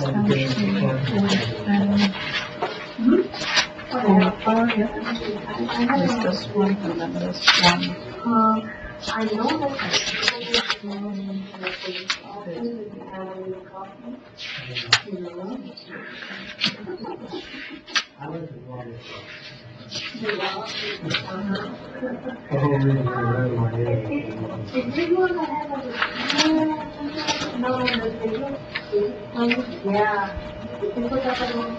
Is there another one? I think this one only actually has one case, but yeah, it's complete. What is this? It looks like a printout from, one of the county's enforcement cases from the county database, but I don't see the relation to this witness, but, I don't want to object yet. I don't know what Mr. Quintero wants to do with it. What do you purport to portray this set of documents? Because you sound as like you're leading towards saying he was the inspector.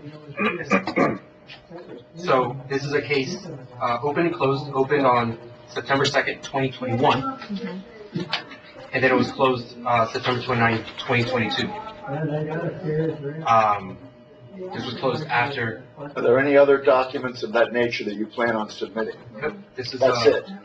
There's not another one? in this nature? No, I have another one, but he's not named in it. Is he named in this one? I don't Yes, see it. Show it back to Mr. Sherman. The named Well, I was inspector. curious.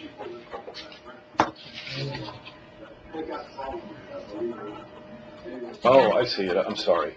Very sorry. Yeah, we don't object. Doesn't mean you can object.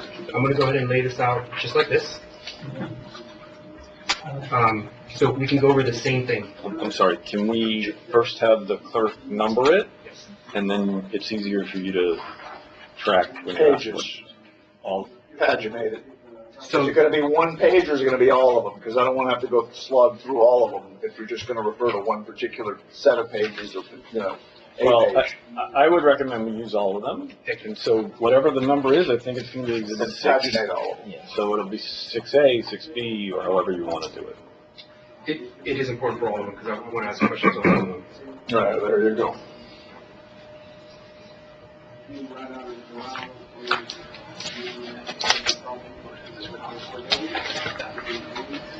And this is pertaining to a separate investigation purported to be conducted by this inspector on your property that is unrelated to these citations that I have before me. Directly related. The citations that are before you are based on these closed cases.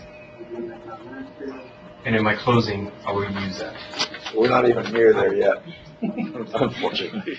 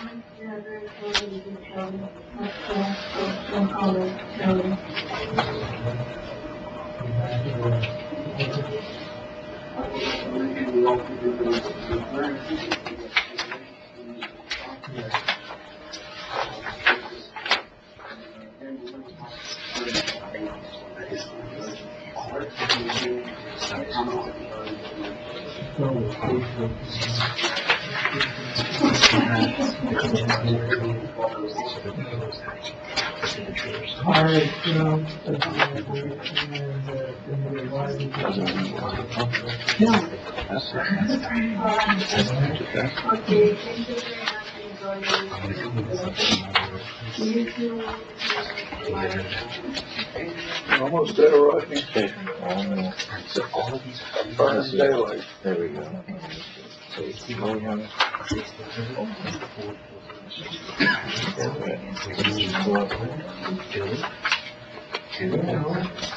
One building, those are and then there's enough, so just one, all of this, because these all matter to six. So it's 14 pages. It's only one that we're, there's they already and four was one and one. So I'm just gonna separate it.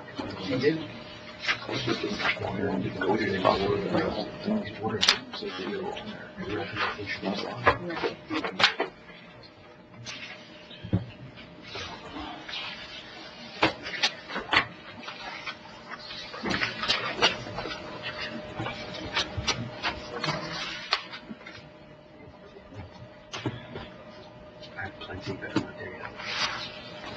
All right, proceed. Very good. Thank you.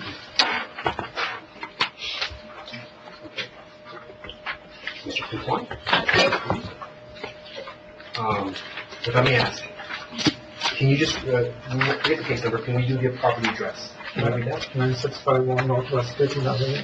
13th Avenue? Is that correct? 13th Yes. Avenue? Is that my property address?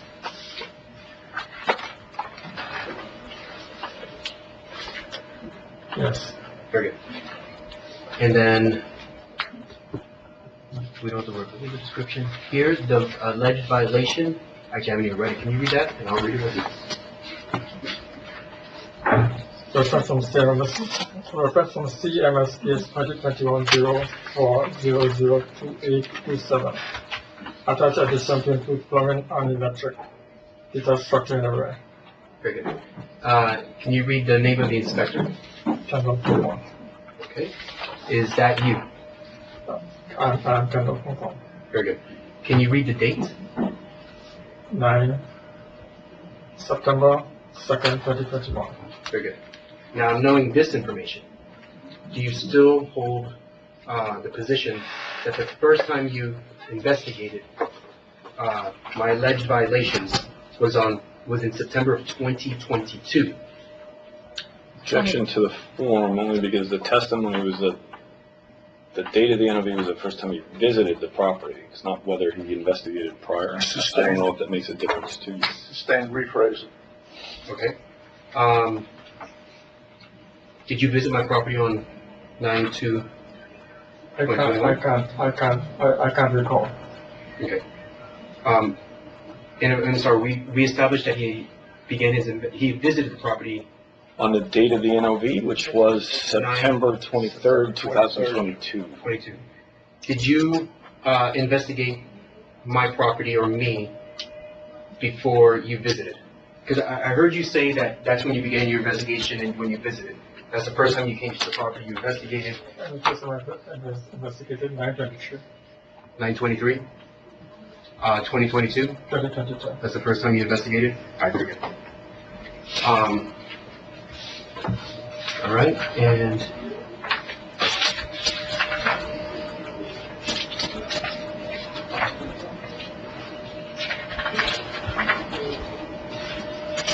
so there was a notice of violation issued, and it was recorded, actually officially recorded. I forget, is that the clerk of county courts where it gets recorded in the both page and record date, all of that. Did you issue the NOV? First of all, no, this was not issued by me. Okay, thank you. That's all.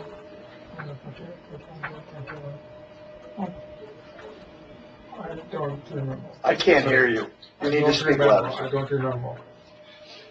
I know of one case, which is my case, which is 1773B or 7738. I'm not familiar with this case from the top of my head. Very good. So we can establish you're not familiar with this case, that you're named on it, but that's fine. You're not familiar with it. And just for the record, what does NOV extension mean? From your understanding of an extension. When you have a notice of violation, it's allowed 90 days to do the correction. If you want an extension to that, you seek an extension, and that's when you get that extension up for another 90 days. Another 90 days? And how, who would ultimately have to approve an extension? Would you be, I'm sorry for cutting you off. I just want to help you out. I don't have the authority. There you go. So you don't have the authority to approve an extension. Thank you. Did you take these pictures, and they're the same, remember, this is a public record, it's the same pictures that are on your exhibits? No, I did not take these pictures. Very good, thank you. Did you take these pictures? No. Very good. Did you take these pictures? No. Very good. Did you take these pictures? No. Very good. Did you take these pictures? No. Thank you. Did you take any of these pictures? No. Okay, I am referring to page 13, where there's aerial surveillance, and the very picture number 31 is there, so it's picture 31 through 35 of this record, 36 being blank. Did you take this picture? No. Very good. There's another aerial surveillance picture, and I don't see the number. And that will complete this document. I'll go ahead and turn that in. Thank you. So to the best of your knowledge, do you want to wait? Yeah, go ahead. To the best of your knowledge, you don't know anything about this case? No. Okay. Would you consider yourself an expert? No, I'm not an expert. No, I'm not an expert. Thank you. Have you ever changed a public record? I would not even know how to even start even. Thank you. Very good. Just for the record, I don't know if you're going to allow it, and I have to dig for it. I have the same document that names him for my neighbor, where that got turned in. That's a public record. I have another, when I researched it again months later, and after I had that email chain that we didn't put in, I mentioned, Kenneth Kwan is retired, we established that. Why is his name on this document? And it was changed to Nicole Lopez. They didn't tell me they were going to change it, but I have the document. It just shows that a public record was changed. And the only reason I think it's relevant is because it's credibility, and it's for the record, so that if I do have to appeal, at least we establish something on credibility. We object. It has nothing to do with the witness's credibility. You can't impeach the county's credibility that way. It's not a thing. And it's also irrelevant. There is no such rule, law, statute, ordinance, or otherwise that says that the county or any other government agency cannot correct its records. So I was going to make inquiry of that at a later date, so you have discretion to take corrective action. It's not something that's prohibited once it's been entered into the record. You can amend, correct. in fact, we did it here today. We misnumbered a document. Indeed. And by the way, once it's handed over, it's a public record. We still renumbered it. So if it's not relevant, it doesn't indicate. I'm going to sustain the objection on that basis. That's fine. If I may only say one thing about that. If I use the same, I'm going to drop it. Thank you. Okay.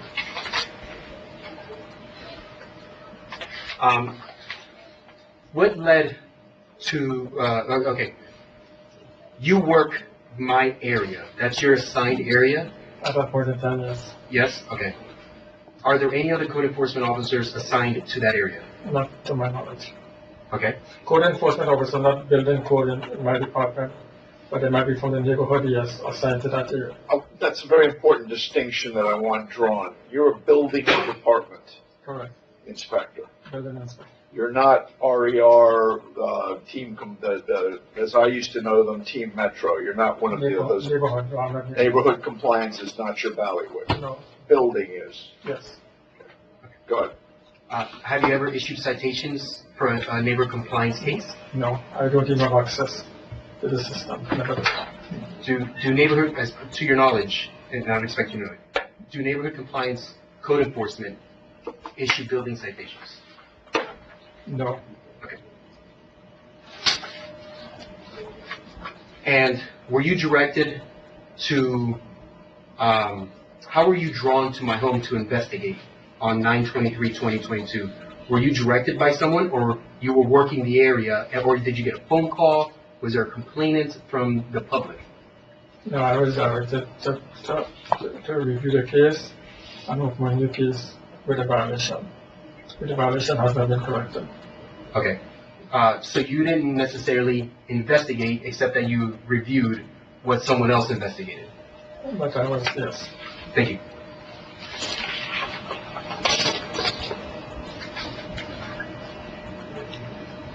Did you post the citations? Yes. Very good. And I think we have to, well,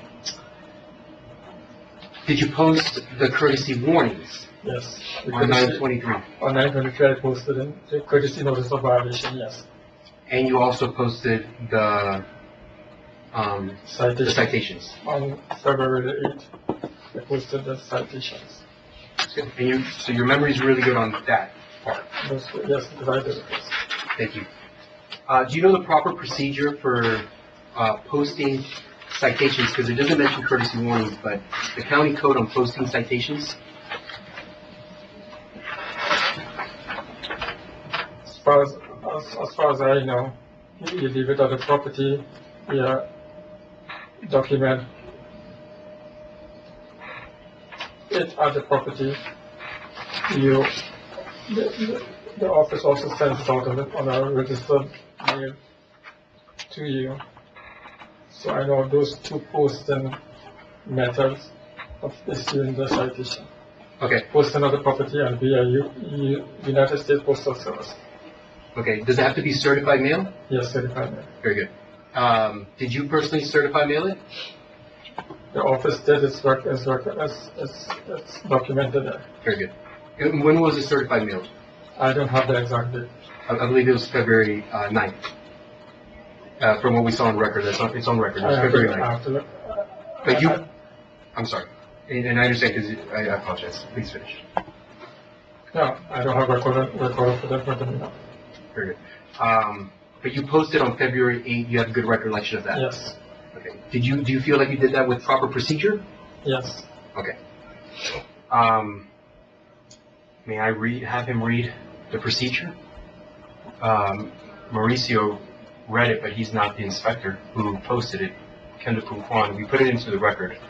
Any objection? No? Proceed. 16, I believe it is. Where's the, I think it's, what exhibit is I it, think it's 16? No, I think he's talking about the procedure, which should be 8-4. That's in there. That's in your, you recall the exhibit? No, I don't. 8-4 is together with 16. 8-3 or 4? Oh, it might have been 3. I think 8CC dash. 3, yeah. That's it right there. That's the one. This is the one that you want him to read from that the previous witness read from. All right, go ahead. So, because it's been read, we'll streamline it. Can you just read number 1? Well, E, where it's highlighted, you can read number 1, and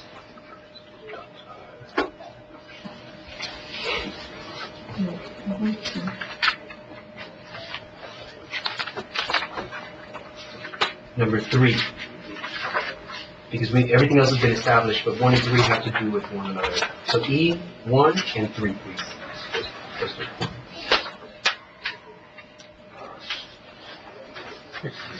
The code inspector who finds such a violation shall issue a civil violation notice to the violator. Service shall be effected by delivering the civil violator notice to the violator by 1 first class mail, return receipt requested, or other available delivery confirmation to the owner of the property in question, or such other violator as the code inspector shall cite. A signed return receipt or other delivery confirmation shall be conclusive of service of the civil violation notice. That's 1. And what's the other one you wanted me to read? No, E, 1, and 3, please. I think 3 starts on this page and then continues on this other page. 3. If the notice is sent to the owner in question as provided in paragraph E1 at the address listed in the records of the property appraisal office for tax notices and at any other address provided to the county by such owner, and if the owner is returned as unclaimed or refused, service may be effective by posting said notice in conspicuous location at the premises where the violation occurred, and or at the owner's address, and combined with sending the notice of first class mail directed to the addressees furnishing to the local government. Service in this matter shall be evidenced by a properly executed proof of mailing, affidavit confirming the first class mailing or certificate of mailing, and shall be conclusive of service of the civil violation notice. Thank you. Now reading that, did you understand what that said? Yes. Sorry. I want the document back, so it doesn't get lost in the shuffle. That's Rodney's. Do you still feel you follow the proper procedure for posting a citation? Yes. Okay. But you do understand it said that it must be sent out by first class mail with a return receipt? I don't know whether or not you're confusing posting with the USPS version of posting. There's 2 different forms there that were read into the record. One is posting as in physical placement in a conspicuous space. The other one, posting, is through the United States Postal Service. Which are you referring to when you're directing your question to him? Thank you. So the code says you must send out a letter before you can physically post it onto a conspicuous place. Or you can hand deliver it. We didn't read that because it was established. It can be hand delivered. There's several components from my understanding of what can be done. Do you want to elaborate, counsel? Yes and no. I don't want to get too much into it, but because I'm not a witness. But No, but I'm the getting a code- clarification as to what the code said, which was read into the record earlier. the code does not say that a code inspector is unable to or not allowed to post. Talks about when it would be good service if the certified mail didn't work for service. So I don't want to interrupt what But he's it doing. addresses several processes which are available to the inspector. I think what Mr. Quintero is getting at is that the posting occurred prior to the mailing, but we would argue legally it makes no difference. I understand, and I just want to make sure it doesn't seem like you're clear that posting, Yes. sticking a photograph versus sending in the post is 2 different things. Yes, because it does say that he had the ability to hand it to me, and that would have been And sufficient. that was another form Correct. of service. And I don't think it would mention that in the code, in the law, that there's a process where he can hand it to me, or even to a 15-year-old or older, and clarify why he's doing it. If Now, he we're didn't getting have into the realm of hypothesis now because that wasn't obviously done in this particular set of cases. Correct. Right? We agree it's allowed. We're not going to contest Yes, it. all right, so proceed. Do you have anything else you want to ask him? Yes. Was Frankie Rodriguez with you on 9/23/2022? I would say yes. Is Yes. it definitive? Yes? Thank you. I just have a, yes, I work with him.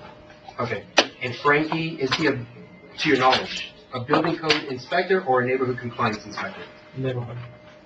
Oh, okay, neighborhood. I think this was introduced already in your records? It's right here. Yes. If I may ask, in your opinion, why it says worker assigned to case Frankie Rodriguez? He's referring to Exhibit 6 in the case resume by the county. No, that should be for 4A or 4B. 4A and 4B, so what's 6? Either 4, yeah, no, the one that he has is 4A. 4A? Yes. All right, thank you for The other one has clarifying. a different orientation. I got it. It's the same posting, it's just a different orientation. What is the number of the letter on that one?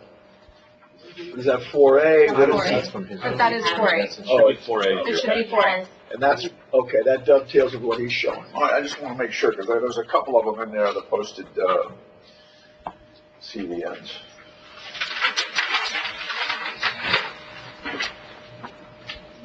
So my question would be, you had nothing to do with the home occupation side of things. I don't know what is the home occupation center. Very good. Okay, I do believe that's a neighborhood complaint, so we can establish that Frankie Rodriguez was, he was assigned the case, for that. So, do you know Frankie Rodriguez? Yes. Does Frankie Rodriguez normally work hand in hand with you?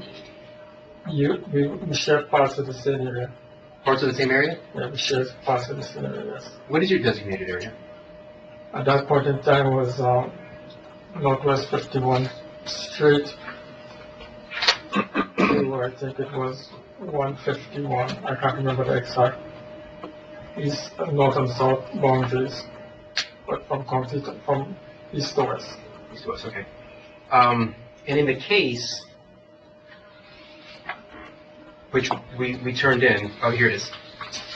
In the case pertaining to these citations, you're named the inspector. Where there's another inspector that works my area. And he might be neighborhood, but maybe he's building. I believe his name is Nazaret Jespi. I know of the name, I know the inspector, yes, but I don't recall the guy. Okay. Does he work my area to the best of your recollection? I don't recall. I don't Okay. know. Have you ever issued a warning or citation hand in hand like you did with Frankie with Nazaret Jespi? I don't know the name, so I don't want to say yes or no. I don't know the name, I can't recall. Okay. So to your recollection, you've never met Nazaret Jespi? I didn't say that. I could have met him, but I don't recall who he is. Okay. So you don't know if he works the same similar area, or at least your boundaries cross? I can't say yes Really? or no. Okay. More for the record.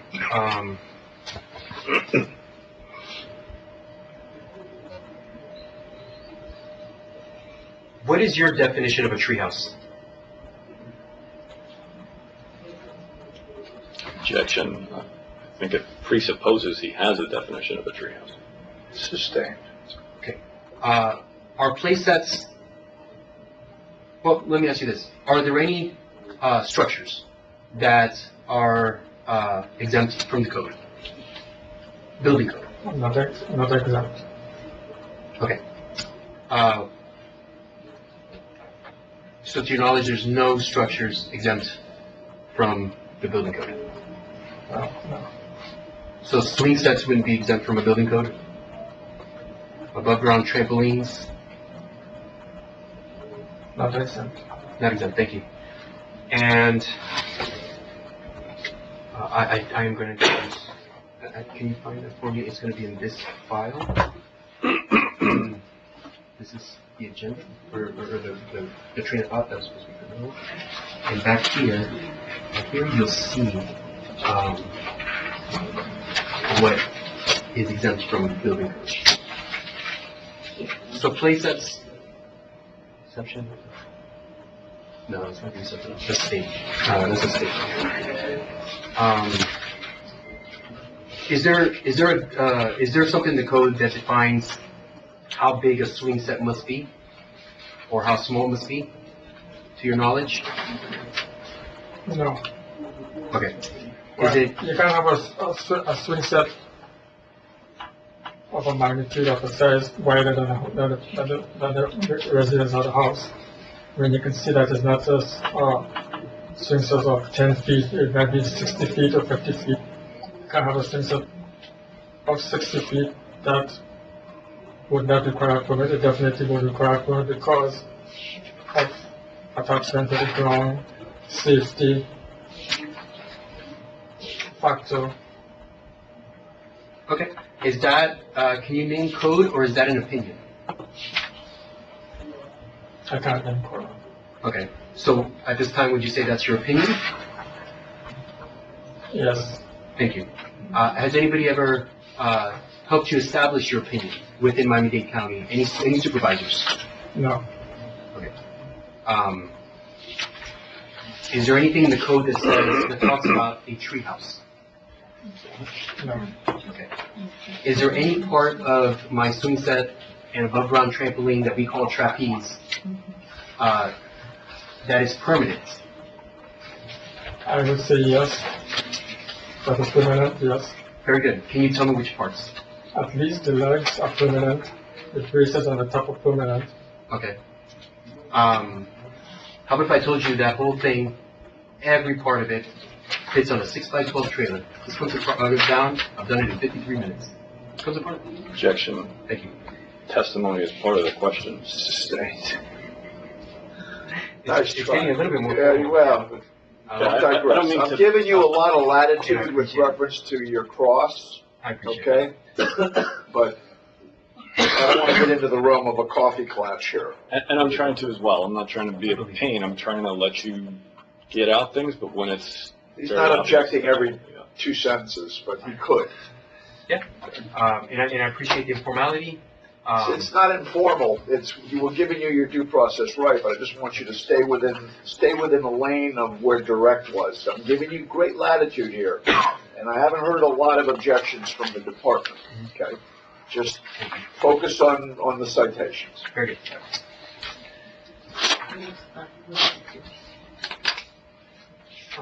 We established you'd never come onto the property to see if the trapeze, is a permanent structure of any sort, or if it comes apart. Have you ever asked me for permission in your research to come and, investigate the trapeze? It's evident from the property appraisal that the trapeze is a permanent structure because it's into the ground. It was not, I didn't see anything like a trailer on property appraisal. Okay. And you're positive it's into the ground, the poles? I didn't see any trailer.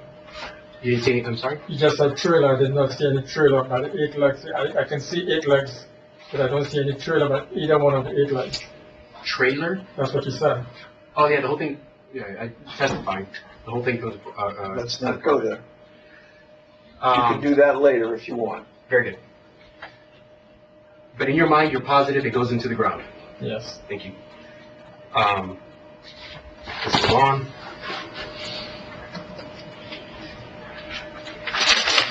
What would you say the use or the function of that trapeze structure is? For acrobatic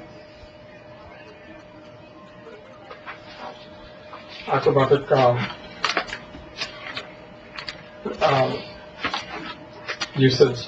Okay. Would you say people swing through the air? Perhaps with the greatest of ease?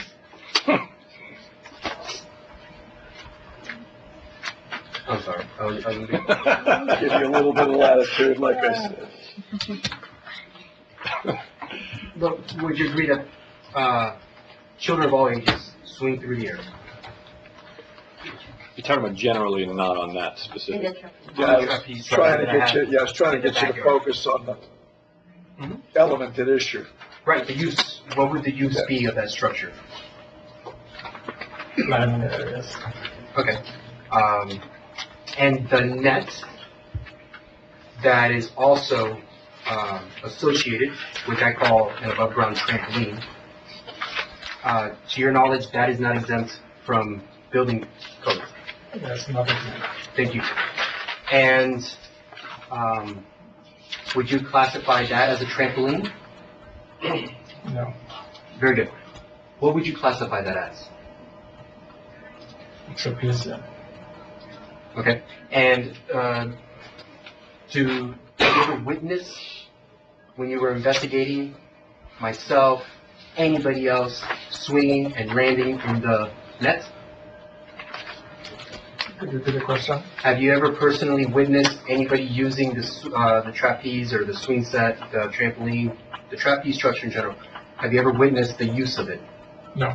Very good. In your research, did you witness any part of any? All trapeze are a little bit different, or swing sets. They're all very, very different. Did you research what it looks like, the function of it, where people are flying, as you stated, through the air. Yes. Very good. And in that impression, you would agree that people are swinging and bouncing. I would say yes. Thank you. Swinging, yes. Bouncing only if you really fall off the swing. When you're flying through the air, if you fall, then you'll be bouncing at that point. You do bounce. So you would say that the net is a bouncing, it provides like a bouncing action? It's a safety net. Safety net, okay. And that's, you want to stick with safety net as your official understanding? Very good.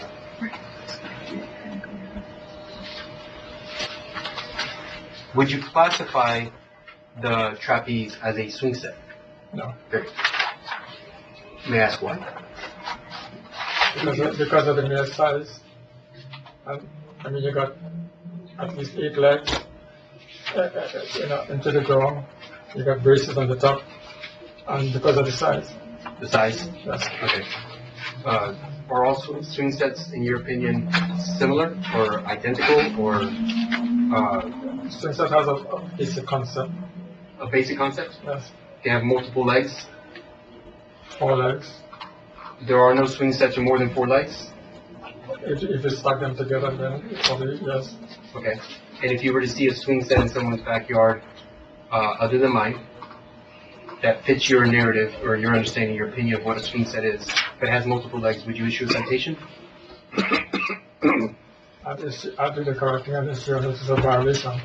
Okay, a notice of violation. But you would issue a notice of violation if you saw a swing set that had more than 4 legs? Depending on the size. Okay. If it is as huge as when I start your property, based on property appraisal, I would.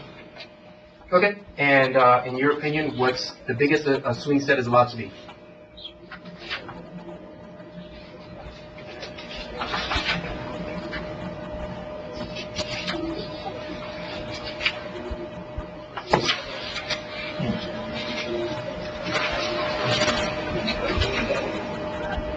Well, it has to be engineered to be,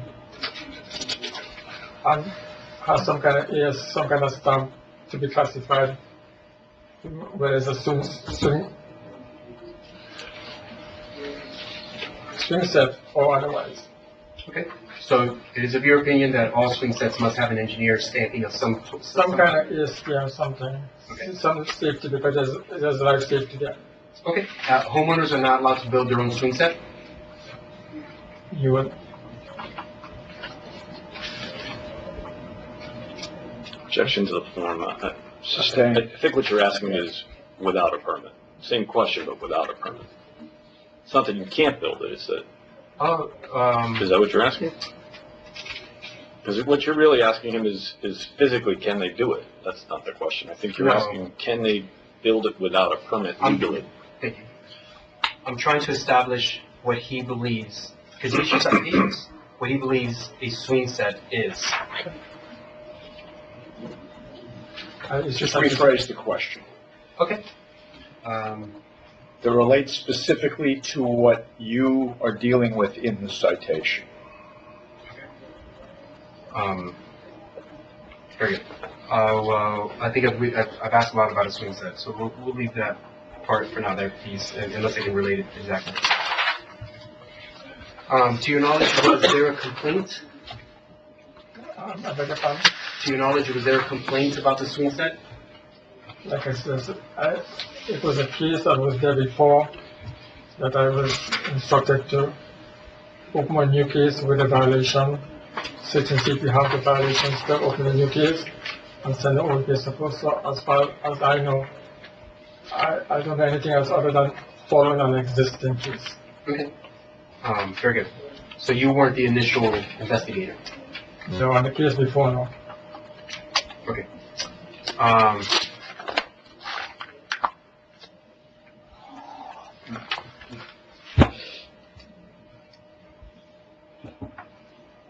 And I think we answered this, but if I may ask again, did you physically post the citations? Yes. Very good.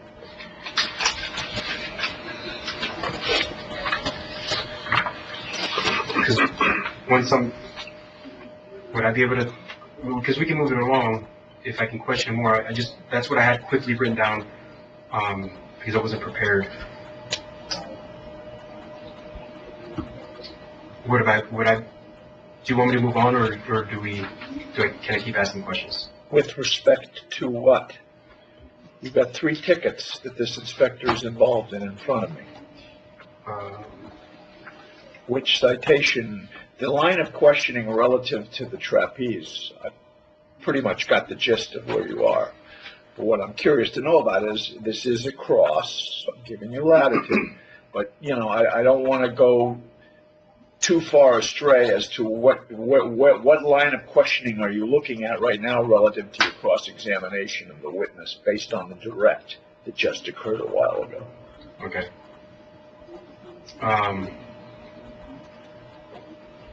Or, because I don't want to impede. I want to know where you're at with reference to your line of questioning as it relates to the 3 citations. Can I make a suggestion? You can just ask, and then if we object, we'll object. But I don't want to impede his. If he's got obviously not, but I get it. But the point is, I want to know where your line of questioning is going as it relates to the citations. Because I'm baffled because you said you weren't prepared for this. Right. So I'm giving you some latitude, but I want to stay focused on the 3 citations. Okay. And we have the trapeze, the treehouse. The trapeze, the treehouse, which what you're alleging is a treehouse, they're alleging is a structure, and the addition. Oh, yes. The attached addition, which I'd love to hear about. Good. All right. Have you ever issued a citation for another structure that the owners were calling a treehouse? You mean in another case? Well, in this case. Have you ever issued a citation for a treehouse? Am I the first time? Objection, relevance, but Sustained. Not a citation. Let's not digress too far. I want to stay on the tickets, so. Okay. Line of questioning relating to the citations that were issued by the inspector. Well, There's 3. right. No, just One's a structure that you're alleging is a treehouse. correct. I get the parsing of the terms.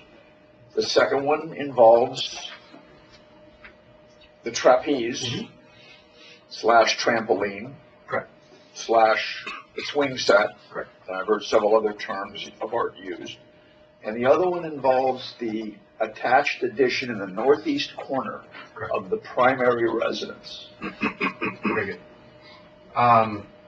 I just have one final question on the treehouse, and I'll move on to the corner. Whatever you want to do. Just keep it in that neighborhood. Sure. No pun intended. You issued a citation for what I call the treehouse. Yes. Is that the detached structure? That's not even my question, it's just what came out. What I call the treehouse. Is that the first time you ever issued a citation for a structure that, yeah, forget it. It's not going to work because let's move on to the addition. You investigated the addition, or someone else investigated the I addition? investigated the addition. Very good. And the first time you investigated the addition was in September 23rd, 2022, Yes. when you issued the courtesy warning. Yes. Did anybody tell you about the addition, or you investigated it and you found that there was cause for a citation on that addition? Like I said earlier, there was a previous case for the addition. I did a research.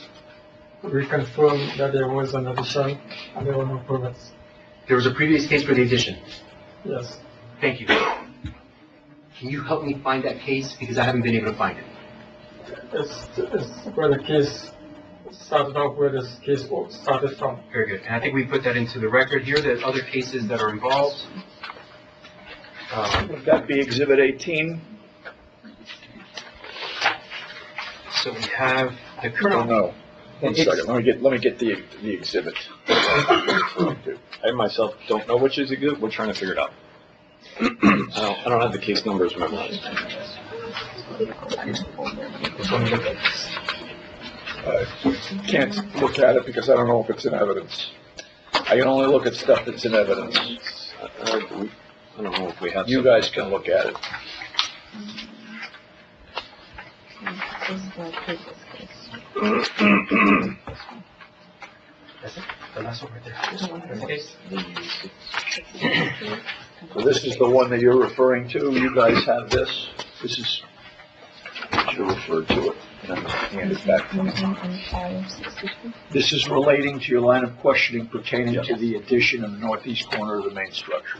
You have that, right? I think in a, I turned this one in. yes. But you have a copy. No, I don't.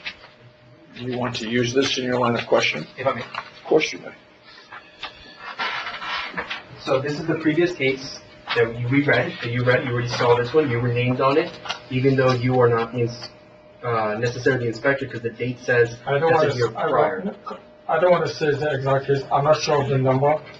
Could I take a look of the DSS info on the current case? On the current case? Yes, the case with the tickets. And something.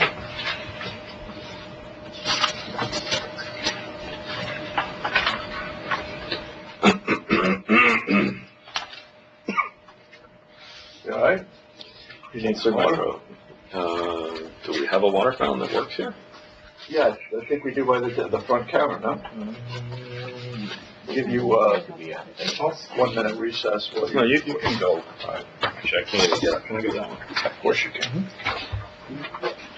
You still digging? I think the one that he's asking for is the one that's currently opened, and I believe you have that copy, which is that one. Exhibit 18? Correct.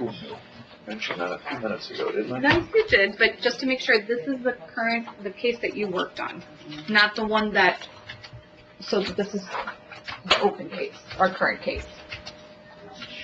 We have the extra one here for that one.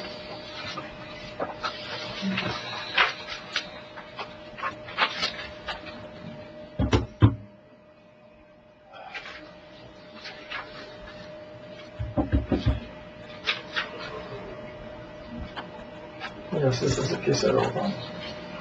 And this case follows the case that he exhibit 6. This case follows exhibit 6.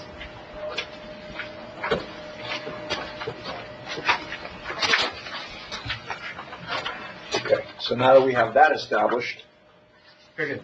So that case in front of you is what you are referring to as far as the mention of the addition on the northeast corner? Yes. Very good. I have, I just want to clarify a point. Your case here is referencing case 562, and I believe Kendall said this is the case that preceded the case that he worked on. Correct. So, just Yes. want to be clear. right, and in this case, there is mention of the northeast corner according to Mr. Poon Kwan. Is that correct? It's for you to answer.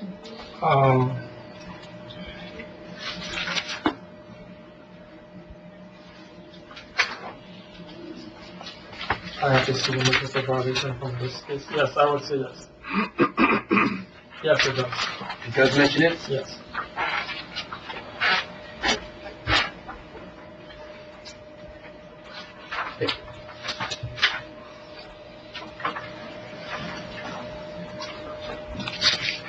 The first mention of the northeast corner, I'm so sorry. That's why another witness is going to come up, but there's a letter. It was sent to me by Attorney David Sherman, dated September 2nd, 2022. That is the first time that it was ever mentioned, that I could find, of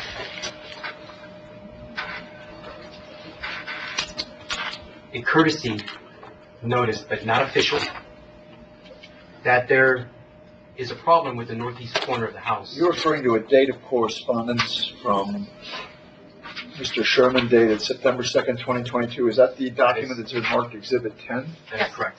Okay. Yeah, it's That- actually not by from me. I you, just it's- transmitted it to his Right, attorney. okay, I just wanted to be clear, because it looks like you got CC'd, but that was part of your dialogue with the attorney, so it's not, it was a letter to your attorney, county attorney's office, Correct. outlining all of the findings imposition with reference to the citations. Correct. And there was correspondence, talking, between Mr. Sherman and, Arthur Jones, who at the time was helping me out, an attorney. But anyway, that's the first mention of the northeast corner, is this letter which is, before you. Can I have you read? And to be honest, I'm doing this from memory.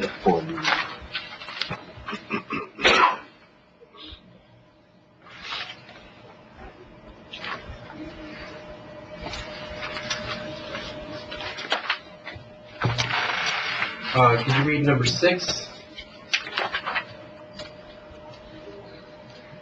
And don't worry about B, because I think that has to do with something else. Just number 6 in its entirety, please. Did we put the exhibit number? The code inspectors observed an additional building violation that remained on the Are property. you referring to Exhibit 10? Yeah, I just want to make sure. Client Wait, hold on. Which page number? You read paragraph 6. Which Paragraph 6 is 2, 3, 4, 5. 6, additional building violations exist is what you've got in here. Oh, is it paragraph 6 or section 6? Section 6. Section 6. That's what I'm seeing. Additional building violations exist. Do you have the copy of that? Yeah. Okay, Mr. Sherman have it. Yeah, we have. And you're reading from it, correct? You've asked him to read it? Yes. Feel free. code inspectors observed an additional building violation that remained on the property. And your client will be given the courtesy of an updated notice of violation to allow the time to remedy the violation. Your client's timely adherence to this NOV will allow your client to avoid citation for the following code violation to be referenced in the updated NOV. Attached addition at the northeast corner of the main house. An historic research of permit record revealed no permit record or approval for the addition, and the structure was therefore constructed without the required permit. Therefore, the structure must comply with section 105.1 of Florida Building Code and all other applicable codes. As such, your client must submit a building permit application to legalize the addition or to demolish the addition and retain the house to its original approved condition. And can you read the date of the letter on the very front page?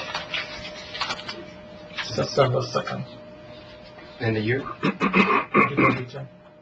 And when did you issue the citation? Or the notice of violation? September 23rd. Or September 23rd. And you said that nobody directed you and told you about the northeast corner. You said previously you did the research. It was all on you. You had never, nobody mentioned it to you. You investigated on 9/23. It was on the previous case. And okay. The one that ended with 9651. And you're positive it was on the previous case? Yes, it was. Thank you.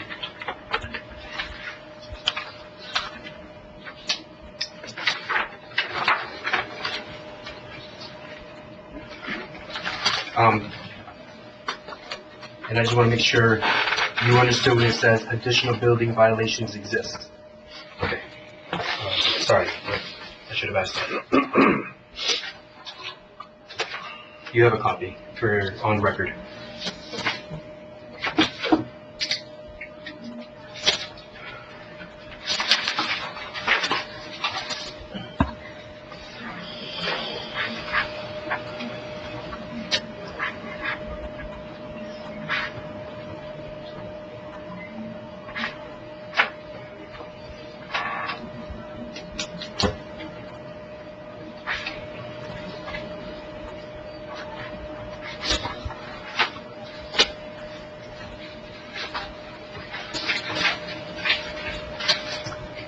How did you observe the northeast corner? Did you observe it from the street? No, the notice corner addition was observed via property appraisal. Property appraiser? And how did you make a comparison? Because property appraiser shows one photo. Is there a record keeping that you can access through property appraiser for that, or does code enforcement have its own records? Property appraisal record, you just go through the years and you compare and you can see the addition over the years. As to your knowledge, can the public do the same, go through the years, or did you have special access to be able to go The through the public years? can go through the years. Very good. Was the northeast corner of the home visible to you from the street? No, it's not. No, it's not? Thank you. So you based your decision to, when you investigated on 9/23/2022, as stated, and you were very sure, you based your decision to issue that citation on your investigation from aerial The surveillance. citation was issued on February Thank you for the the correction. 9th. The notice of violation. Thank you. Thank you.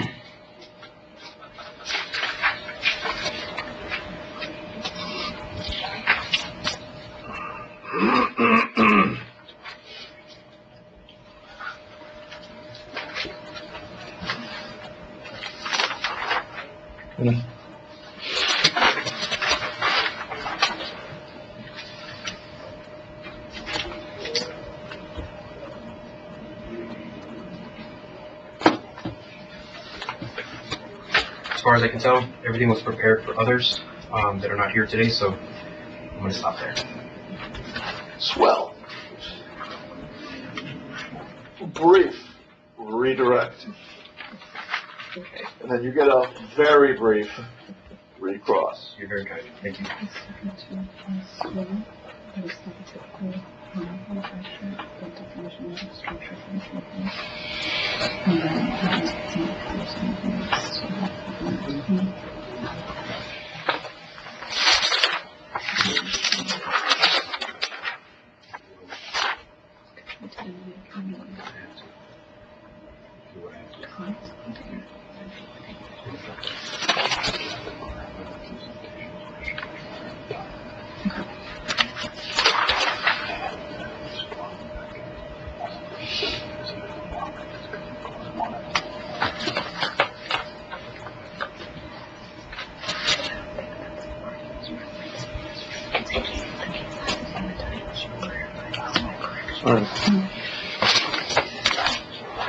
So there were some questions about the date that you retired from the county. When you issued the citations, were you still working for Miami-Dade County? And I issued the citation, the tickets, I was working at Miami-Dade County. You were not retired at that time. I was not retired at that. And going back to the trapeze, the trapeze, there was, there was some talks about sizing and the number of poles and whether or not that fell into that definition of a swing set or a playground. But for you, is this the type of structure, independent of the many poles, that you would typically associate with the playground equipment that you would see in a playground? Not the way it was laid out. Not the way that it was built on his property. And would you say that the trapeze structure on his property is not the typical swing set that you would find at like a Walmart or a Target? That would be correct. Correct.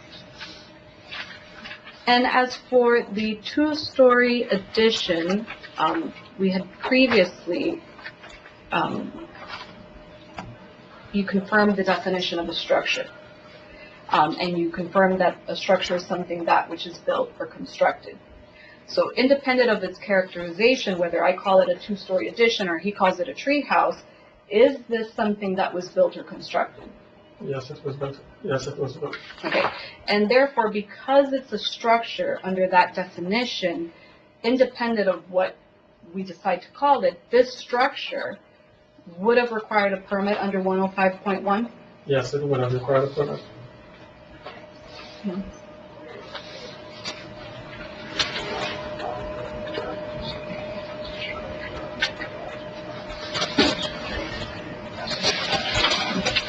Okay. And just going back to that definition of a structure and applying it to the trapeze, again, a structure being something that which is built or constructed, would you agree that definition applies to this, to the trapeze? Yes. structure would, in my opinion, refer back to the trustees. And because it's a structure, it would require a permit under 105? Because it's a structure, it would require a permit, yes. No? Anything relating to the redirect? That's it? Nothing? All right. You have any other witnesses you're planning on calling? Yes, Mr. Edward Groves. Inspector, I want you to stay here. I just have one quick question for you. I have another one, but I'm gonna wait. I'm gonna hold until I've heard all of the evidence presented on both sides. Were you subpoenaed to be here today? No. How were you noticed at the hearing today? How were you contacted to appear here today? I was contacted by phone. And you're appearing here on your own volition based upon your previous experience as an inspector in these matters that are before me? Fully volunteered, yes. Okay.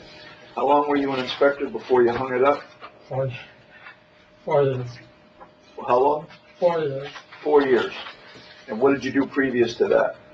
I was project manager on a couple of construction sites. Okay. So you have a fairly good grasp of the structures at issue here today that are before me? Yes. Okay. And it's your testimony to me that you came here of your own volition based on a phone call. You were not subpoenaed, you were not required, there was no issue relative to your retirement or anything else? No. Okay. Thank you. Just sit tight.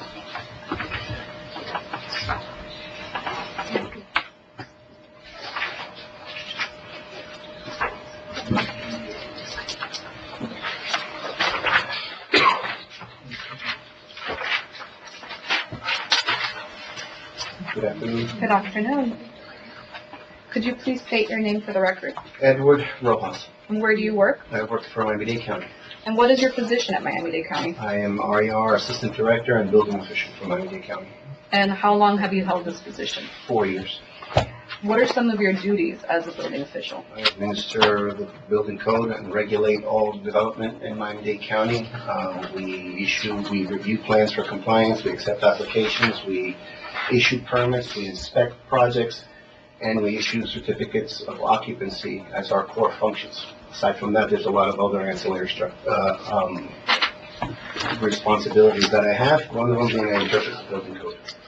And just to confirm, this is for unincorporated Miami-Dade. Unincorporated Miami-Dade County. And as part of that, you would also say that you interpret the Florida Building Code? Yes, that's one of my responsibilities. Okay. Have you previously held the position of a building official in another municipality? Yes, I have. What municipality or municipalities? In Doral and in Surfside. And how long were you in those positions? I've been a code official since a building code administrator since 2011. I held collectively between those two other positions as a building official, probably 3 to 4 years. And academically speaking, what is your background? A degree in architecture. I have master's studies in construction management. I have 12 professional industry licenses, certifications. Did you say some of those licenses? Those are the ones you remember. General contractor, roofing contractor, all my building code licenses as an inspector, as a plan examiner, as a building code administrator, certified floodplain manager, certified planner, fire safety inspector, fire safety plan examiner. Okay. Are you familiar with the property located at 9651 Northwest 13th Avenue? Yes, I've been involved in the discussions. I've never been there physically, but I've seen photos, and I've had pleasure of speaking with Mr. Quintero. And you said that you've spoken to him.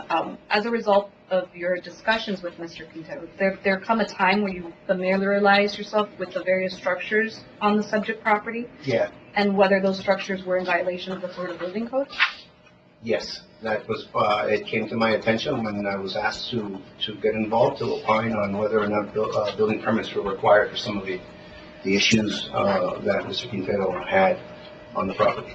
And did you have to do any research as part of providing that analysis of the various structures? I mean, I depended on the information that was provided to me and the photographic evidence that was provided. and just my knowledge of the code, of the building code. And did you look into whether a building permit was issued for the two-story wood addition, detached addition? I had depended on the information that I became aware that there was no permit Okay. for that.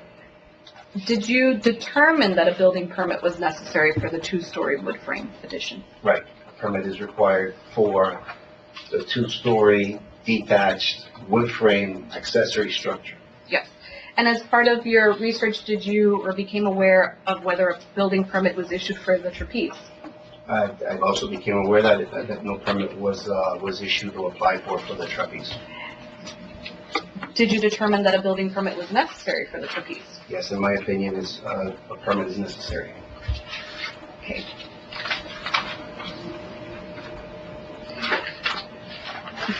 Going back to Exhibit 6, I'm sorry. Which shows.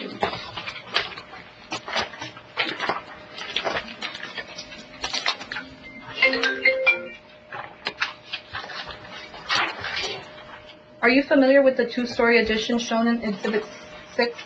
Yes, I see it here.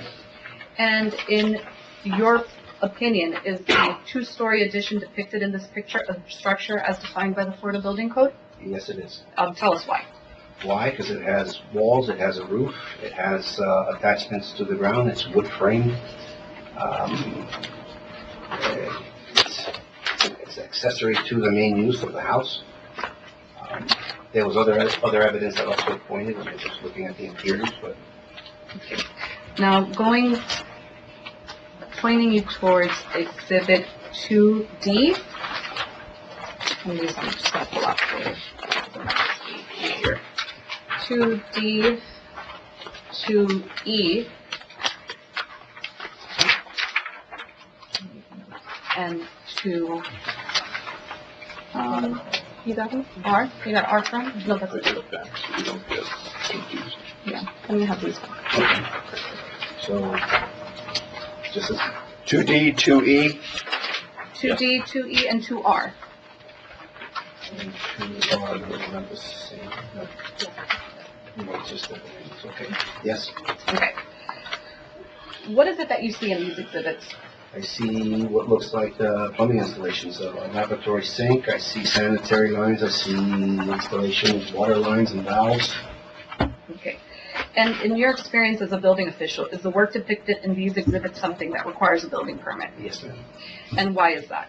Because these are new installations, and the building code is clear about new installations. There's regulation that guides the installation and materials used for these installations.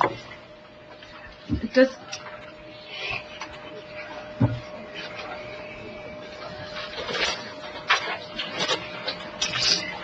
just to clarify, because you've mentioned that it was new, when you say new, do you mean because it was built without a permit or based on the age of the fixtures that you're seeing?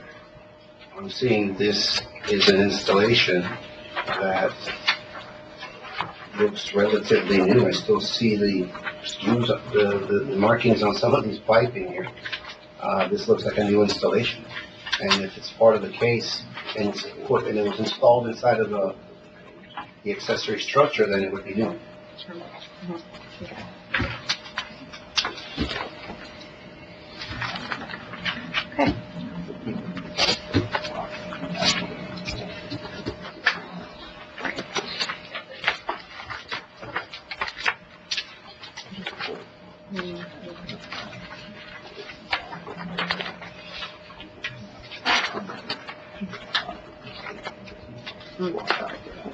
Okay.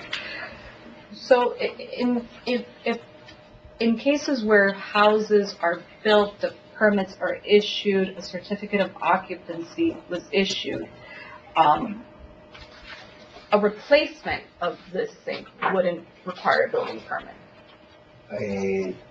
or of these fixtures? Not if you're not altering any of the existing connections and you're just simply doing an exact change out of something that's there. Correct. So would it It's a be very fair? narrow window of that limit that is exempt. Okay, so would it be fair to say that the determining or illuminating factor is the fact that this wasn't permitted before and Right. it would be new construction? Right. Okay.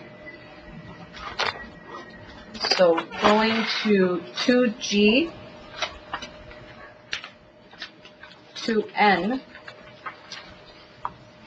and 2F.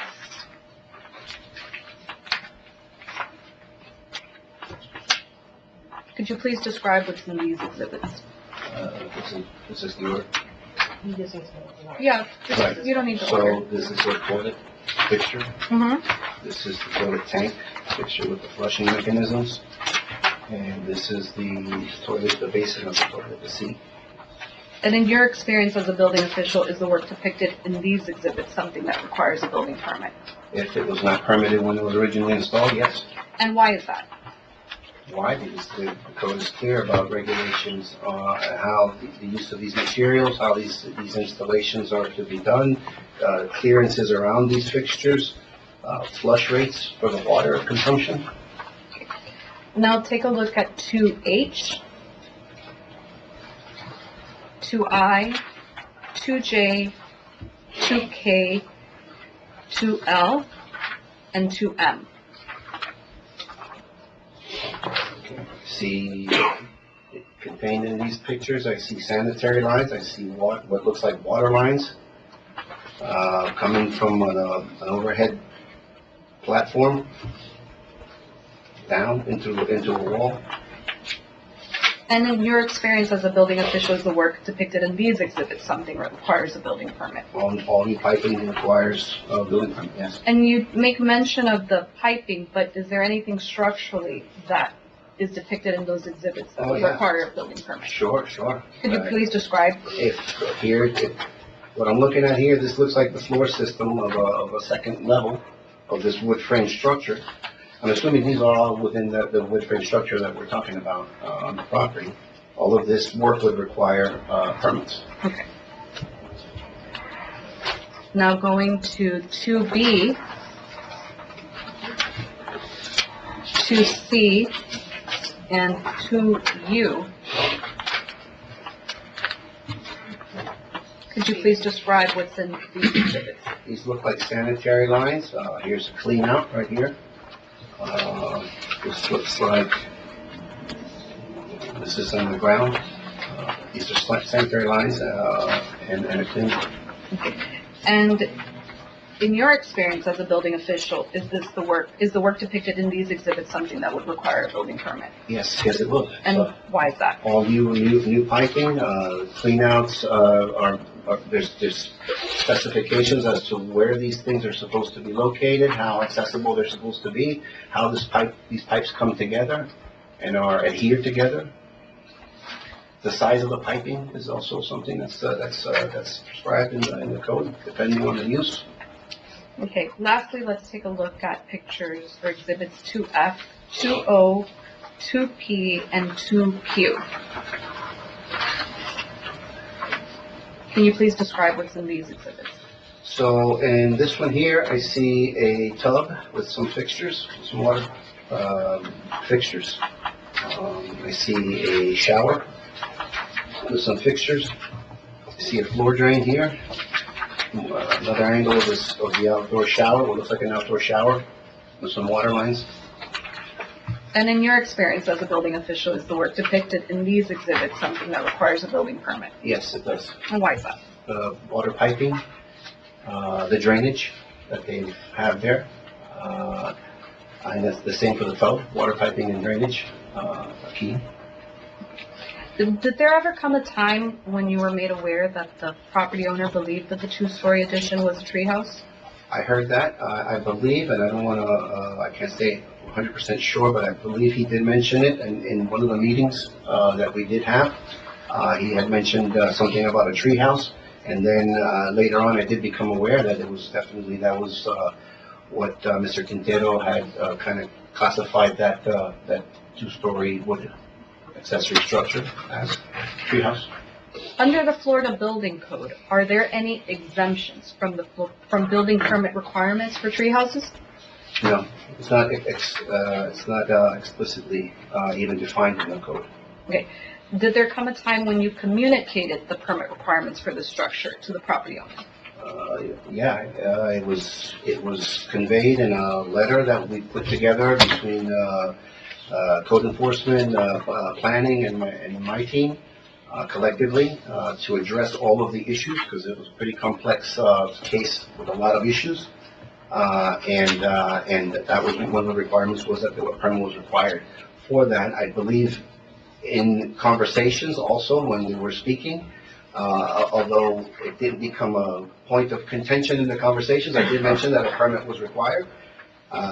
And then I guess later on, as time went on, that's when he developed his position that this is a treehouse, more definitive in his mind.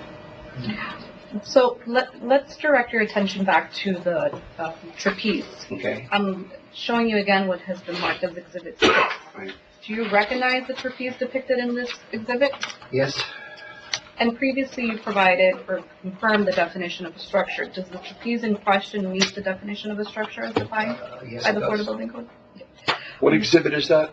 Six? That's 6. Okay. That's 6 where you can see both. They're all very similar looking. Yeah. Okay. You found it? Yeah, I've been looking at 4B, but 6 Yeah. is Much better. Shows both. subject to interpretation. So you said you recognize the trapeze? Yes. Previously you provided, I just lost myself. What factors did you consider when determining whether the trapeze in question should be subject to the requirements of the Florida Building Code? Because it is not, there's no exemption for a structure of that nature. It's not, it's something that is complex and has a risk factor. And in these trapeze structures, which are acrobatic training equipment, has minimum standards that they have to meet, ASTM standards. One of my colleagues previously started to mention. So there is definitely nothing that says that that's exempt from the building code. Would a building permit still be required if the structure was temporary or permanent in nature? A permit would be required, because the code contemplates temporary structures, and there's still some requirements for it. If that's the intent, I don't know what the intent of this is, but it's got to meet certain requirements even as a temporary structure. Okay. And what kind of permit under 105.1 would be required? Under this, it would be a building permit. Okay. And are you familiar with the fact that Mr. Quintero has referred to this structure as a swing set, trampoline, outside of this hearing, obviously, playground equipment? I did hear that was a position, and I did become aware of that at some point. That was his take on this equipment. Yes. Is playground equipment explicitly exempt in the Florida Building Code? Playground equipment is exempt, small window, under residential on residential properties. Is playground equipment defined in the Florida Building Code? No, it's not defined in the building code. Is there any guidance in the Florida Building Code of what playground equipment could be? No, but what we use is just the ordinary meaning of what playground equipment is, which is typically swings, slides, seesaws, sand boxes, jungle gyms, climbing, things that are low risk of hazard, and that are not very complex structures. So you mentioned something important. You said ordinary meaning. I'm going to show you what has been marked as Exhibit 15 for identification. Mm-hmm. Do you recognize this exhibit? Yes. And how are you familiar with the section of the Florida Building Code? This is the definition section of the Florida Building Code, and here in section 201, 201.4 to be exact, it says terms that are not defined in the building code. As encompassing as the building code is, there are things that are left that cannot be captured. They can't capture everything, so they give you this as an option. And I'll read it. Where terms are not defined through the methods authorized by this section, such terms shall have ordinary accepted meanings, such as the context implies. So your previous statement about the ordinary meaning of a swing set and playground equipment is tracking this allowance within the Florida Building Code for you to make that Right. determination? Yes. Okay. So therefore, would a building permit still be required prior to constructing this trapeze structure? Yes. Would a building permit be required prior to altering this trapeze structure? Yes. Would a building permit be required prior to moving this trapeze structure? Yes, if you look at the strict adherence of the building code, what the requirements are, once it's determined that it's a structure, all other things apply. Thank you. I have no further questions of Mr. Rojas. Milon. We'll see about that. Go ahead. Thank you. I did not expect you to be here. I'm pleasantly surprised and very happy to see you here today. Thank you for being here. Thank you. In that last part, you have discretion on what could be allowed when it's not properly defined in the code. Is that correct? Yes. Right. And that's the way you take it. You have discretion. You can, if it's not exactly in the code, you can decide what would be allowed and what wouldn't be allowed. Yes, yes. Do you consider yourself an expert?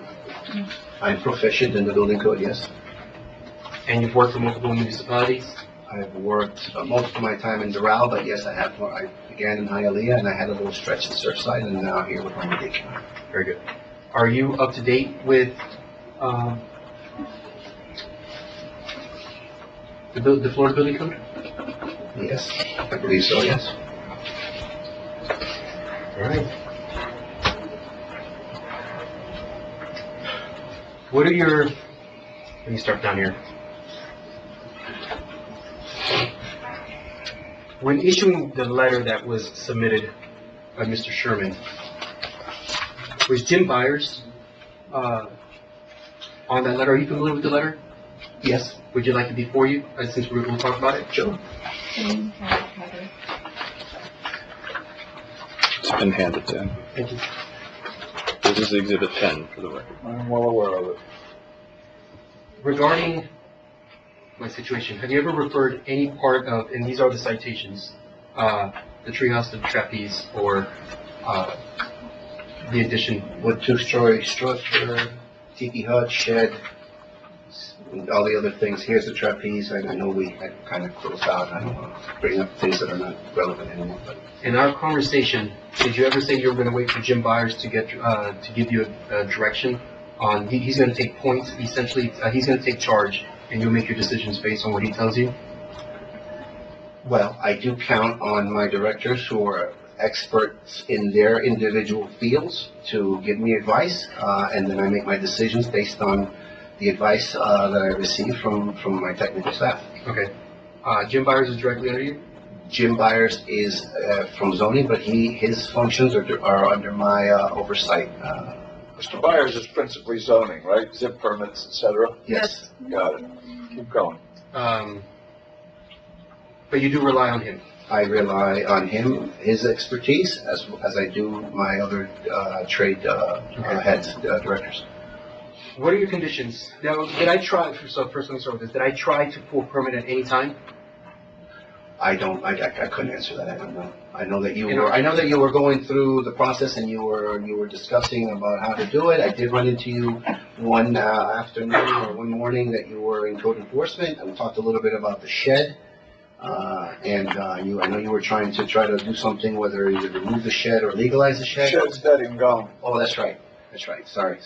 So yeah, I know that you were making an effort to try to get permits. I did sense that you were working on that. Very good. We had 2 teams meetings. How well do you remember those meetings? And if you pick out a particular subject, I might be able to remember, yeah. I have that, and we can review those meetings, and we can review what was said. But right here, before we review it, what are the conditions for pulling a permit? If I wanted to pull a permit for the alleged treehouse that I call treehouse, what would you ask me? Right here, right now, as the expert, because you're assistant director, you are the most expert in this room when it comes to building. Right. Nobody's going to question that. What are my requirements? I would require that you put together a set of construction documents that depict that the plans are compliant with the code. And actually, they would have to be compliant, in this case, since it's an after-the-fact permit, they would have to be compliant with the existing conditions. And any work that needs to be remediated that may not be compliant, that's existing out there, would have to be corrected, and that work would have to be shown in the plans. Excellent. Can I submit those plans? You can submit those plans. No need for a design professional? You would need a design professional for the engineering portion of the design. You would need it for the rational analysis, you would need for the floor systems, for the wind loading if we're talking about the two-story wood frame accessory structure, you would need it for the gravity loads, the wind loads, the impact loads. That's not allowed to be designed by a person who's not a registered design professional. And that's in the code specific. Okay, thank you. And what about the plumbing? Do I need to have a plumbing or a contractor to be able to pull permits for the plumbing? You can pull the permit as an owner builder. Pulling the permit as an owner builder, you can pull the permit. But the construction drawings, you have some latitude to do some yourself. But for any of the engineering, it would have to be a design professional. And as far as for the plumbing, based on what you saw, would I need a plumber? A contractor who is a certified plumber? You would need you would, even as an owner builder, you take the role as a contractor, and contractors need to hire other contractors to do the work. Let me make sure I'm clear on this line of questioning. What you're referring to in your response to the question is that any of the trades, even though an owner builder can pull the permit and serve as sort of the general contractor, the trades need to be fully licensed to do certain functions within the scope of that work? Yes. Would one of those trades be plumbing? Yes. Proceed. Yes. And the plumbing contractor could do the drawings for you. Right, because I can't do the drawings. So essentially, even real basic stuff, I would not be able to submit my own drawings. I need some type of design professional. Well, you can probably do the floor plan. You can probably do anything that's prescriptive in the code that would allow you to go ahead and pick out. I don't know if I should just put some context to this. Those regulations and those statutes that you're probably referring to were created at a time when there was a lot of prescriptive code provisions in the code, where you can almost basically design a house out of the code. But those prescriptive portions of the code are not there anymore. So now you have to rely on a design professional for certain aspects of the work, especially when it comes to the analysis you have to do for all the loading that can affect the structure. Next question. Very good. I want to introduce who's here too. Miami-Dade County website explains owner-builder permits, and we're here about a permit. And Actually, we're here about the absence of a permit. Right. A permit that was denied because I started the process. We're here about the absence of a permit, not whether it was denied, approved. Not relevant to this purpose. Okay. What was your question to this witness relative to I would like for him the to... citations? Yes. Well, we have owner-builder permits that are allowed. He's saying one thing, the county website says something else. And I would love clarification. And I apologize because we are all under oath. Right. And I need clarification because I don't get clarification. Right. What is an owner-builder permit? What does it mean then? If I still need a plumber, if I still need an architect, if I still need an engineer, then what's the point of the owner-builder permit when it says that I don't have to qualify for any trade to be able to pull the permit? Right. It's contradicting what you're saying right now. Right. Well, so again, you can act on behalf, you can act as your own contractor. You can probably do a lot of the work, but you still need maybe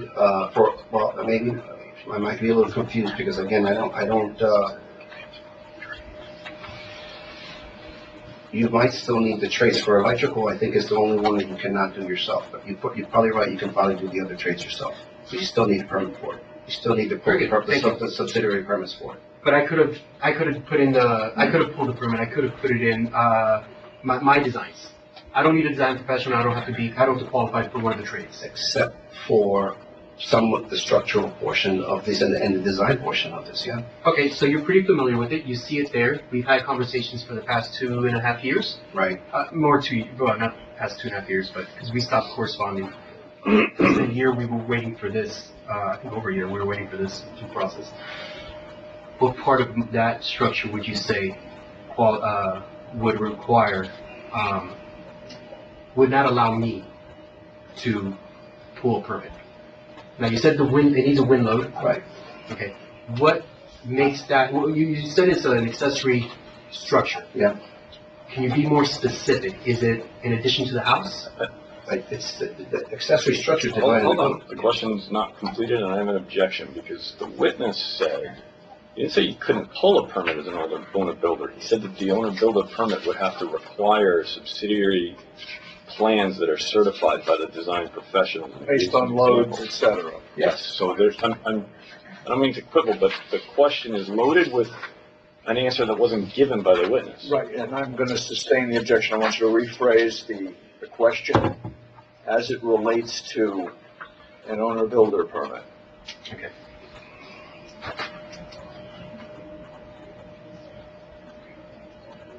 This relates solely, at this point, this line of questioning relates solely to the structure treehouse. Treehouse. Okay.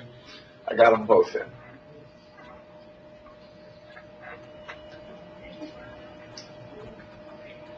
I would not be able to pull a permit for that structure by myself without a design professional or a plumber contractor, in your opinion. No. Let's go back, because I kind of clarified it, because I started thinking the owner builder now. So you would need, going to the construction documents, there is a window of information that you can provide yourself as a layman. But when it comes to the requirements for rational analysis for the structure, to determine the loading path, to determine its impact resistance, to determine all the factors that can affect that structure, the only person that can do that is a design professional. Okay. So you could potentially, if you had any background in architecture or whatever, you seem like a very smart guy and you seem like you have a lot of knowledge about different things. If you were to put together an example, this is an example, a floor plan, elevations, a site plan that shows the location of this with some measurements and some basic information that would be architectural in nature but informative to putting context to this project, you could do it.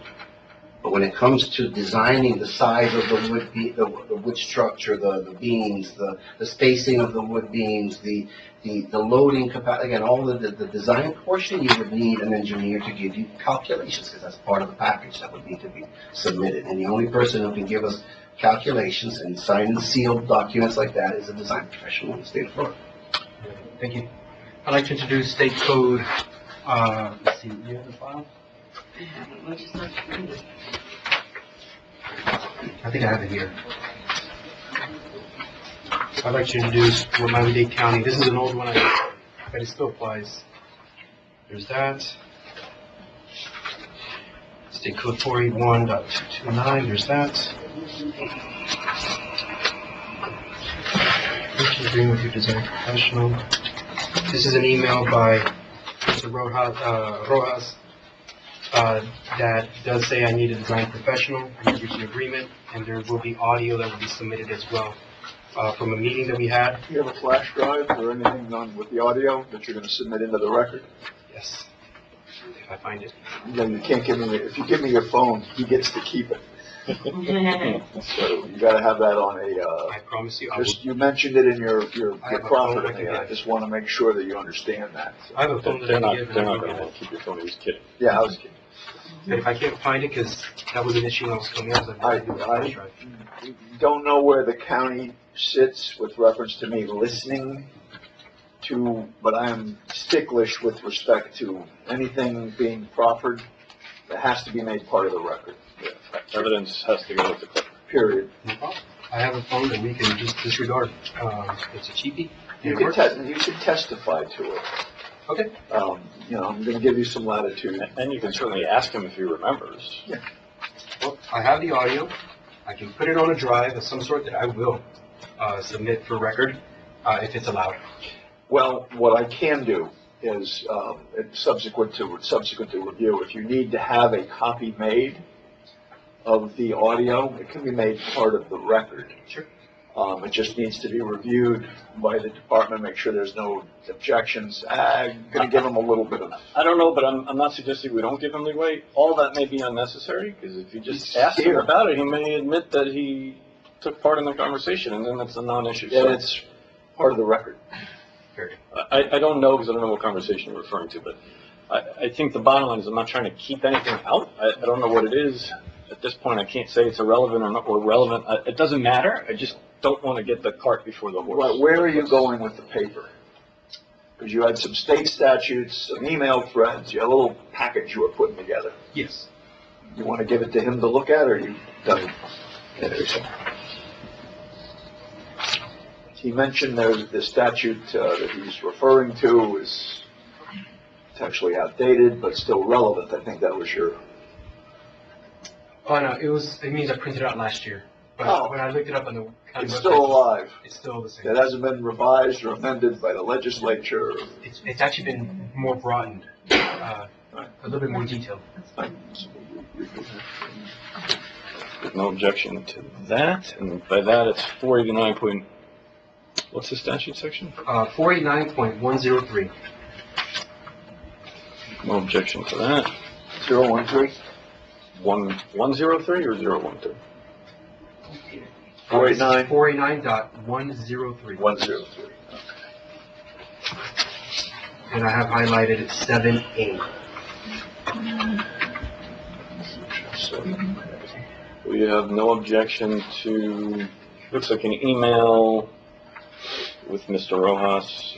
Who we have here? February 25th, 2022 at 2012. Where's quoted? Bathroom. You going to the bathroom? Yeah. All right, I don't want him escaping. I know you're a civilian, but you're staying here.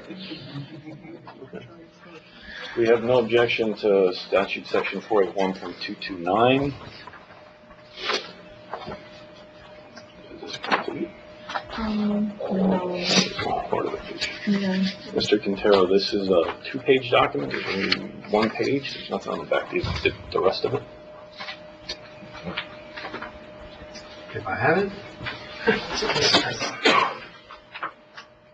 Unfortunately, there's no way for me to know what it says on every web page of the county, and so no, that's fine. But this, if I did print it out in 2 pages, I think this is the only page that applies because it's what I have highlighted, if that would be acceptable. All I see is, what is it? And then I don't talk about. Can I see it again? You want to read the highlighted part again? No, I think we're gonna try to look up the page just to see if there's something different. All right, I'm going to hold off on that with reference to it. Are you okay? Any objection? No, but do you say anything past this? Oh, that I know. You look it up. Go ahead and proceed with those 2 documents, and then I'll let you. We hang on to this for a second. No objection to those 2 documents? No objection. Roll with it. Very good. Can you read state code, Florida State Code 481.229, except, well, and then you can read it. I'm sorry, can I interrupt? Do you want to give those to Rodney, the clerk, to mark them as exhibits? Yeah, they're gonna get marked. Exhibit 7. This all going into one pack, one. You might get a You can be separate. Do you want them separate? Because I mean, they're Make 'em packaged, separate. but they're separate. Make them separate. Okay, so this will be. Then we got a third one cooking, right? That she's checking. No, there's 3 here, 4 there. Number 4 is there. So it's the email thread and the 2 statutes that are Correct. sitting with me right now. Yes, that's correct. What we have here is Something in the the code. county webpage relating to owner builder permits, which is page 102. We're just going online to check if it's missing Page 2. something important. We'll let you know if there's I have nothing. another copy that's more updated. It's just, these things Let's were just issued back figure then. out if there's nothing important. We don't care. We'll give that to you and you can move it. My wife is asking if she can go use it. Of course, you don't, as long as you have permission of the alleged violator, co-alleged violator, you can go. I have no problem letting you go use the bathroom, okay?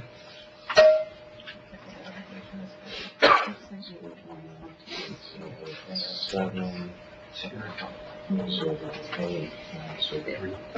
link is overlapping the pages from. Yeah, I'm gonna add the page number. Okay, we also have no objection to this Single page. single page, even though it's one of two, page two is not.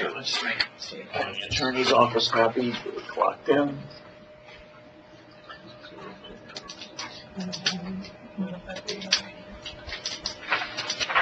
Very good. All right, we're burning daylight, so get to it. Okay, so if I may ask you to read first the county's position on owner-builder permits. You just read the highlighted portion. Okay, so what is an owner-builder permit? Miami-Dade County offers permits. One second. I'm sorry, they're telling me that there is something important on page two, and it is germane to the very issue they were discussing. Well, then strike the first page until we get that second page generated. If you're indicating there may be an objection to that, just that single document being, Yeah, I heard. I don't mind the whole thing being put into evidence, but does this printer work? Absolutely not. That was around when I started 30 years ago. The bottom line is, can we get this printed out? No. Can you tell him what to look up and then print it? He's got the capacity to get it. He'll go to one of our offices and print it and come back with it. It's gonna take him a while, but he can do his thing, Mr. Quintero, with other stuff. The day is young. Yeah, sure. Sure it is. Actually, we don't have a lot of time. No, we don't. May I ask, while we're giving Mr. Quintero time, how late can you work? I'm here until, Is there a time where they No, tell you you're done? they no, do. they know. It can run over, Okay. so I think I may have a limit. Okay. The bottom line is, I don't know whether we're gonna even get to his case in chief. Do you have anything going on? Of course you do. I do, but I don't anticipate going until 5 even. I know Mr. Quintero has a lot of questions, but even with his questions, I think we should be done anyway. Even with his case in chief, because I haven't even finished yours I yet. think we will. I'm hoping.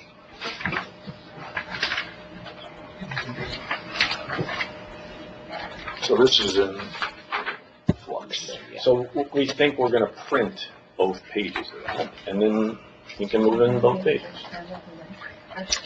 I have like the updated version. Okay, if you have it, great. That would, But may I make a suggestion though? Why don't you do your thing on the other the other documents? two, yeah. Because I think somebody's gonna print both pages for us. And that'll take care of it. Yeah, and then you won't have to waste time looking. You're welcome to if you want to, I'm just offering a suggestion. Now, should we print this out as, Just roll with what you got.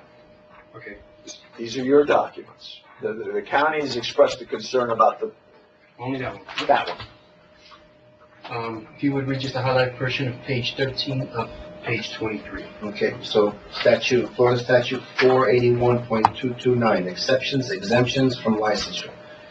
1, no person shall be required to qualify as an architect in order to make plans and specifications or supervise the erection, enlargement, or alteration of A, any building upon any farm, for the use of any farmer regardless of the cost of the building. B, any one family or two family residence building, townhouse, or domestic outbuilding appurtenant to any one family or two family residence regardless of the cost. And he goes on to other Right, exemptions. just highlighted, and can you just confirm, what does it say after 481.229? No person shall be required, No, right here. exceptions, exemptions from licensure. Very good. This is from the architecture board, that statute that covers the architecture board, right? Very good. And there's direction, back here for municipalities.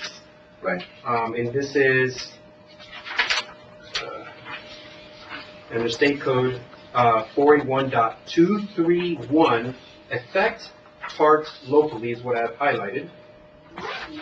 When you say municipalities, I want to make sure I'm clear. Is it referring to incorporated municipalities, that section of the statute? Number 2 here says counties or municipalities. Counties or municipalities, okay. So counties are also included in whichever your line of questioning includes. Yes, and if you would Right. Please read that. Counties or municipalities which issue building permits shall not issue permits if it is apparent from the application for the building permit that the provisions of this part have been violated, provided, however, that this subsection shall not authorize the withholding of building permits in cases involving exceptions and exemptions set out in 481.229.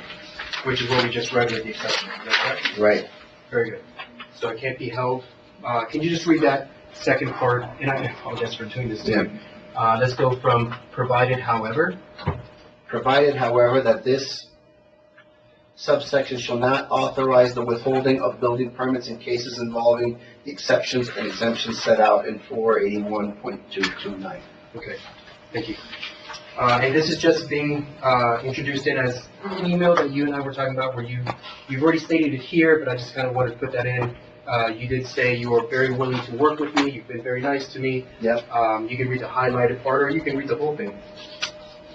Just when you have reached an agreement with the design professional, my offer stands to provide them guidance on the plan submittal. With honest dialogue, we can solve these issues. Very good. Do you remember writing that? Sure. Very good. I remember offering to assist you with it. I still do. Thank you. Can we read, so we're going to read, this is Exhibit 9, where we put in. This has to do with Chapter 489 of the state statutes of Florida, contracting. There's exceptions here, and then if you just flip the page and go ahead and read the highlighted version, and there's another page here, I'm assuming there's more highlighted parts. And there's another highlighted part there. I don't even remember what it says, so we'll figure it out together. Okay, so this is 489.103, exemptions. Number 7A.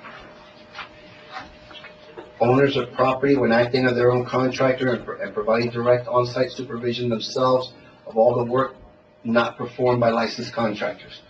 When a building or improving farm outbuildings or one family or two family residents on such property for the occupancy or use of such owners and not offered for sale, for lease, or for building or improving commercial buildings at a cost not to exceed $75,000 on such property for the occupancy or use of such owners and not offered for sale or for lease. Yeah, on the back here. Then there's the disclosure statement. I understand that I may build or improve a one-family or two-family residence or farm outbuilding. I may also build or improve a commercial building that costs not to exceed $75,000. The building or residence must be for my own use or occupancy. I may not be built for substantially improved for sale or lease unless I am completing the requirements of the building permit where the contractor listed on the permit substantially completed the project. To your knowledge, do I have my home up for sale or lease? No. And I think that was, what I was saying is, let's see, and I apologize because I did say the highlighted part. Right. And I did not, this other part here, if you would finish this paragraph that is not highlighted, in action brought. Okay, so we go back. 489.103 exemptions. 7A, continuing here. 7A1, continuing from where I left off. In action brought under this part, proof of sale or lease or offering for sale or lease of any such structure by a owner builder within 1 year after completion of the same creates a presumption that the construction was undertaken for the purposes of sale or lease. So that's you got a 1 year kind of grace period that you cannot sell your house after you've been an owner builder. The $75,000 in Miami-Dade County in Chapter 10 only allows you $5,000. So we have a different standard. But that's commercial, correct? That's for commercial, sir. We're not working with commercial. Right. Right. But I read it, so I just thought I'd clarify that. Awesome, thank you. And out of curiosity, in your opinion, oh, yes, thank you. Don't want it to get lost in the shuffle, because Rodney owns it. I'd like to see that. You like to see it? In your understanding, Miami-Dade County has home rule, is that correct? Yes. The state code preempt county code, with your understanding? It can, but not, it can. You can? Yes. But you're not necessarily sure when it can. No, I'm not an attorney, but I can tell you that there are instances that, since we follow the legislature, there are instances that they are things that are preemptions that are clearly stated as such, and there are other things that are mechanisms that allow for us under home rule to create our own regulation. Very good. After what you just read, did you understand it relatively well? Sure. Do I still need a design professional to pull permit?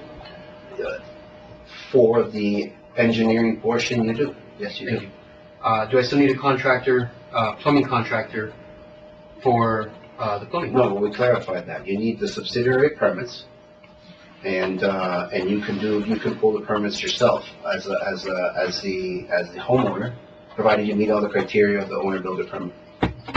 Okay. Yep. And what are the Subsidiary permits? In your case here, I don't know if you're gonna. So this is a structure.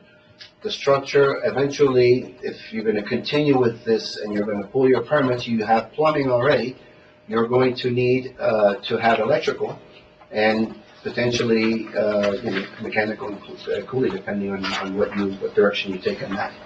Okay. So the plumbing needs electrical? No, but if you have, there's certain minimum standards that you need to meet for a structure to be habitable. Okay. And plumbing is one. Electrical is another. To your understanding, is this equipment, these bathrooms, are they in use? I have no idea. I can't tell by the picture. I just know that they're there, and I know that they're in a structure that has been determined requires a permit. So I'm assuming that was built without a permit, and the plumbing fixtures and connections and water lines and all of that requires a permit. And you mentioned, so Jim Byers, you take direction from Jim Byers. Oh, it's gonna be here. Yeah, I'm gonna stick to the original argument.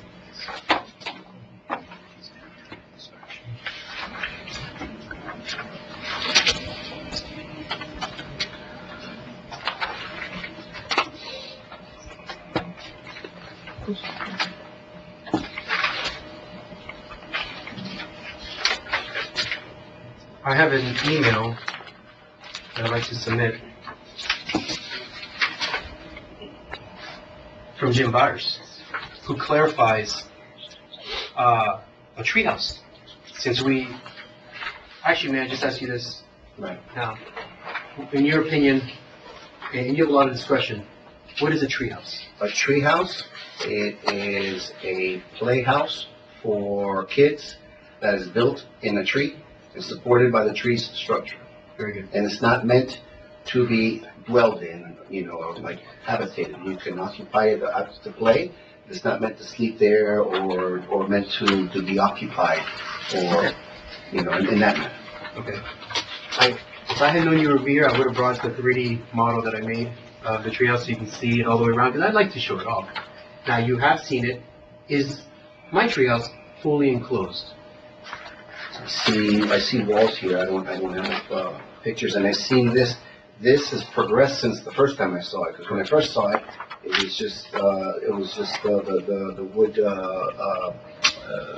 structural components, and no enclosure, no roof or nothing. So this is the most recent time I've seen it, and I see that you have walls, and it's progressed since the first time I saw it. Correct. This is the final product that I have for my treehouse. Right. It's a full printout of what you were gonna introduce. Thank you.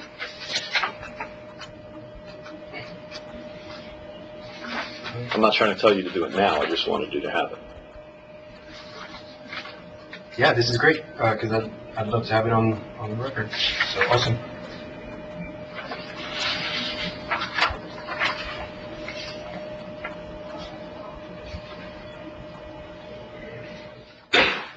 Okay. Actually, you know what? I'll just start. Because this is for residential, we're not worried about commercial. This is according to the county. This one. And then we'll also start with this one. And I suppose this is what we are going to submit? So this would be exhibit. That's the copy the county provided him? Yes.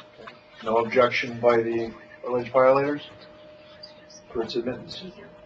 You reviewed it? You're in agreement with it? I've read it before, so if it's from the website. Don't qualify the response. I'm asking you a specific question as to that set of documents. What's Are you that? okay with Exhibit it? 10. That would be 10. Yes, okay, thank you. Okay, and then, so That was yours, that's your initiative. these go together? I mean, that was the original one It's page that you had, This one So that one has replaces that the same one page. page. Okay. So. Make sure I'll my come back to clerk this. gets it back. Yeah, All so of us. I'll come back to this, because this, I'll go to these emails, and some of those, okay. So let's see, we have that one here for residents, there's no union, and then.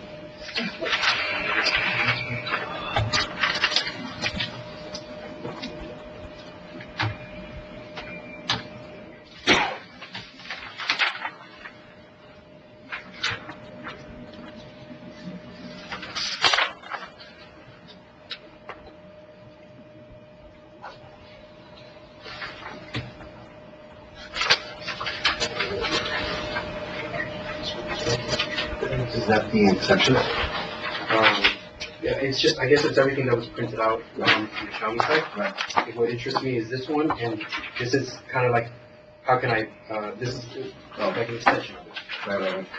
There's 2 pages, front pages, and just the starred areas. Okay. If you don't mind, Okay. let's read that. So this is from our webpage, owner builder permits, and the first portion here says, what is an owner builder permit? Miami-Dade County offers permits to individuals who are performing work on their property without the benefit of a contractor.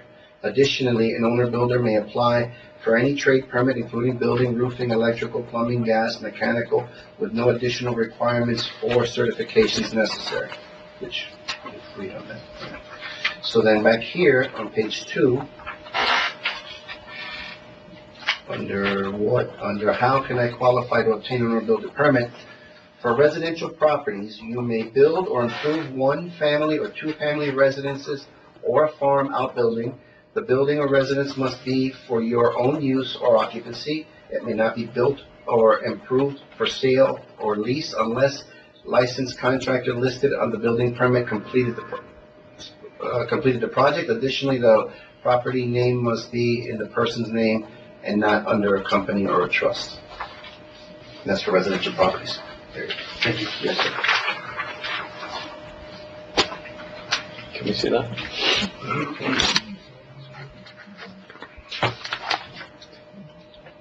And to submit, first I give to him, and then to the clerk? Is this fresh? Yes. Yeah, give it to That's me. not the one we looked at before? No, this is emails from Jim Byers. Two separate emails within the same day.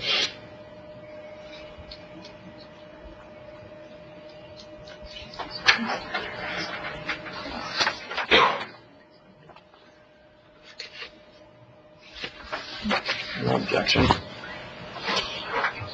No, give it.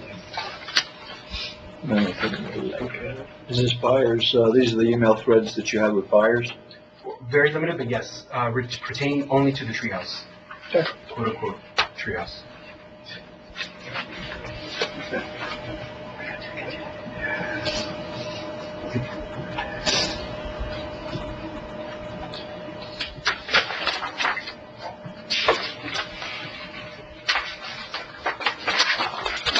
See that?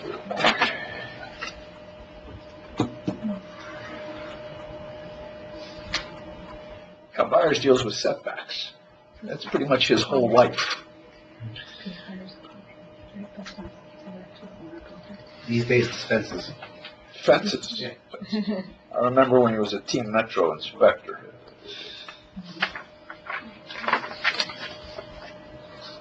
That would make him feel old if he was here today.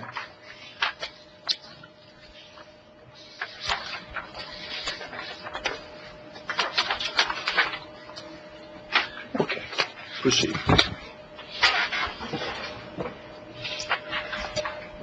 And sorry for the smoke. Sorry, because I'm struggling to read it. Can you read what's circled on this one? Okay. And if you can read it, feel free to read the dates and if you want to, but it's more one circle. So this is what Jim Byers is saying to me when I asked him, what do I need for a treehouse? Right. Okay. It says here, from Jim Byers, Mr. Quintero.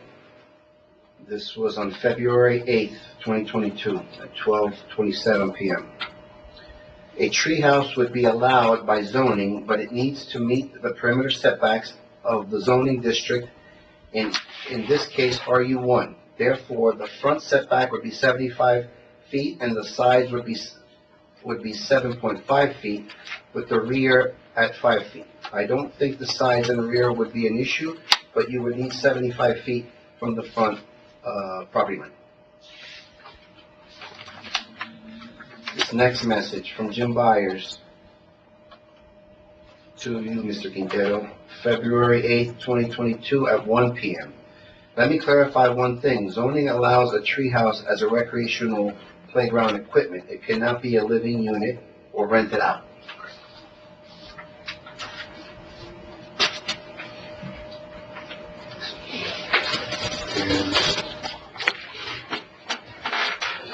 Would you agree with Jim Byers in what he stated regarding what a treehouse is, playground equipment? Playground equipment, yes, it would be a playhouse for kids for recreational use. Mhm. It's built in a tree. Very good. And supported by a tree. A living tree. I don't think it matters. I think as long as it's supported by the tree. Okay, so can you help us define, because you make these decisions with discretion, what is a tree? How would the tree have to look? Is there a particular type of tree? What is the size of the tree? And that was a lot of questions, so I apologize. Right, so going back to 201.4, when there's not a definition, you go to the dictionary, and the dictionary will tell you, and you kind of go with that. And you gotta look at the intent of what it's being used for. Again, so it's, the definition that we kind of is commonly understood to be a treehouse is something that's built in a tree. It's a kid's playhouse that's not meant to be dwelled in like he said, like a living unit of some kind. Very good. And what does dwelled in mean? So dwelled in would be that you would occupy it, like to sleep in it, to occupy the space, to live in the space. Now, you can occupy it to play, again, I made it because that's a playhouse, but it's not meant for the use of somebody to be sleeping or living in that, in a treehouse. I will never argue with you on that. I think you stated it very well. Right. Is it your opinion that I rent out the treehouse? Again, quote unquote treehouse. I don't have any opinion on that. Very good. Is it your opinion that I sleep in the treehouse? I don't have an opinion on that. Very good. Thank you. But it is a play set, a treehouse, definition of treehouse. Am I too old to play in a treehouse? I don't think that the building code contemplates that, and I'm not somebody to make an opinion on that. But you did, because you said it's for children. Right, because that's the common understanding of a treehouse. Okay. See, other than that, it's what it is, what I've already said it is, which is a two-story, detached, accessory structure on a property that's incidental to the main use, which is the house on the same lot. Clear, the code is clear on that. Yep, because it's a dwelling. You have determined that two-story structure is a dwelling. I have determined that you have piping in there. I have determined that that is an accessory structure. It doesn't necessarily have to be a dwelling for it to be an accessory structure. Now, you can have a terrace or a gazebo that is an accessory structure, or a cabana, pool cabana, that's an accessory structure.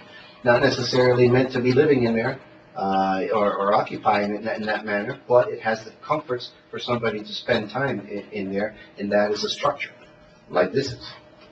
Right, but it wouldn't be a gazebo or a patio or anything else that you mentioned is not a play set. A gazebo, no, it's a gazebo. Right, Right. it's a gazebo. Is that a gazebo? I've already said what it is. It's a two-story wood frame structure. Right.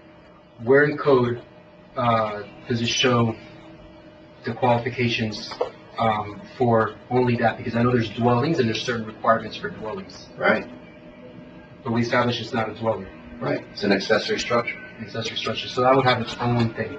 In your opinion, though, that is a part of the house? No, that's not what he testified. No. Right, I'm trying Yeah, to I'm gonna sustain that's an objection? Yeah. Yeah, I'm gonna sustain it. So it is not part of the house. I got it. It's accessory to the house, and it's incidental to the house. Um,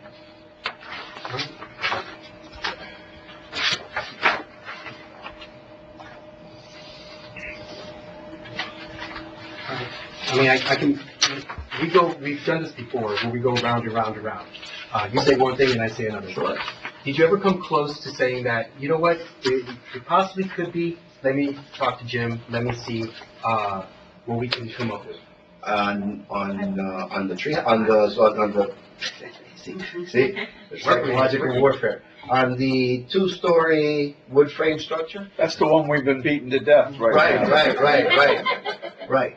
You know, so, at some point, this came back and again, we weren't sure what this was at first until I finally saw what it was when we were talking about it, and I saw the scale of this thing, and I saw where this was going, because you have plumbing in there. That whether or not it's connected is not really the point. It's that the intent is in that direction. So that took it out of the realm of it being a treehouse, and it became what the code defines it as, an accessory two-story wood frame structure. Very good. Are tree houses allowed to have plumbing? No. Interesting.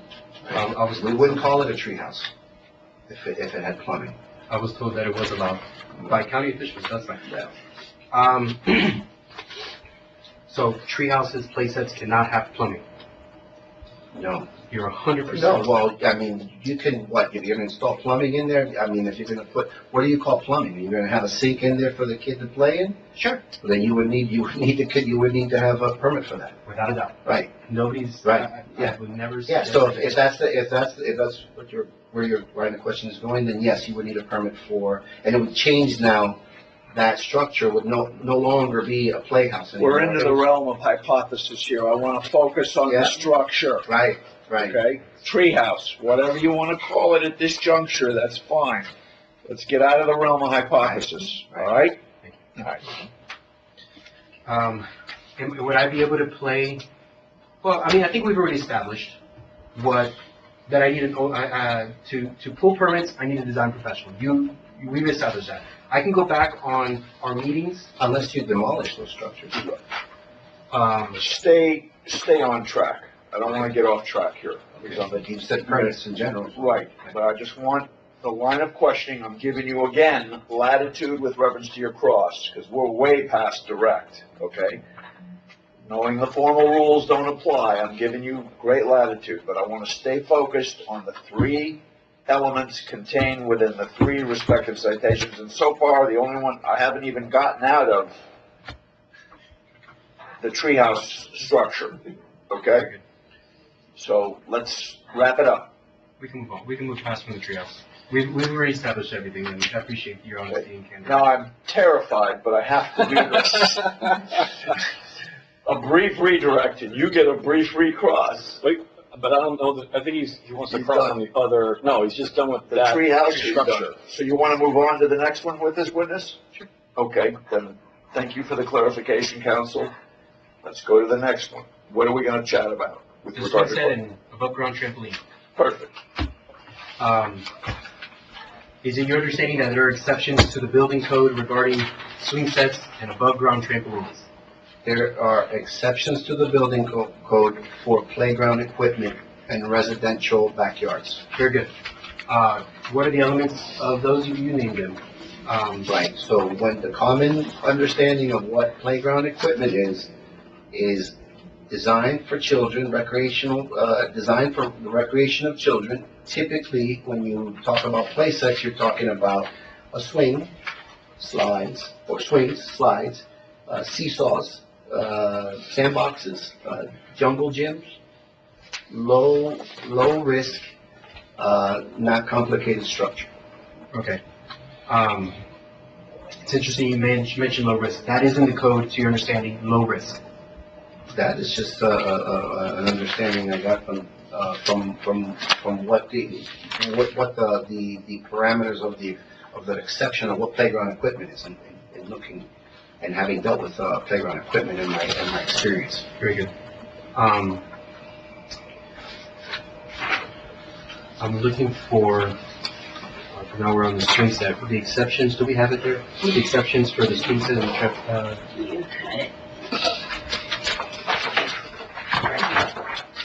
Very good. So I'd like to just show what Miami-Dade County has as a definition for playground equipment, which is an exception. It's highlighted, permit exceptions. On this one, we did try to, 5 of 5, so it's on there. Building and structures, that's highlighted on page 2. Nothing on 3 highlighted. And number 3, page 4 says, number 5 is nothing, but it is in its entirety.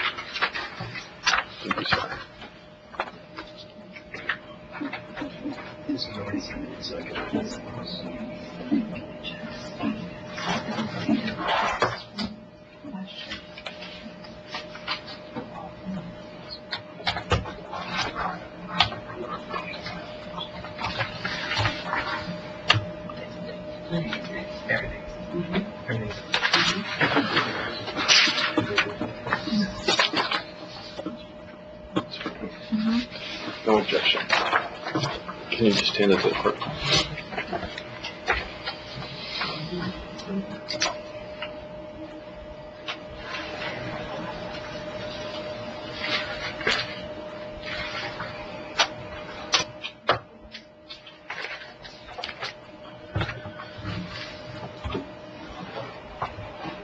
If I'm asked you to read, just whatever's highlighted. Right. Okay. So this is permit exemptions? I'm sorry, what exhibit is this? 12.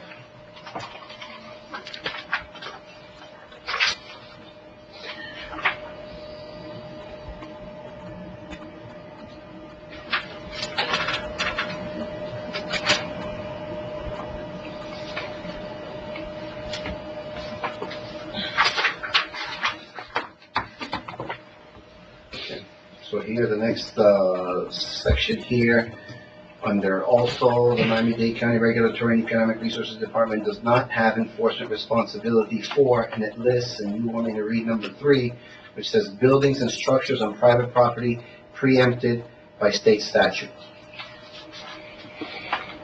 Okay. We'll continue.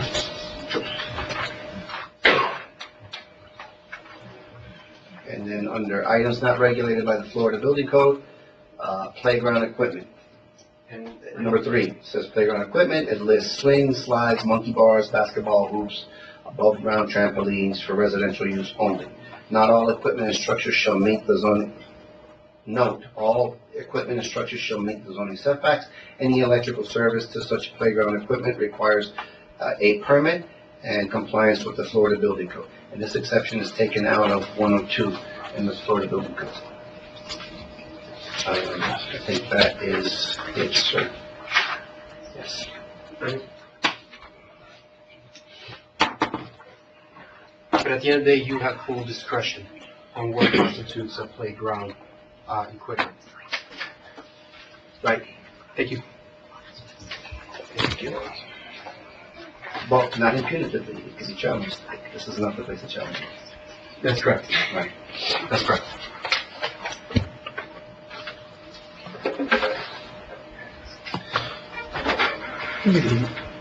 Where's the email thread from Myers?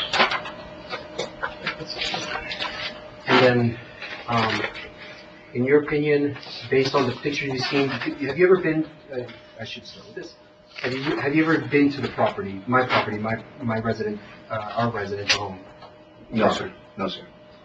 A lot of your decisions are based on pictures that you see. Is that correct? Photographic evidence, case information, conversations with people, meetings with people who have been there. Yes. And you feel like you have a good understanding of what you've seen every, like a panel, a 360-degree view in pictures of what I call a treehouse? No, I've seen the aerials from above, I've seen pictures from within, I've seen now this new bit of, most recent pictures that show the walls from that angle that I'm looking at it from. I don't know if you have another wall on the other side there or not. I haven't seen that. But yeah, that's the information that I've used to go ahead and understand your case. Very good.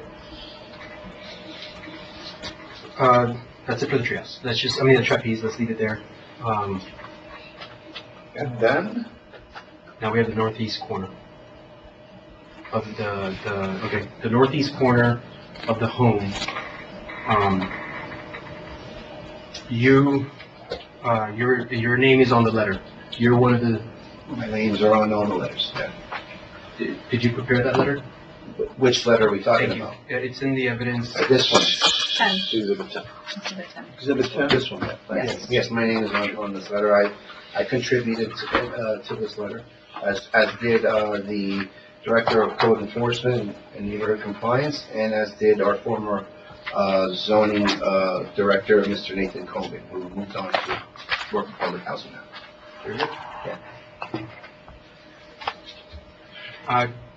This letter is dated September 2nd, 2022. Is that correct? Yes, sir. Kendall Kwan stated he began his investigation on his own. He was not directed by anybody else on September 23rd, 2022. Did you? September 23rd? When he issued the notice of violation. The NOV? The NOV. It came after the letter? Yeah. Are we saying? Okay.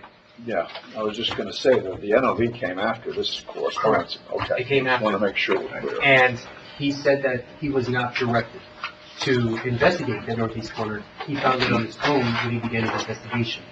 He used aerial surveillance and property appraisers and all that. Did you direct Kendall Kwan to investigate the northeast portion? No, I did not. Do you have knowledge of anyone else directing Kendall Kwan? No, I did not. Who investigated the northeast portion of the home and did the record search that was mentioned here? There's a record search. Shall we read it? Shall we read it? Yeah. So we're very clear on what this says. It's the last paragraph, I believe. Paragraph, section 6. Yeah. 6. Section. Yes. A6A. Thank you. 6A. Because I think B has to do with something that's already done. Under additional violations exist, is that what you're looking at? Yes, thank you. Yes, sir. Could you just read A in its Okay. entirety? So number 6, additional building violations exist. A, code inspectors observed an additional building violation that remains on the property, and your client will be given the courtesy of an updated notice of violation to allow an NOV to allow time to remedy the violation.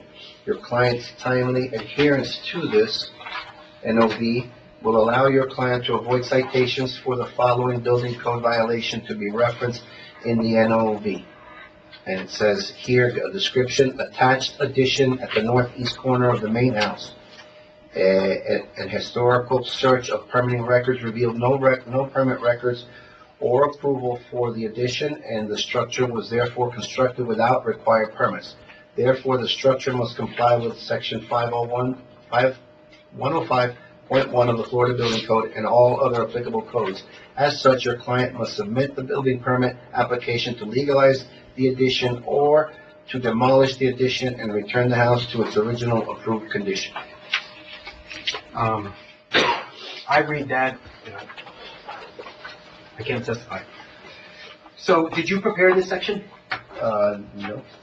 I don't recall, I know that we contributed, my side of the house contributed to the code references, and making any determinations on what required, what permits were required for the different things that you had going on at that moment. So before this letter was prepared, you had no knowledge of the northeast portion of the house? I had heard that there was some talk about it, and then it became incorporated in this letter. May I ask who you spoke to regarding that? Because you heard and you had was talking about it. Yeah, I couldn't tell you exactly. I mean, obviously it had to do with code enforcement because that's not something that I or my team normally endeavors on. This is mostly the code side of the house, so it must have been in a meeting with code enforcement. But I did hear something about the northeast corner of Okay, the you house. mentioned that twice. Yeah. What's next? Well established, so it's well established that this was done before Mr. Kenneth Buffon issued the citation, from your understanding. That what? It was, this northeast portion of the house was researched before Kendall Punquan issued the notice of a violation. I would assume so, yeah. I mean, that's part of the policy. I honestly, I can keep going, but I'm gonna stop. Okay. Because the audio, he's already said He's it. testified. He's testified to it. So it's fine. Now, Well, I'm not you're sure. if done, he's you're done with, I think he's done with, you've done the structure / treehouse. You've done the trapeze, trampoline structure.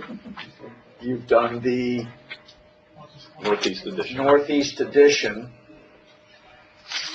to the main structure. So, I'm gonna kick it back to you guys. Ms. Castillo needs a restroom. Restroom break? Yes. Let's hope it's. Young madam, do you wish to accompany the ladies on a break? No, You're good? Just checking. thank you. Can I? Yeah. Yes. I'm gonna go to my own restroom. I would only say no to Ron.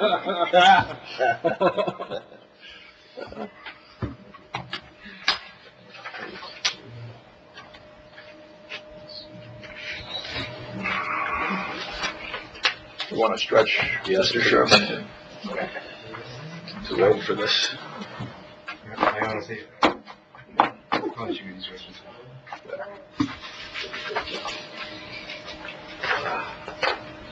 We should have like a calisthenics. Right? And what? Stretch that. Stretch right out there.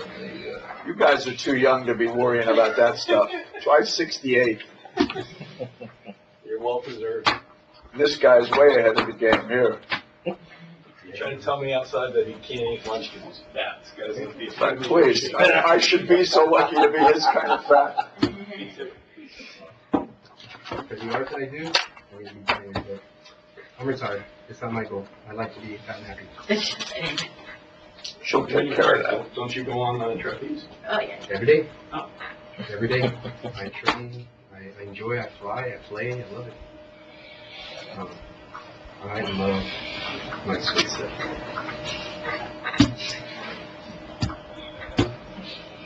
You can see it in the hands. Cats. Look at this. Look, you gotta see this. Look at her hands. Are you going it too? Oh, yeah. And she's a professional. Master's degrees, and she works downtown. Master's degree in marketing communication, and she's a very good musician. He's bragging on his wife now. I don't work in marketing. I have my degree in marketing. Good.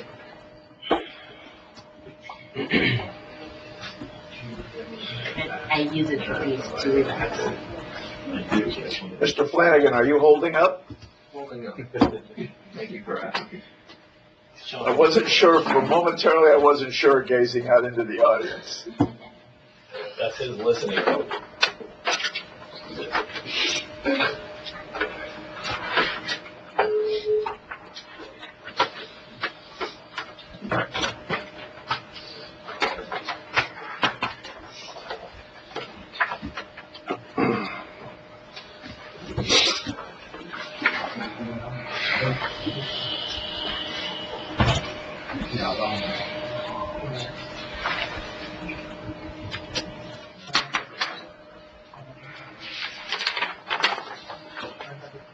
All right, we're back on the record. I just want to ask the clerk, what's the time? 3:40. Okay. You ready to proceed with your brief redirect, madam? Yes. Okay, proceed.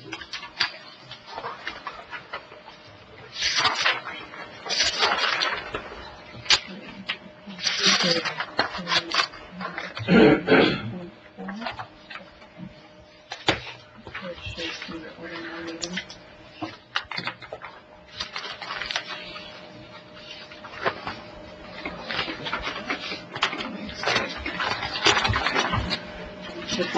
15. All right. Mr. Quintero asked you if you had a lot of discretion to make decisions under the Florida Building Code.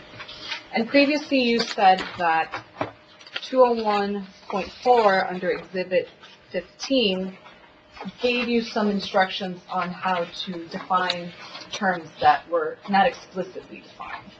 Sure, yes. Would you agree that this section provides you parameters to make those determinations?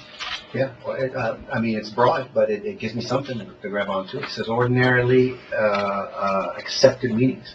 It doesn't say that you can just decide to make your own decision. No, you have to be able to, follow the intent of the regulation and try to use information to guide those decisions. You just can't randomly or haphazardly make decisions on things as a building official, even as much discretion as you do have. Because you open yourself up to issues.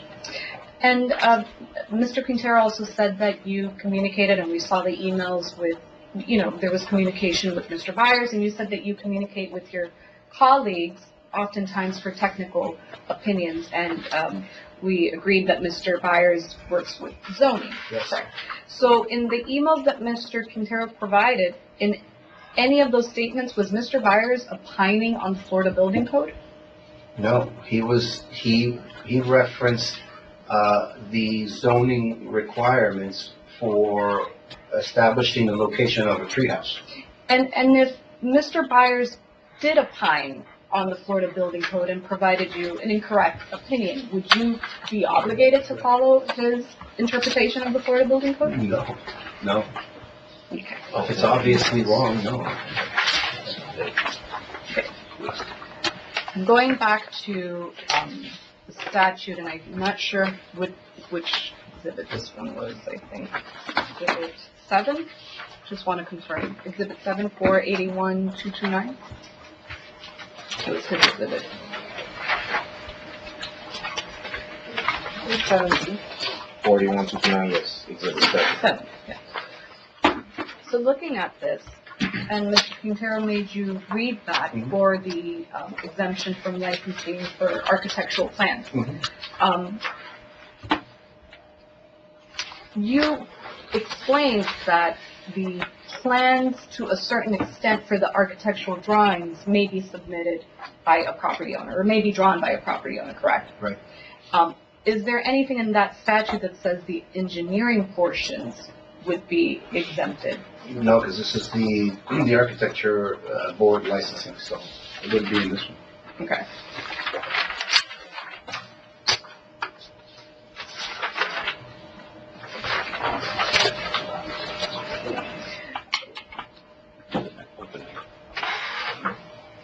Could you explain the difference between the architectural design professional and the engineering design professional?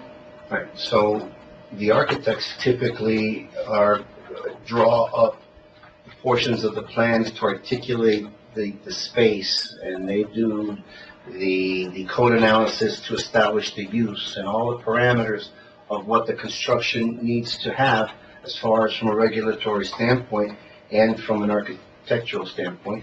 The engineer is the one who actually calculates and makes sure that the integrity of the structure is capable of performing the way it is conceptually designed by the architect.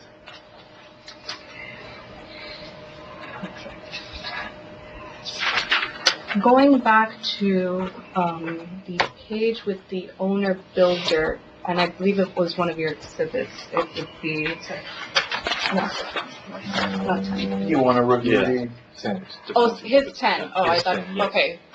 His 10. Yes. Next, please show it to us. Thank you. This is from our website. Right. And you expressed to Mr. Quintero that he could apply for a certain permit, at least, if not all, as an Yeah. owner builder. He could apply for all of the ones listed here. Does anywhere in that exhibit say that a permit is not required if you're an owner builder? No.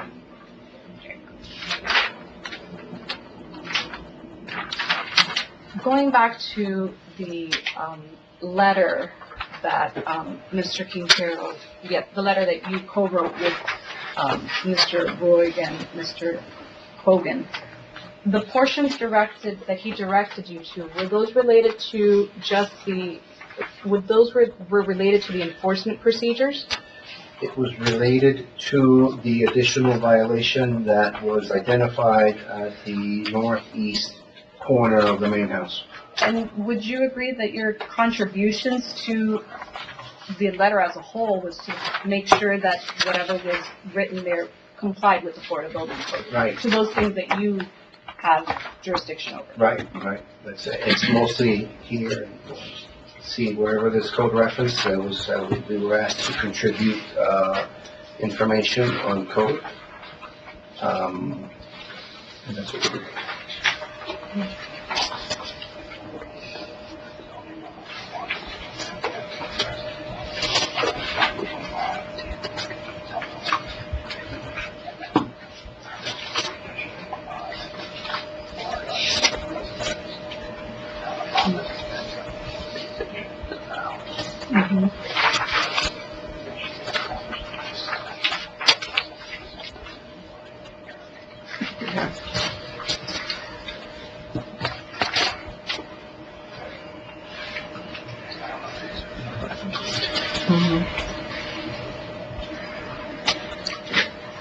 Are you Do you familiar? want it? No, I can start with this one over here. Are you familiar that this property is a single-family residence? Yes, I understood that to be it's a neighborhood, single-family residence. Yeah. And are you familiar with the fact that zoning would not allow more than 2 family residences on this property without a public hearing? More than 2. More than 2. No, more than 1. More than 1, I'm sorry. More than one, I believe, if it's an RU1, and I believe that's the way that the code reads for zoning, but I can't say with 100% certainty like that. So would you agree that the detached structure then would not be allowed as an additional residence if it's a single-family residence? The main structure is a single-family residence. So I believe the code has changed when it comes to accessory dwelling units in RU1s since this happened. November 1st, 2022. Yes. Correct. So accessory dwelling units are now allowed under certain conditions and criteria that has been established by. When was the citation issued? November 1st.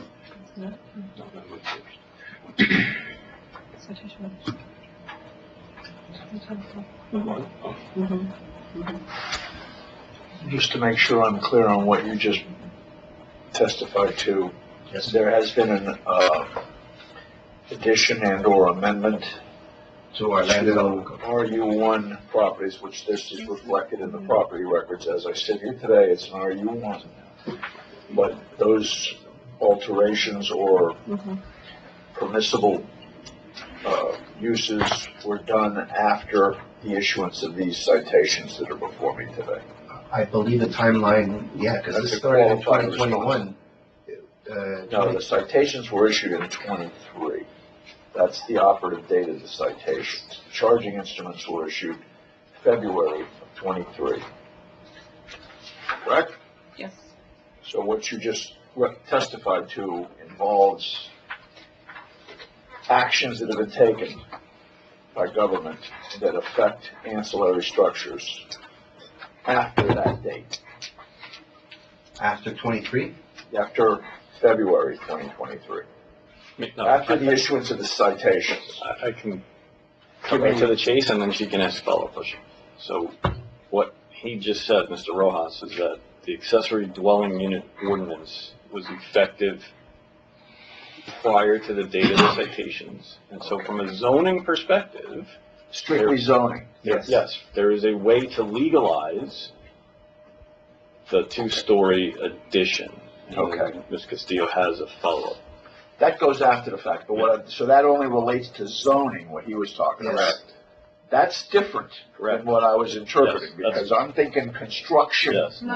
All right, so it just goes to zoning. Yes. Yes. All right. Thank you for the clarification, because I wanted to get clear on that. All right, go ahead. So even if the two-story dwelling is allowed now under this new ordinance, would its permit still be required to be? Absolutely. That doesn't change the fact that, it just, it gives, the property owner a bit more opportunity to try to come into compliance and allow the use.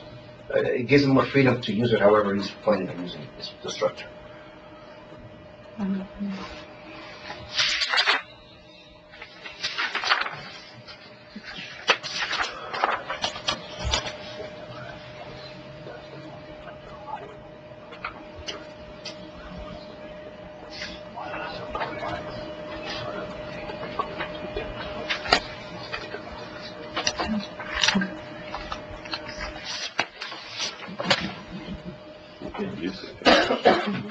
So going back to Exhibit 6, could you tell us more about what you can observe about this trapeze structure in terms of its height and complexity that would make it a structure and therefore require a permit under the Florida Building Code? Right, so it is, because of the height and complexity, it's more susceptible to wind loads, and gravity loads, and quite frankly, the loads that are imposed on this when people are swinging around. Could you describe a little bit of what you can see in this picture in terms of the trapeze? I see some cabling, structural cabling, guy wires to support this thing.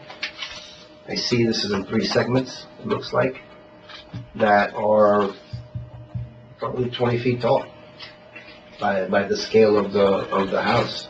Should be approximately 20 feet tall.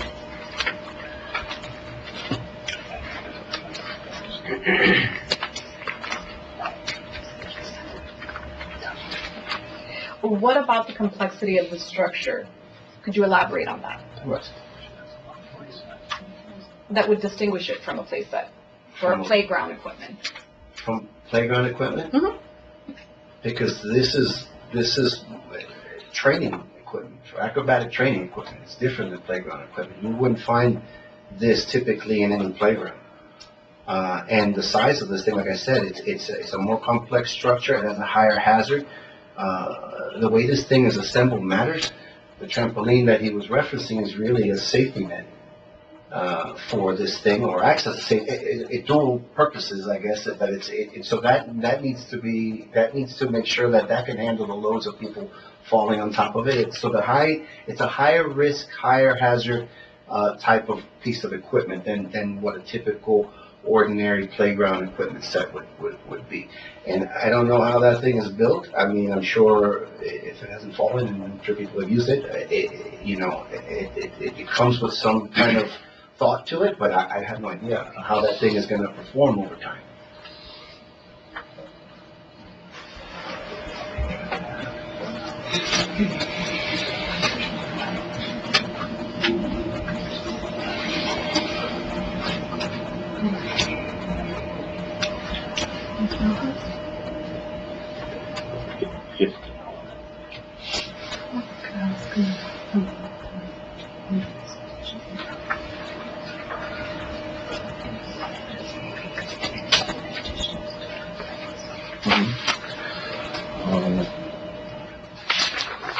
Given the department a little more latitude on redirect than I normally would, but I've admonished the alleged violators, so I wanted to make sure you guys understand that I'm giving you a little latitude, but let's We have Exhibit 7, Helen's Exhibit 7 and 8, the 2 statutes.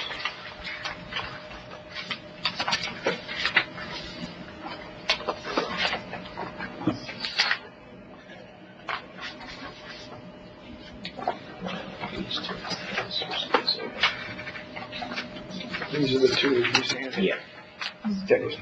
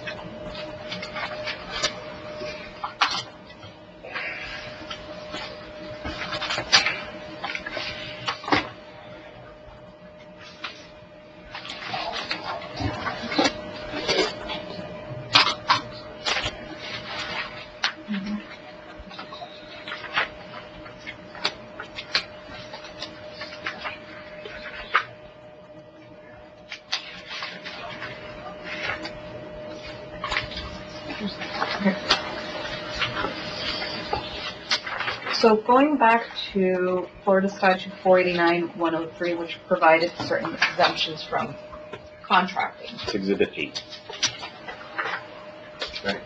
You previously confirmed that Mr. Quintero, as a property owner, would be allowed to obtain certain permits.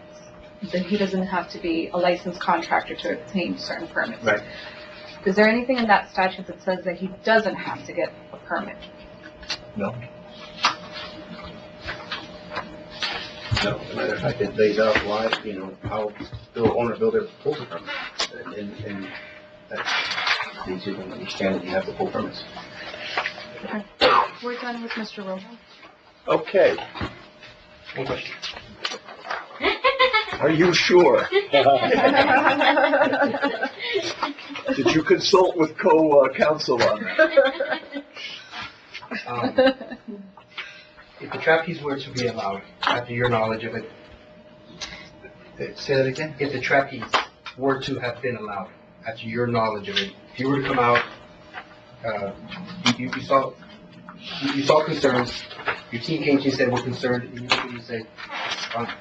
There's nothing wrong with it. Let it be, no citation. And somebody gets hurt, maybe dies, as a result of coming to my home, because as you know, I run a home-based business, with it.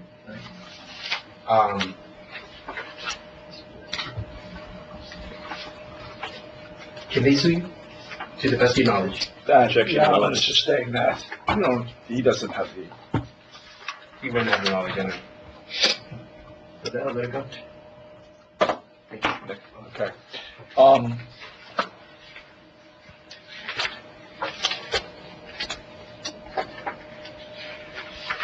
All right, you got anything else in the way of witnesses? No, sir. I haven't even gotten a case in chief. We're at 3:45. What do you estimate? Don't quite go anywhere yet. Yeah, well, you're one of those director types, so, you have a tendency to want to escape. Byers, if I look the other way, Byers disappears in hearings, so he's slippery. How long do you think your case in chief is going to take?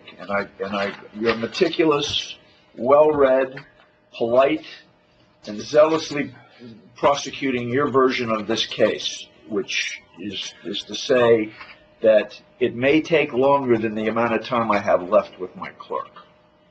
But I want you to give me an estimate, because Mr. Sherman is saying we should be able to wrap this up, but I'm not. 30 minutes? 30 minutes? We're up. Okay. I think it'd be sooner. 30 minutes, fine. You're presenting yourself. So are you going to give me a closing and just give me your basic positions with reference to the 3 citations? And then I'm going to have a couple of questions, okay? And then we'll go to closing with the department, okay? All right, proceed. Go on.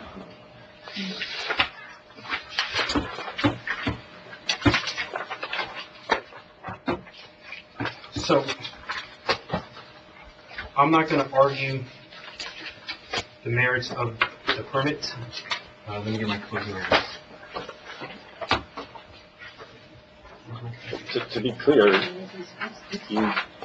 Mr. Quintero, you can make a closing argument, but you could also give testimony before your You can closing. present your case in chief, you understand that. You can, I don't even know what, case in chief would be. I don't know the terminology. Oh, you don't? I'm surprised, because you know the terminology on just about everything else. Your case, in other words, their side got to present their evidence and witnesses. You get an opportunity to present your evidence and witnesses, Okay. which is why I was making inquiry. And when you told me 30 minutes, I was somewhat taken aback. But, if you want to just do a close, that's your option. If you want to present a case in chief, that means you're going to be presenting documents, not necessarily testimony. I mean, you can testify as a witness in your case, and then I'll give you the latitude to give a closing statement, like you've seen on TV. It's basically a summarization of what your position is, based on what the evidence is shown or not shown. Can I just clarify one minor point? I think, Of course you can. a slip of the tongue, with all due respect. He doesn't have to produce documents. No. But he would have to testify if he's presenting, not him personally. He'd have to present a witness if he's presenting a case. We said the opposite. Well, he can testify to the facts in the cases he knows them. Yeah. As the If he chooses. alleged violator, if he so chooses, or he can present other witnesses if he chooses to do so. Correct. He can also present me with documentary Correct. evidence on his own behalf, Yes. which I believe is in the opening statement. But I just meant to quibble that it sounded like you were saying he has to. No, he doesn't have to do anything. He can read the newspaper if he wants, which I somehow doubt is going to happen. But I just want you to understand the distinction between just giving, you said 30 minutes. If you want to take 30 minutes to present your case in chief and then give me a close, fine. If you want to take longer, that's what I'm probing for, because I only have so much daylight left with him. It's fine. What's fine? No, I can do it 30 minutes. Your whole case, Okay. along with the closing? Okay, so you want to present me with any additional documents Yes. during the course of this? Yes. Because he gets to look at them first. Yes, fine. All right, proceed. My biggest problem is the witnesses. I didn't know how to do subpoena power or anything like that because it's such an informal thing. Edward Rojas was mentioning, Did you ever make any inquiry with reference to the clerk's office, through the clerk's office to a hearing examiner? There are mandates about this, Mr. Sherman. Me? No, there are mandates about subpoena, AVs being able to subpoena witnesses. I mean, he has the ability, but it sounds like he didn't. He didn't exercise it. no clue how it works. You had a lawyer, right? That's correct. And your lawyer never advised you about that? He did not. You pays your money, it takes your chances. Right. Okay, where the rubber hits the road today. If I had heard about this at a preliminary hearing or something in that regard, because I have the power to do that, but not at this stage in the game. Okay? So, all right. Okay. So, with that, I'll double check. I essentially got to go through everything in cross because of the kindness of everybody here. It's not kindness, it's due process. You're allowed to go through that as well. We were also kind. Sometimes. Everybody's been perfect. It's a very kumbaya hearing. I'm actually quite impressed. Just a matter of interpretation. On a private level, we would all be great friends. So I do have evidence I would like to turn in. No, I have So you want to make these documents part of the record? Yes.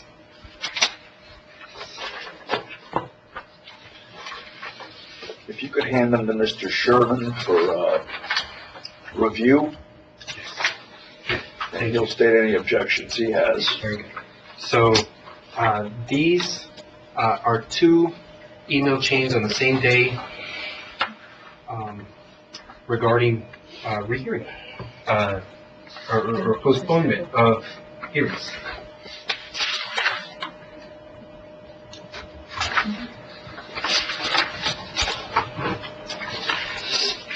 We have no objection. I'm not sure how they're relevant, but we're not objecting to it.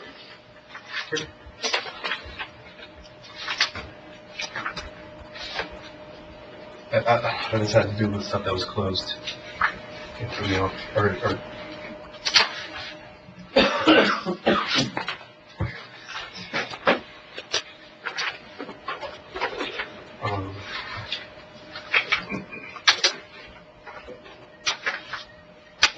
Okay, this is the department that was requesting these reschedules, I understand. yes. Okay. Mark this is a separate exhibit. And I thought it was you were referring to a request for rescheduling that you made no, that was denied by the department. No, there's no such thing. Okay. Yeah, that's what it is. Okay. and What else?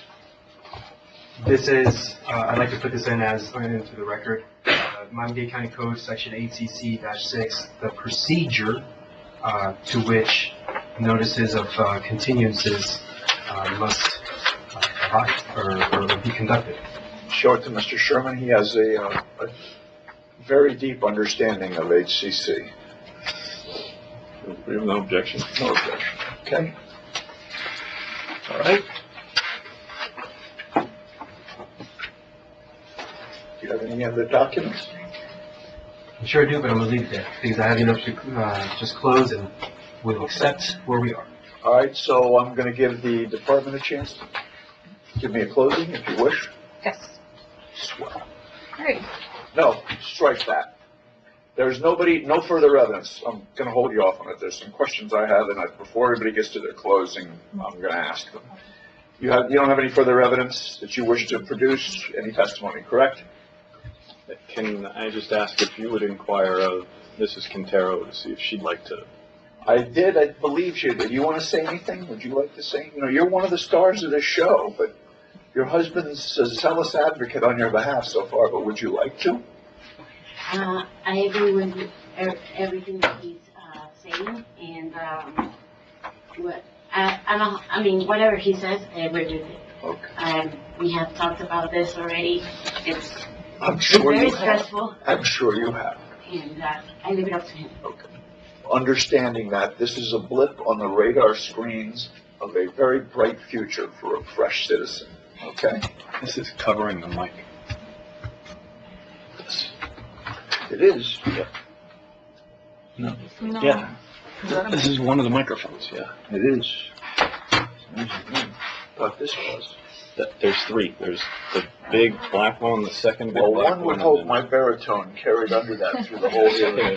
I'm sure yours does. Mine does. I don't I've know been told about- I have a big Oliver. mouth. Small voice. All right.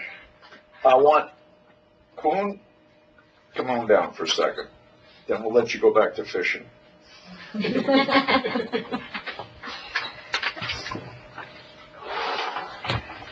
Okay, I'm going to remind you, you're still under oath. I'm going to call your attention specifically to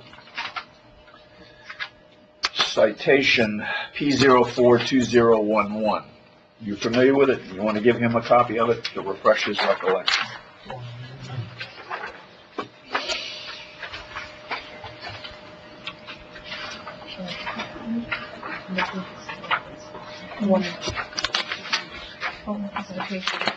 The addition to the northeast corner. Got it. Fine.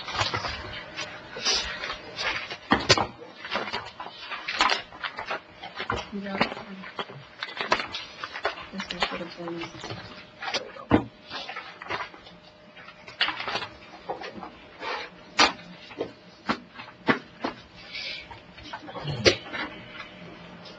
You have it? Yeah. Okay, you testified to me that you came out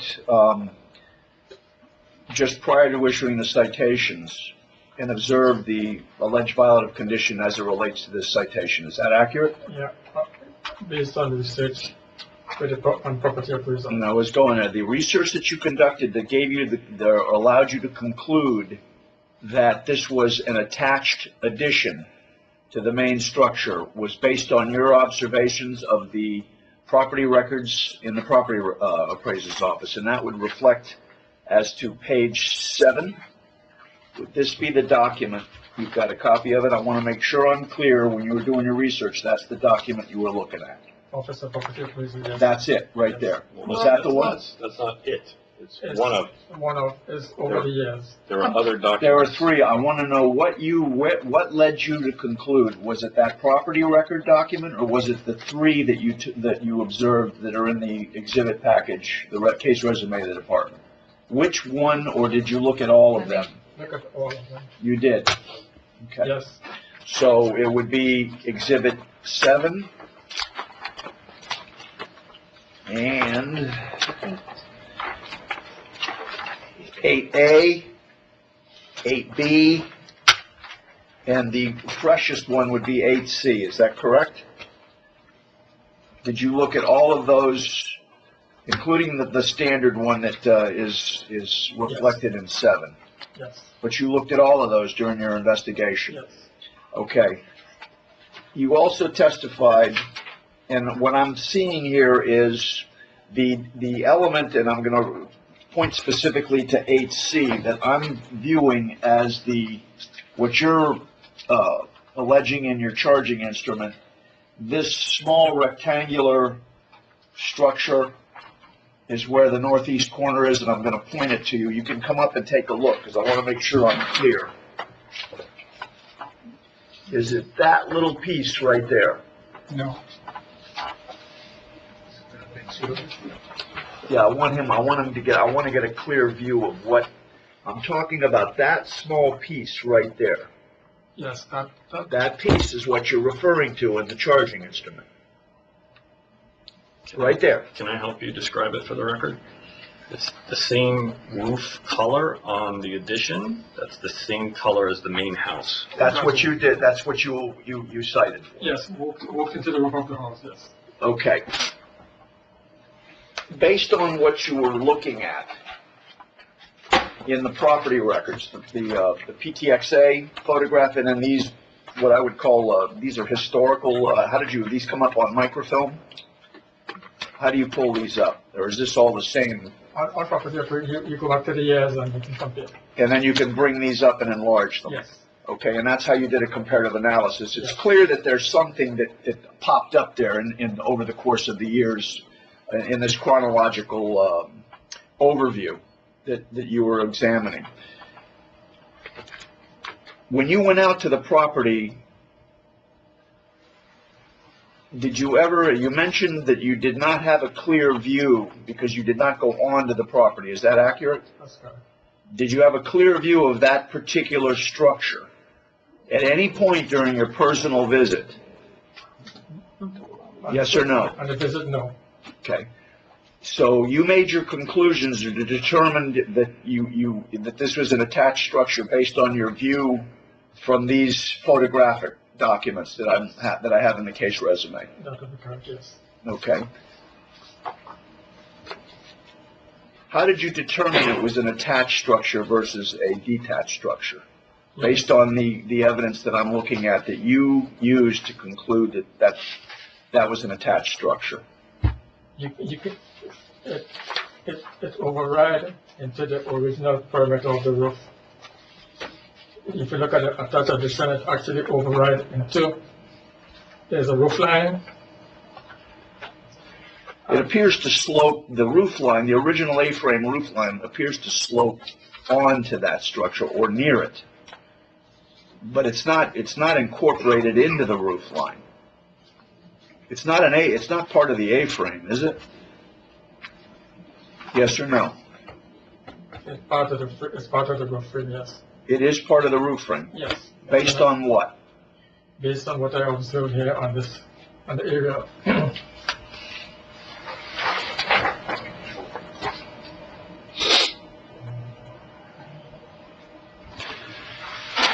All right, thank you. Marcelo. Marcelo, come on down. No, I'm not, there are no more questions. I'm not getting into a conversation. These are questions I've got for the witnesses. Come on down. And then I got a couple for you.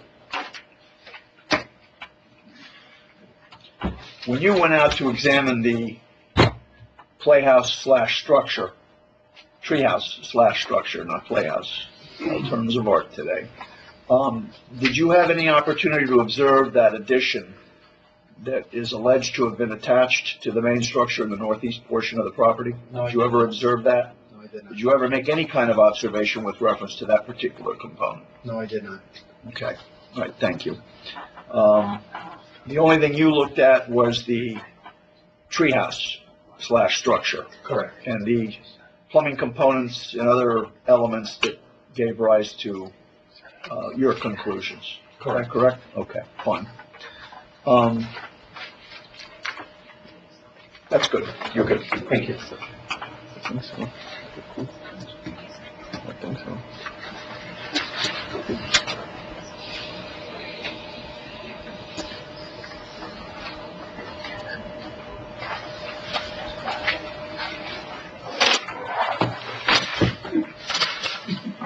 I've got some questions for you with reference to what's been marked Department's Exhibit 6.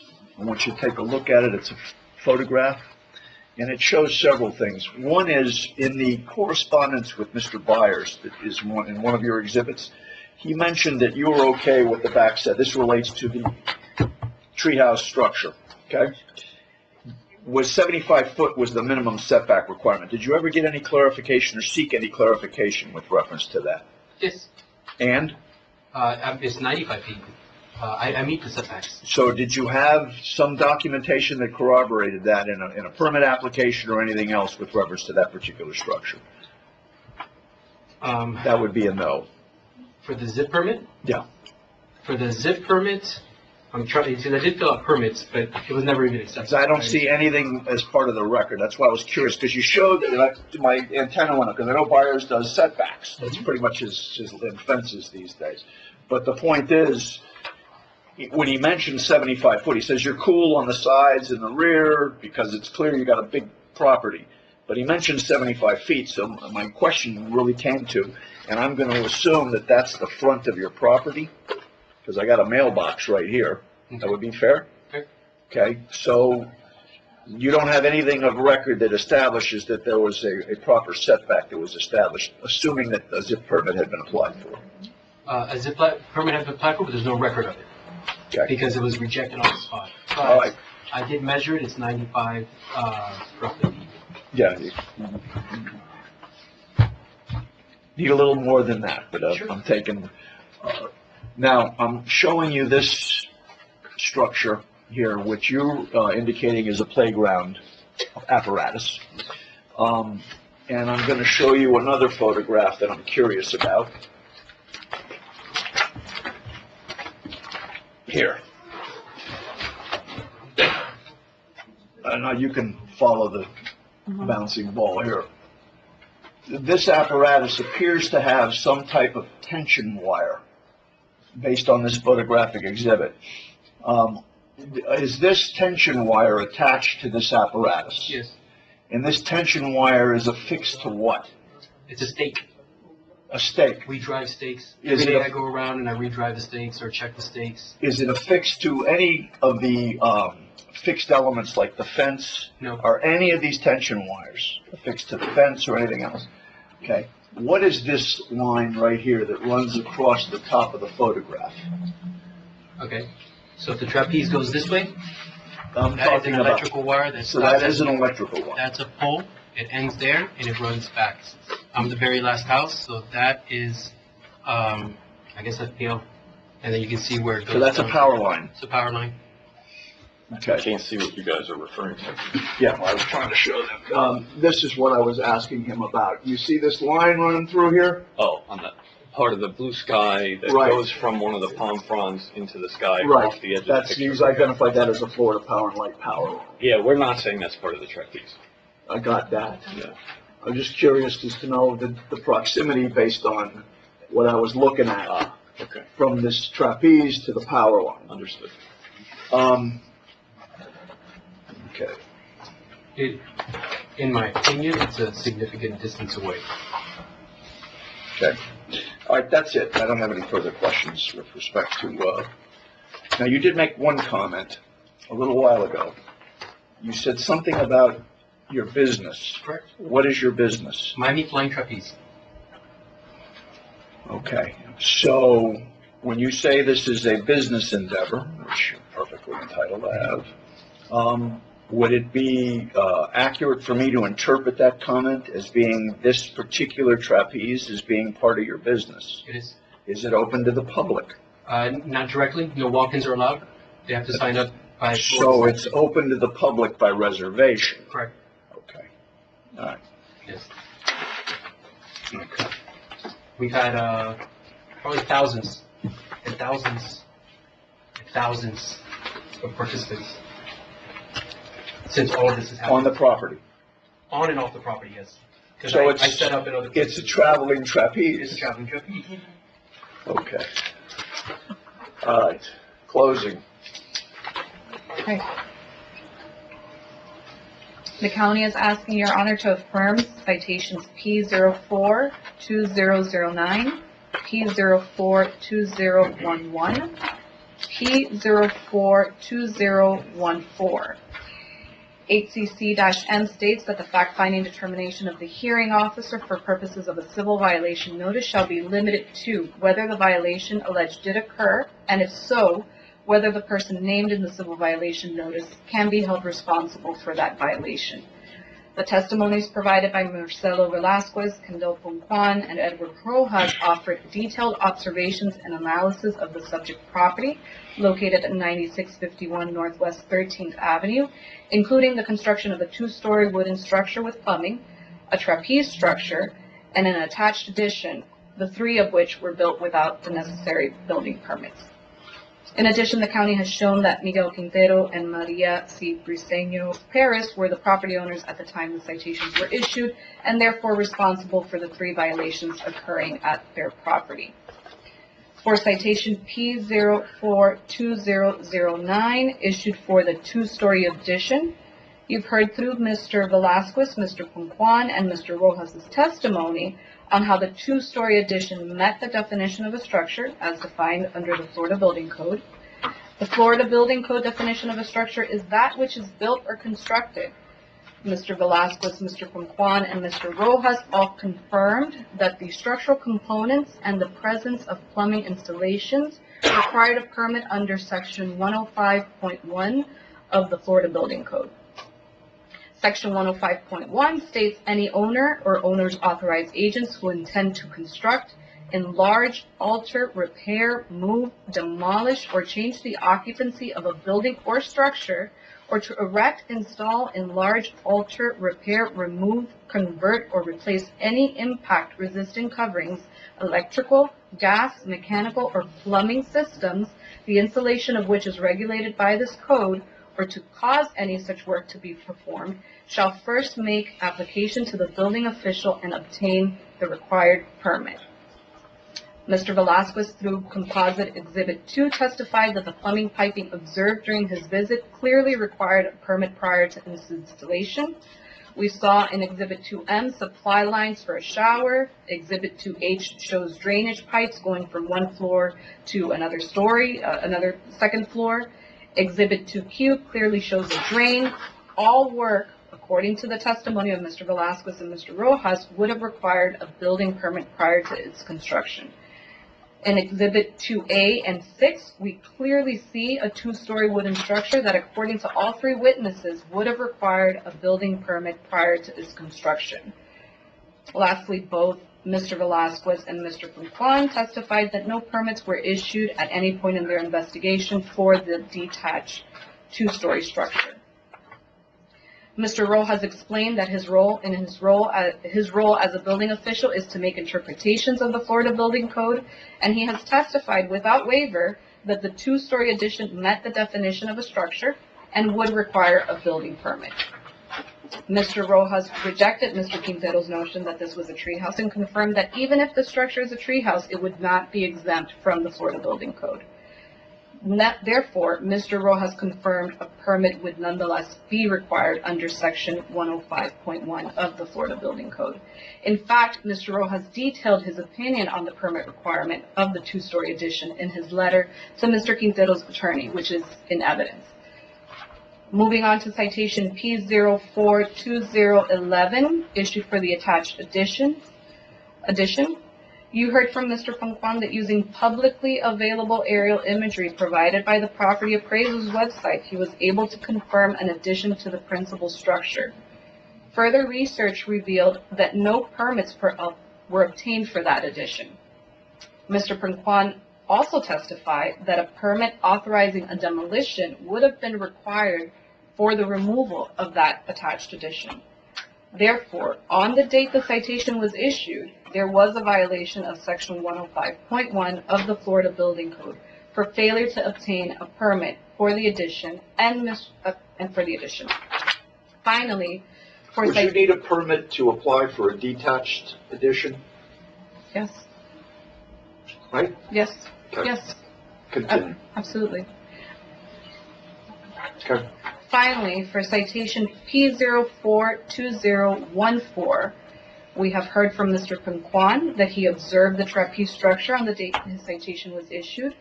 Mr. Rojas and Mr. Pongkwan both testified that the trapeze met the definition of a structure and therefore a building permit would have been required prior to its construction. Mr. Pongkwan confirmed on the date the citation was issued there were no permits on file for the legalization of the trapeze. Mr. Rojas has confirmed through his testimony that based on the complexity and built and height of the structure, it falls within that definition of a structure under the Florida Building Code and a permit is required.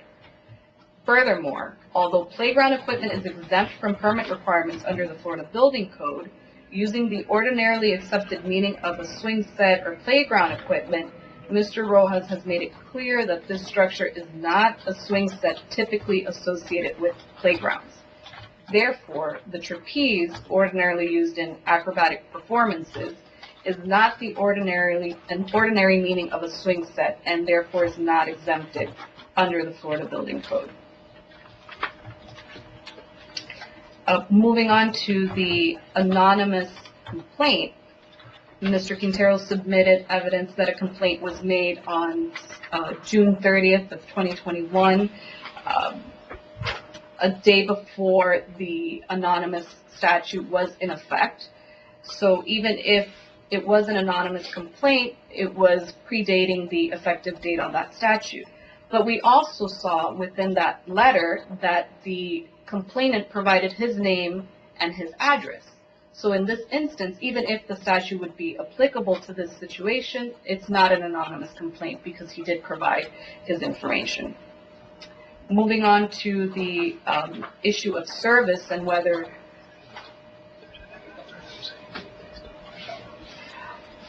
correct, and thank you for reminding me.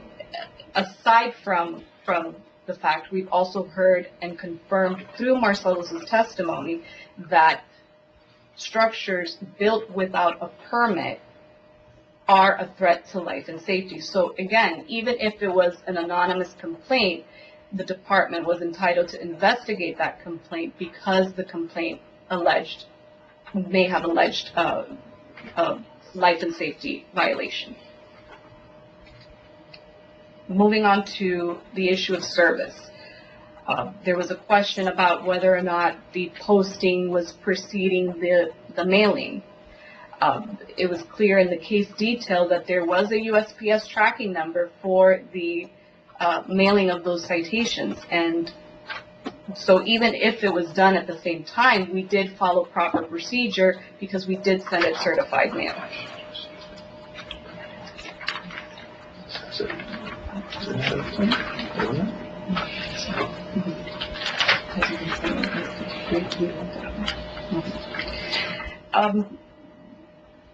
Moving on, there was a question about at what point did Pongkwan research this property and whether it aligned with the letter, the date of the letter.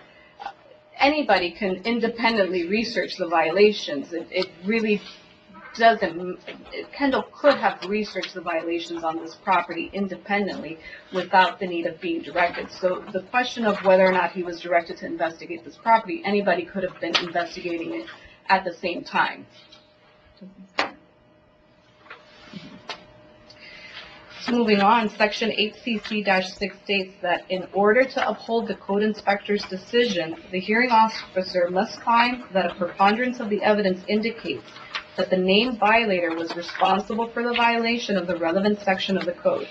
Here, it is clear, based on the testimony you heard today, that the trapeze, the attached addition, the detached additions were structures as defined by the Florida Building Code, and as structures, they required a building permit prior to its construction.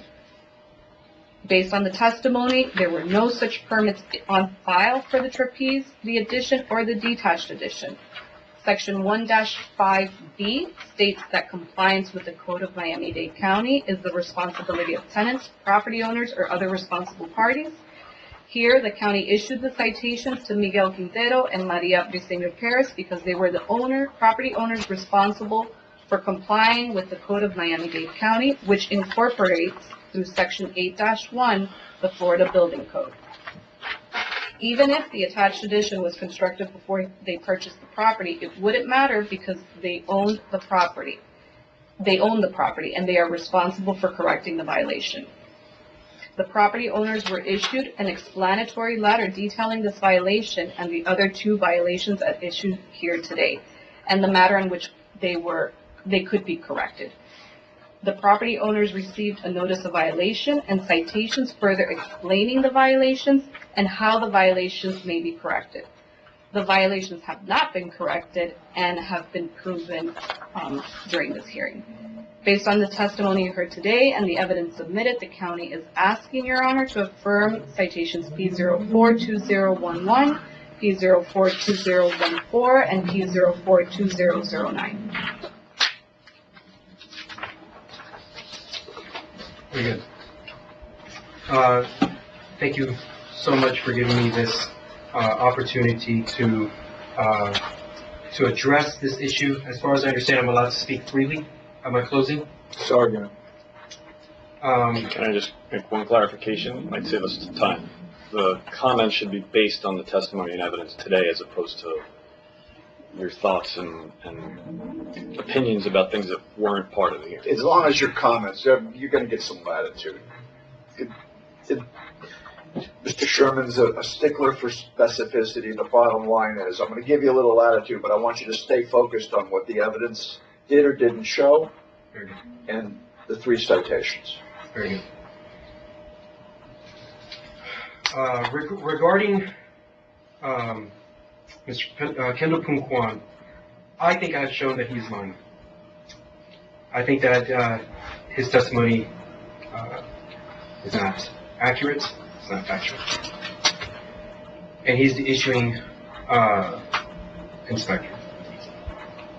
Regarding the procedure of which the citations are given, I don't think it was done properly.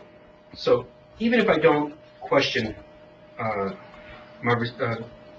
my need for a permit and that part of it, not having the permit, even if I'm found guilty on not having a permit because I don't have a permit, it's quite obvious.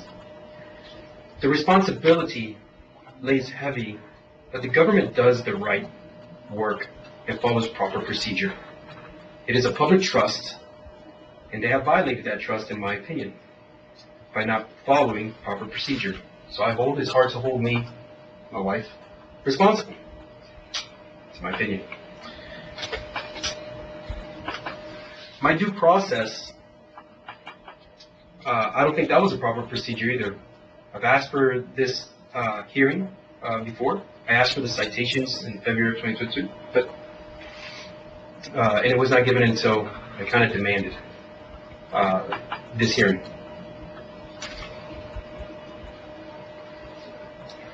I do believe that the county has been misleading about an anonymous call, because that's what was written on public record, and that's what was alluded to me. It was always a call. It was not a call. I even called 311. I was directed to call 311 to get the call about an anonymous complaint, because I care about my neighbors. I know my neighbors, and my neighbors have not complained about any aspect of what I'm doing. In fact, the only permission I get when I have an idea before I go and try to pull in permits, try to do anything, because we have pulled permits, and for other things, is I go to my neighbors and say, do you think this will bother me? When my wife and I bought the house, we bought it to put that swing set in the backyard. We specifically looked for a property that was big enough to put that swing set in the backyard, because that's our life. It is not meant to be understood. I understand if others don't get it, they don't appreciate it, because it's not in their purview how they want to look. But it's definitely within ours. We love that swing set. And we want to share it with everybody. So yes, we made a business out of it, so that we can be legal. We pulled the proper permits for all that stuff to be legal. And we are the lowest prices in the entire country in the most expensive county. So that others can try it. And we have a lot of kids that come and try it. We have a lot of demographics that come and try it. People who never ever imagine trying it. And they show a new appreciation for the circus arts. We are artists.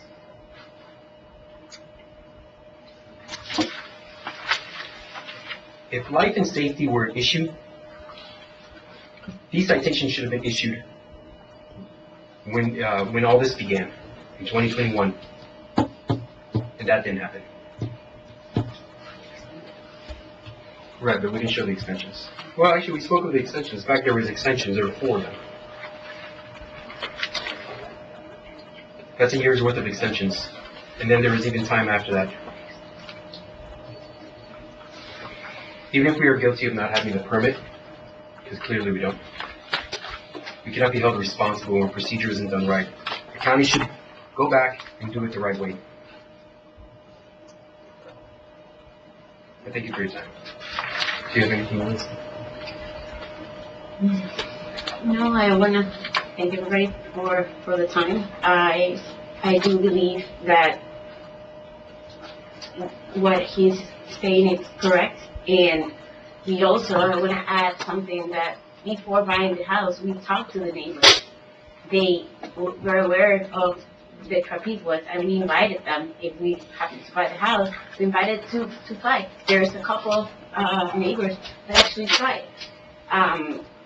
It's actually, and everybody that comes to our house says that it's beautiful, that we have a good vibe, that it's something unique, that you don't feel like you're in Miami, like you feel you're in another, sorry, I'm getting sentimental.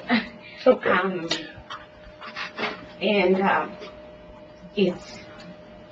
They're private enough to do what we love. And it's unfair. I just think that we might not follow the procedure. I don't, and leave everything up to him. And we have talked about this. We actually tried. And I remember watching the video where some of the code enforcement were in the office were very adamant and very upset and said that I will never approve this. Like, I have the power to do it, and I will never approve. And that was their saying. So it was, I feel that our rights have been denied. And how else can we try if right off the bat they will say, sorry, I will never approve this. It's just what I just want to add. Let me ask you a question. Is there, with respect to the trapeze, is there a process by which this can be, corrective measures can be taken and properly permitted? Yes. Right? Yes. It's through the building permit. Beating a dead horse, but I want to get it out there. Yes. For her edification more than yours. And as to the, this one may be a little trickier, but as to the structure / treehouse, two-story, there is a permit process for that. Yes. So they could obtain a permit to legalize. And there's no place within the scope of the department's purview that would automatically reject that ability. No. With reference to their ability to be able to get an after-the-fact permit as to both components. For all three. And for the addition at the rear. I'm getting to that one,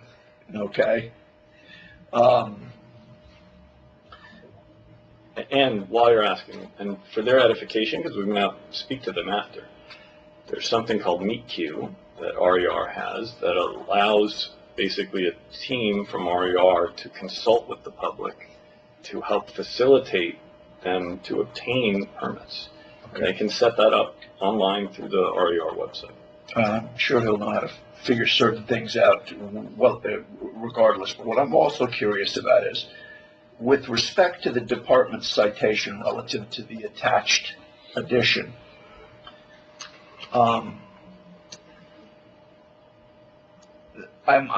wrestling with the evidence that I've entertained with regard to that citation, and I want to shift the criteria of relevance down. The department might have the option to go back out and investigate that particular element on the property if I find against the county. No. I don't want to get into why, but typically they don't do that. And I'll tell you, and as part of her, she can rebut, there's been no evidence that it doesn't exist. A structure exists. What I'm reconciling, Mr. Sherman, in my mind, with regard to that citation, is the degree of evidence that was employed relative to coming to the conclusion that it was an attached structure. It doesn't matter whether it's attached or detached. It doesn't. There's no distinction. Well, it's distinguished in the charging instrument, and that's what duly apprises the alleged violator of what they're being charged with, and it says an attached structure. But it also describes where it is, what part of the house it's at. There's been no contest to that. There's been no testimony controverting it. There's no evidence controverting it. And so the only evidence that you've heard today, short of my line of inquiry, Mr. Sherman, with your inspector and my examination of his previous testimony, I was the one that had to try and flesh out whether there was an addition that was attached or not. Fine, but you did it, and it's in the record. Yeah, it is. So the question is do I believe that that was sufficient enough for me to be able to say the county sustained its burden of proof? It's uncontroverted. So I don't know how you could find otherwise, to be frank. And so that is very simple. There is no evidence controverting it. There's no testimony controverting it. And more importantly, the citation puts them on fair notice. And then when you combine the fact that that citation followed a notice of violation that also described it with specificity, which followed Exhibit 10, which described it with specificity, there's no confusion here. And there's no evidence to suggest it's anything but an attached addition to the northeast corner in the rear of the house. You want to weigh in on that? But we should stick to the evidence and testimony. Yeah. Yes, I agree with that.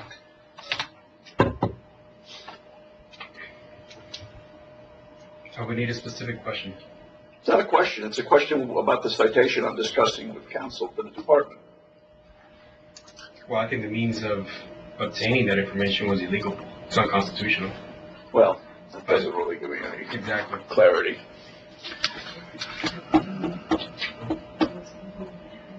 I don't like the. So we assume it. It's a matter of which. Right. But then we get to the title.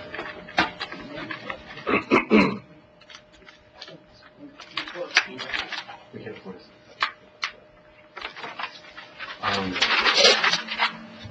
I think there are inconsistencies on how that information was gained, but the testimony is the testimony.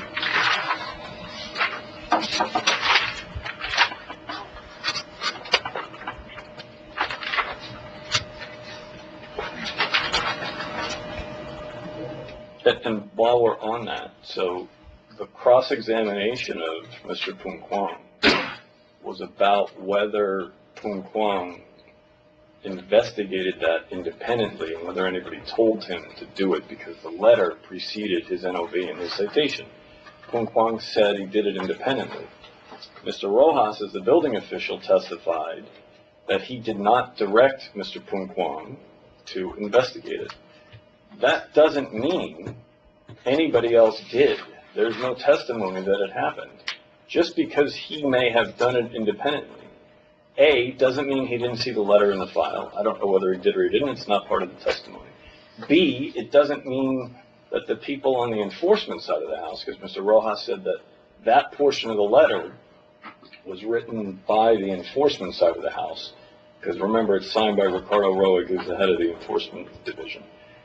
Doesn't mean that the enforcement side of the house didn't have somebody else investigate it as well. Oh, we don't have that. No, but the point is there could be two people who separately and apart find the same violation and one acts on it and the other doesn't. I have to go on what I've got. I get what you're saying, but I got to go with what I got And today. what you have only is that Mr. Sparks.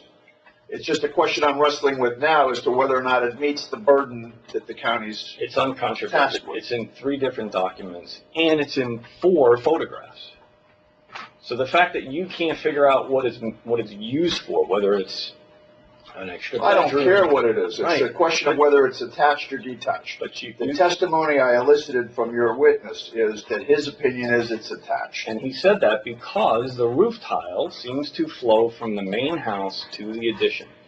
There is no other testimony here. And the photographs are there. That's all I'm trying to say. But what I'm also saying is that what Mr. Quintero thinks must be a lie these things are not mutually exclusive. One thing doesn't prove the other is a lie. It means 2 different people may have investigated it. I've already weighed that, and I'm past that. It's the only thing that's sticking in my mind is this addition issue and the time frames. And what I'm looking at with 8A, 8B, and 8C clearly established that there was an occurrence of structures, some of which I am completely uninterested in, all right? But that one on the side, which is dated 23, we know you owned the house then, 2013,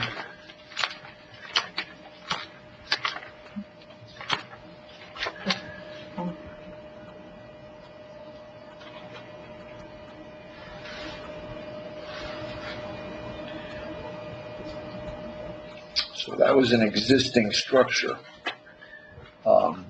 effective 2015. Right, the testimony was 2020, that excuse at the me. time of the purchase, it was already in existence. So we don't allege that he built it. We just I allege understand that when you buy a house with a violation. By the way, there's something called as is in a real estate contract. It's the 2 deadliest words in real estate.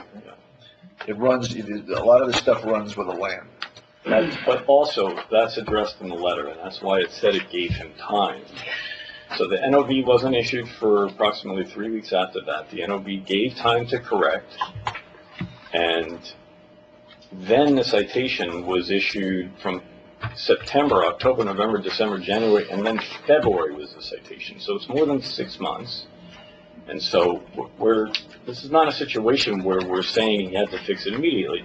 But all of that is irrelevant. It's been more than 6 months. It's not permitted, and it has to have a permit to either keep it or demolish it, and the demolition permit would be required because there's electrical, structural, it seems to share a roof line, you can't. Or an after-the-fact permit that would allow it to correct it. Correct, that's what we're saying.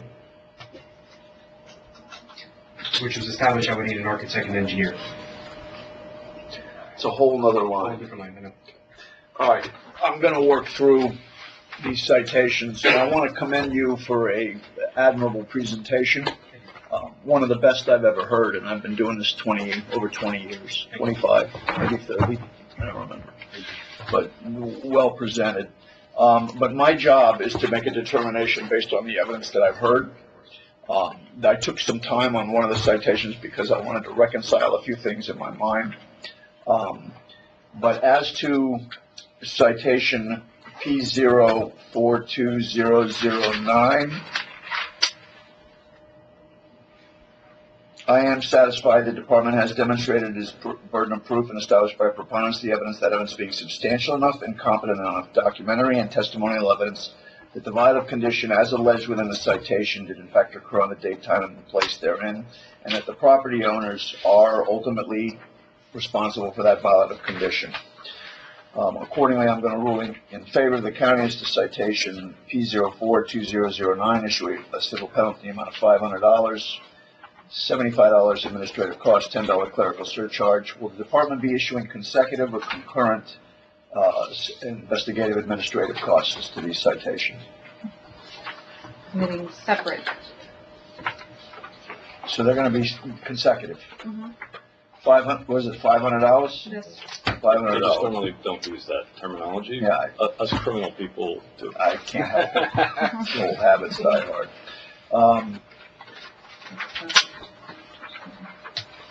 As to citation P042014, and that relates to the metal structure referred to as a trapeze, I am satisfied the department has demonstrated its burden of proof and established by preponderance of the evidence that evidence being substantial enough and competent enough documentary and testimony evidence that the vital condition as alleged within the citation did in fact occur on the date, time, and place therein, and that the alleged violators are responsible for said vital condition. Accordingly, I'm ruling in favor of the county. As to citation P042014, issuing a civil penalty amount of $500, $75 administrative cost, $10 clerical surcharge, $500 investigative administrative costs. We're going to get to compliance in a minute. As to citation P042011,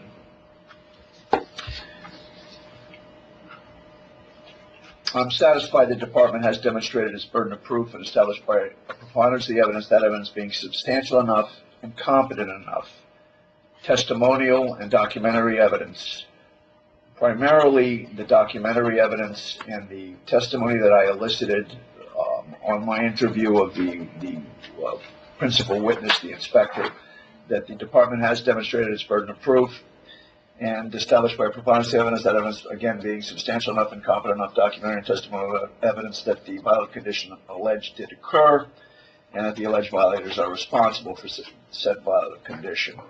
Accordingly, I'm ruling in favor of the county as citation P042011, issuing a civil penalty amount of $500, $75 administrative cost, $10 clerical surcharge, $500 separate investigative administrative costs. Now, we're going to get to compliance.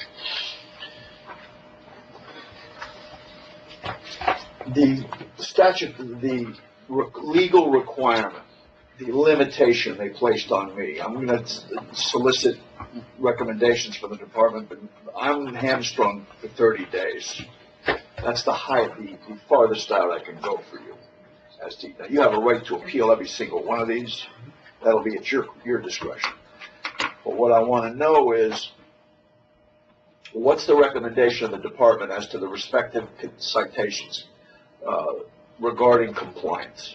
So the code only authorizes you to give 30 days. However, but wait, there's more. There's more. I think the department is willing to enter into a stipulation with Mr. Quintero. It would have to be done separate and apart from today. I can't give get him involved an with extension of time, right? As to each of the respective citations. 3 violations. So if I order 30 days compliance, which is the extreme limits that I am authorized to allow, as Mr. Sherman frequently does remind me about the limitations of my authority with regard to what the code allows, and rightly so. 30 days as to each of the citations. So beginning today, what does that run to? And then you can enter into your stipulation. March 30th. March 30th, is that fall on a weekend or? That's a weekend, that's a Saturday. So it would be the following Monday. Following Monday. That would be April 1st. April Fool's Day. And so the only thing I would suggest, and this is a suggestion, it's not a mandate, is that Mr. or Mrs. Quintero, either through their attorney or if they wish to themselves, just contact you, Ms. Castillo. Now, does this impact their right to appeal relative to the stipulation? They'll negotiate. We haven't discussed it, so I can't say that they're going to say you have to, but I have no idea. I don't want to, because he may elect to say, you know what, I got X days to appeal. I want to take that time. My 30-day clock is ticking, but I want to maybe go and enter into a stipulation. I don't know where your head's at right now. It's probably not here. But my point is, there are avenues that the county is signaling to me that they would be willing to work with you on with reference to this. What I'm concerned about is if I order a 30-day compliance deadline and then it goes beyond that, that can get adjusted or memorialized without triggering continuing. Yeah, they'll You follow where memorialize my it head's with, at. I yeah, don't want to see. they'll memorialize it with the Quinteros so that it's in writing, it's clear, they preserve their rights. If they don't want to seek continuing penalties, if they have any. Do you understand what continuing penalties are? Yes. I don't. You don't? Well, I can explain it very Explain easily. it. So section ECC-4 of the code says that when the citation gives a time to correct, that window allows you to correct without getting charged with additional penalties beyond the face amount on the citation. Today, you've both gone to hearing. Because the hearing officer affirmed the 3 citations, he's now allowed by code in HCC-6, I think M gives him the authority to give you 30 days more to comply to correct the violation to avoid continuing penalties. And again, I can't give legal advice, but you also have the right to appeal. It's going to say it on the order that's signed by the hearing officer. That right to appeal, according to our code, stays, meaning it holds in place that 30-day period to correct. But in addition and above that, the department is willing to work with you and give you an even greater amount of time to correct the violations, knowing that this is complicated and that there was a lot of questions. In addition to that, they're also, as Mr. Rojas said earlier today, still willing, even though we've had a hearing, there's no animosity, they're still willing to sit down, explain and work with you, try to help you legalize these things so that it does not impair your ability to run the business, finish building out these things. So ultimately, they'll work with them so that there's something in writing so that, let's say we all got fired. They have a piece of paper that says... It's always a possibility in the county. Or we retire, since I'm old. That piece of paper that protects their rights so that they can say, no, you gave me an extension of time.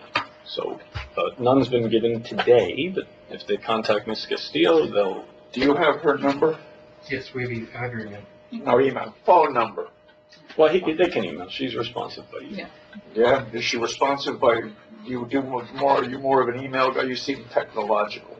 But look at all the emails that put into evidence. I got it. My point is, I just want to make sure that you avail yourself of the time frame that I'm empowered. Do you understand what the continuing penalties are now? Yes. Because once it expires, did you explain what happens if nothing comes I from it? will, now that you reminded me, thank you. But before, I want to also clarify something. They should really have their attorney contact her, not because of the legal issues. She can't talk to them without their attorney unless they waive it. Well, my understanding is you waived at hearing. I don't know if he's still retained by you or not. He is. So then that's, in an abundance of caution, you can't reach out. You better have your attorney. He can. We can, we but don't. you can't reach out. But, you know, if you're going to do that, you got to keep your attorney in the pipeline, which it's your choice. I want to make sure she's clear on the continuing penalties. Yes, so what happened after, like, if you don't comply? When's the after? Yes. So, if the 30 days expires and there's no extension of time, after that, and they have proof that the violations were not corrected, and here they would, because they'd see in the system that there's no corrective permit, then they can file paperwork that triggers the application of continuing penalties, and then eventually those would go before a hearing officer, not necessarily this one, but a hearing officer who would then review the paperwork. You would also have a right to appeal that and have a hearing, just like today on that. The big consequence, though, There we go. is it would repeat. So Mr. Kuchalakos, the hearing officer today, said that there's a $500 penalty for each of the 3 citations. The continuing penalties allow another $500 per day per citation, up to 20 times the face amount. So that's why it's really important for you guys to work out some sort of extension of time. If there's no appeal, or if you lose the appeal. Because while the appeal is ongoing, the continuing penalties will be told. So the bottom line is, I'm not saying you have to get an attorney involved, but because she's a lawyer, I'm a lawyer, we shouldn't be inviting you to contact us without your attorney. You have the right to do it, but we don't want to be seen as inviting you to do that. But you just work it out with any one of the 3 attorneys that you've had. You have 3? Yes. Best of luck on this. The bottom line is, do you understand what was just described to you? Okay. I know he does. I just want to make sure you're clear on it. Yes. All right. I want to wish you the best of luck on this. Don't know where you're headed or what. I don't even know if you know where you're headed at this juncture, but the point is that I wish you the best of luck on it. All right? This concludes the hearing.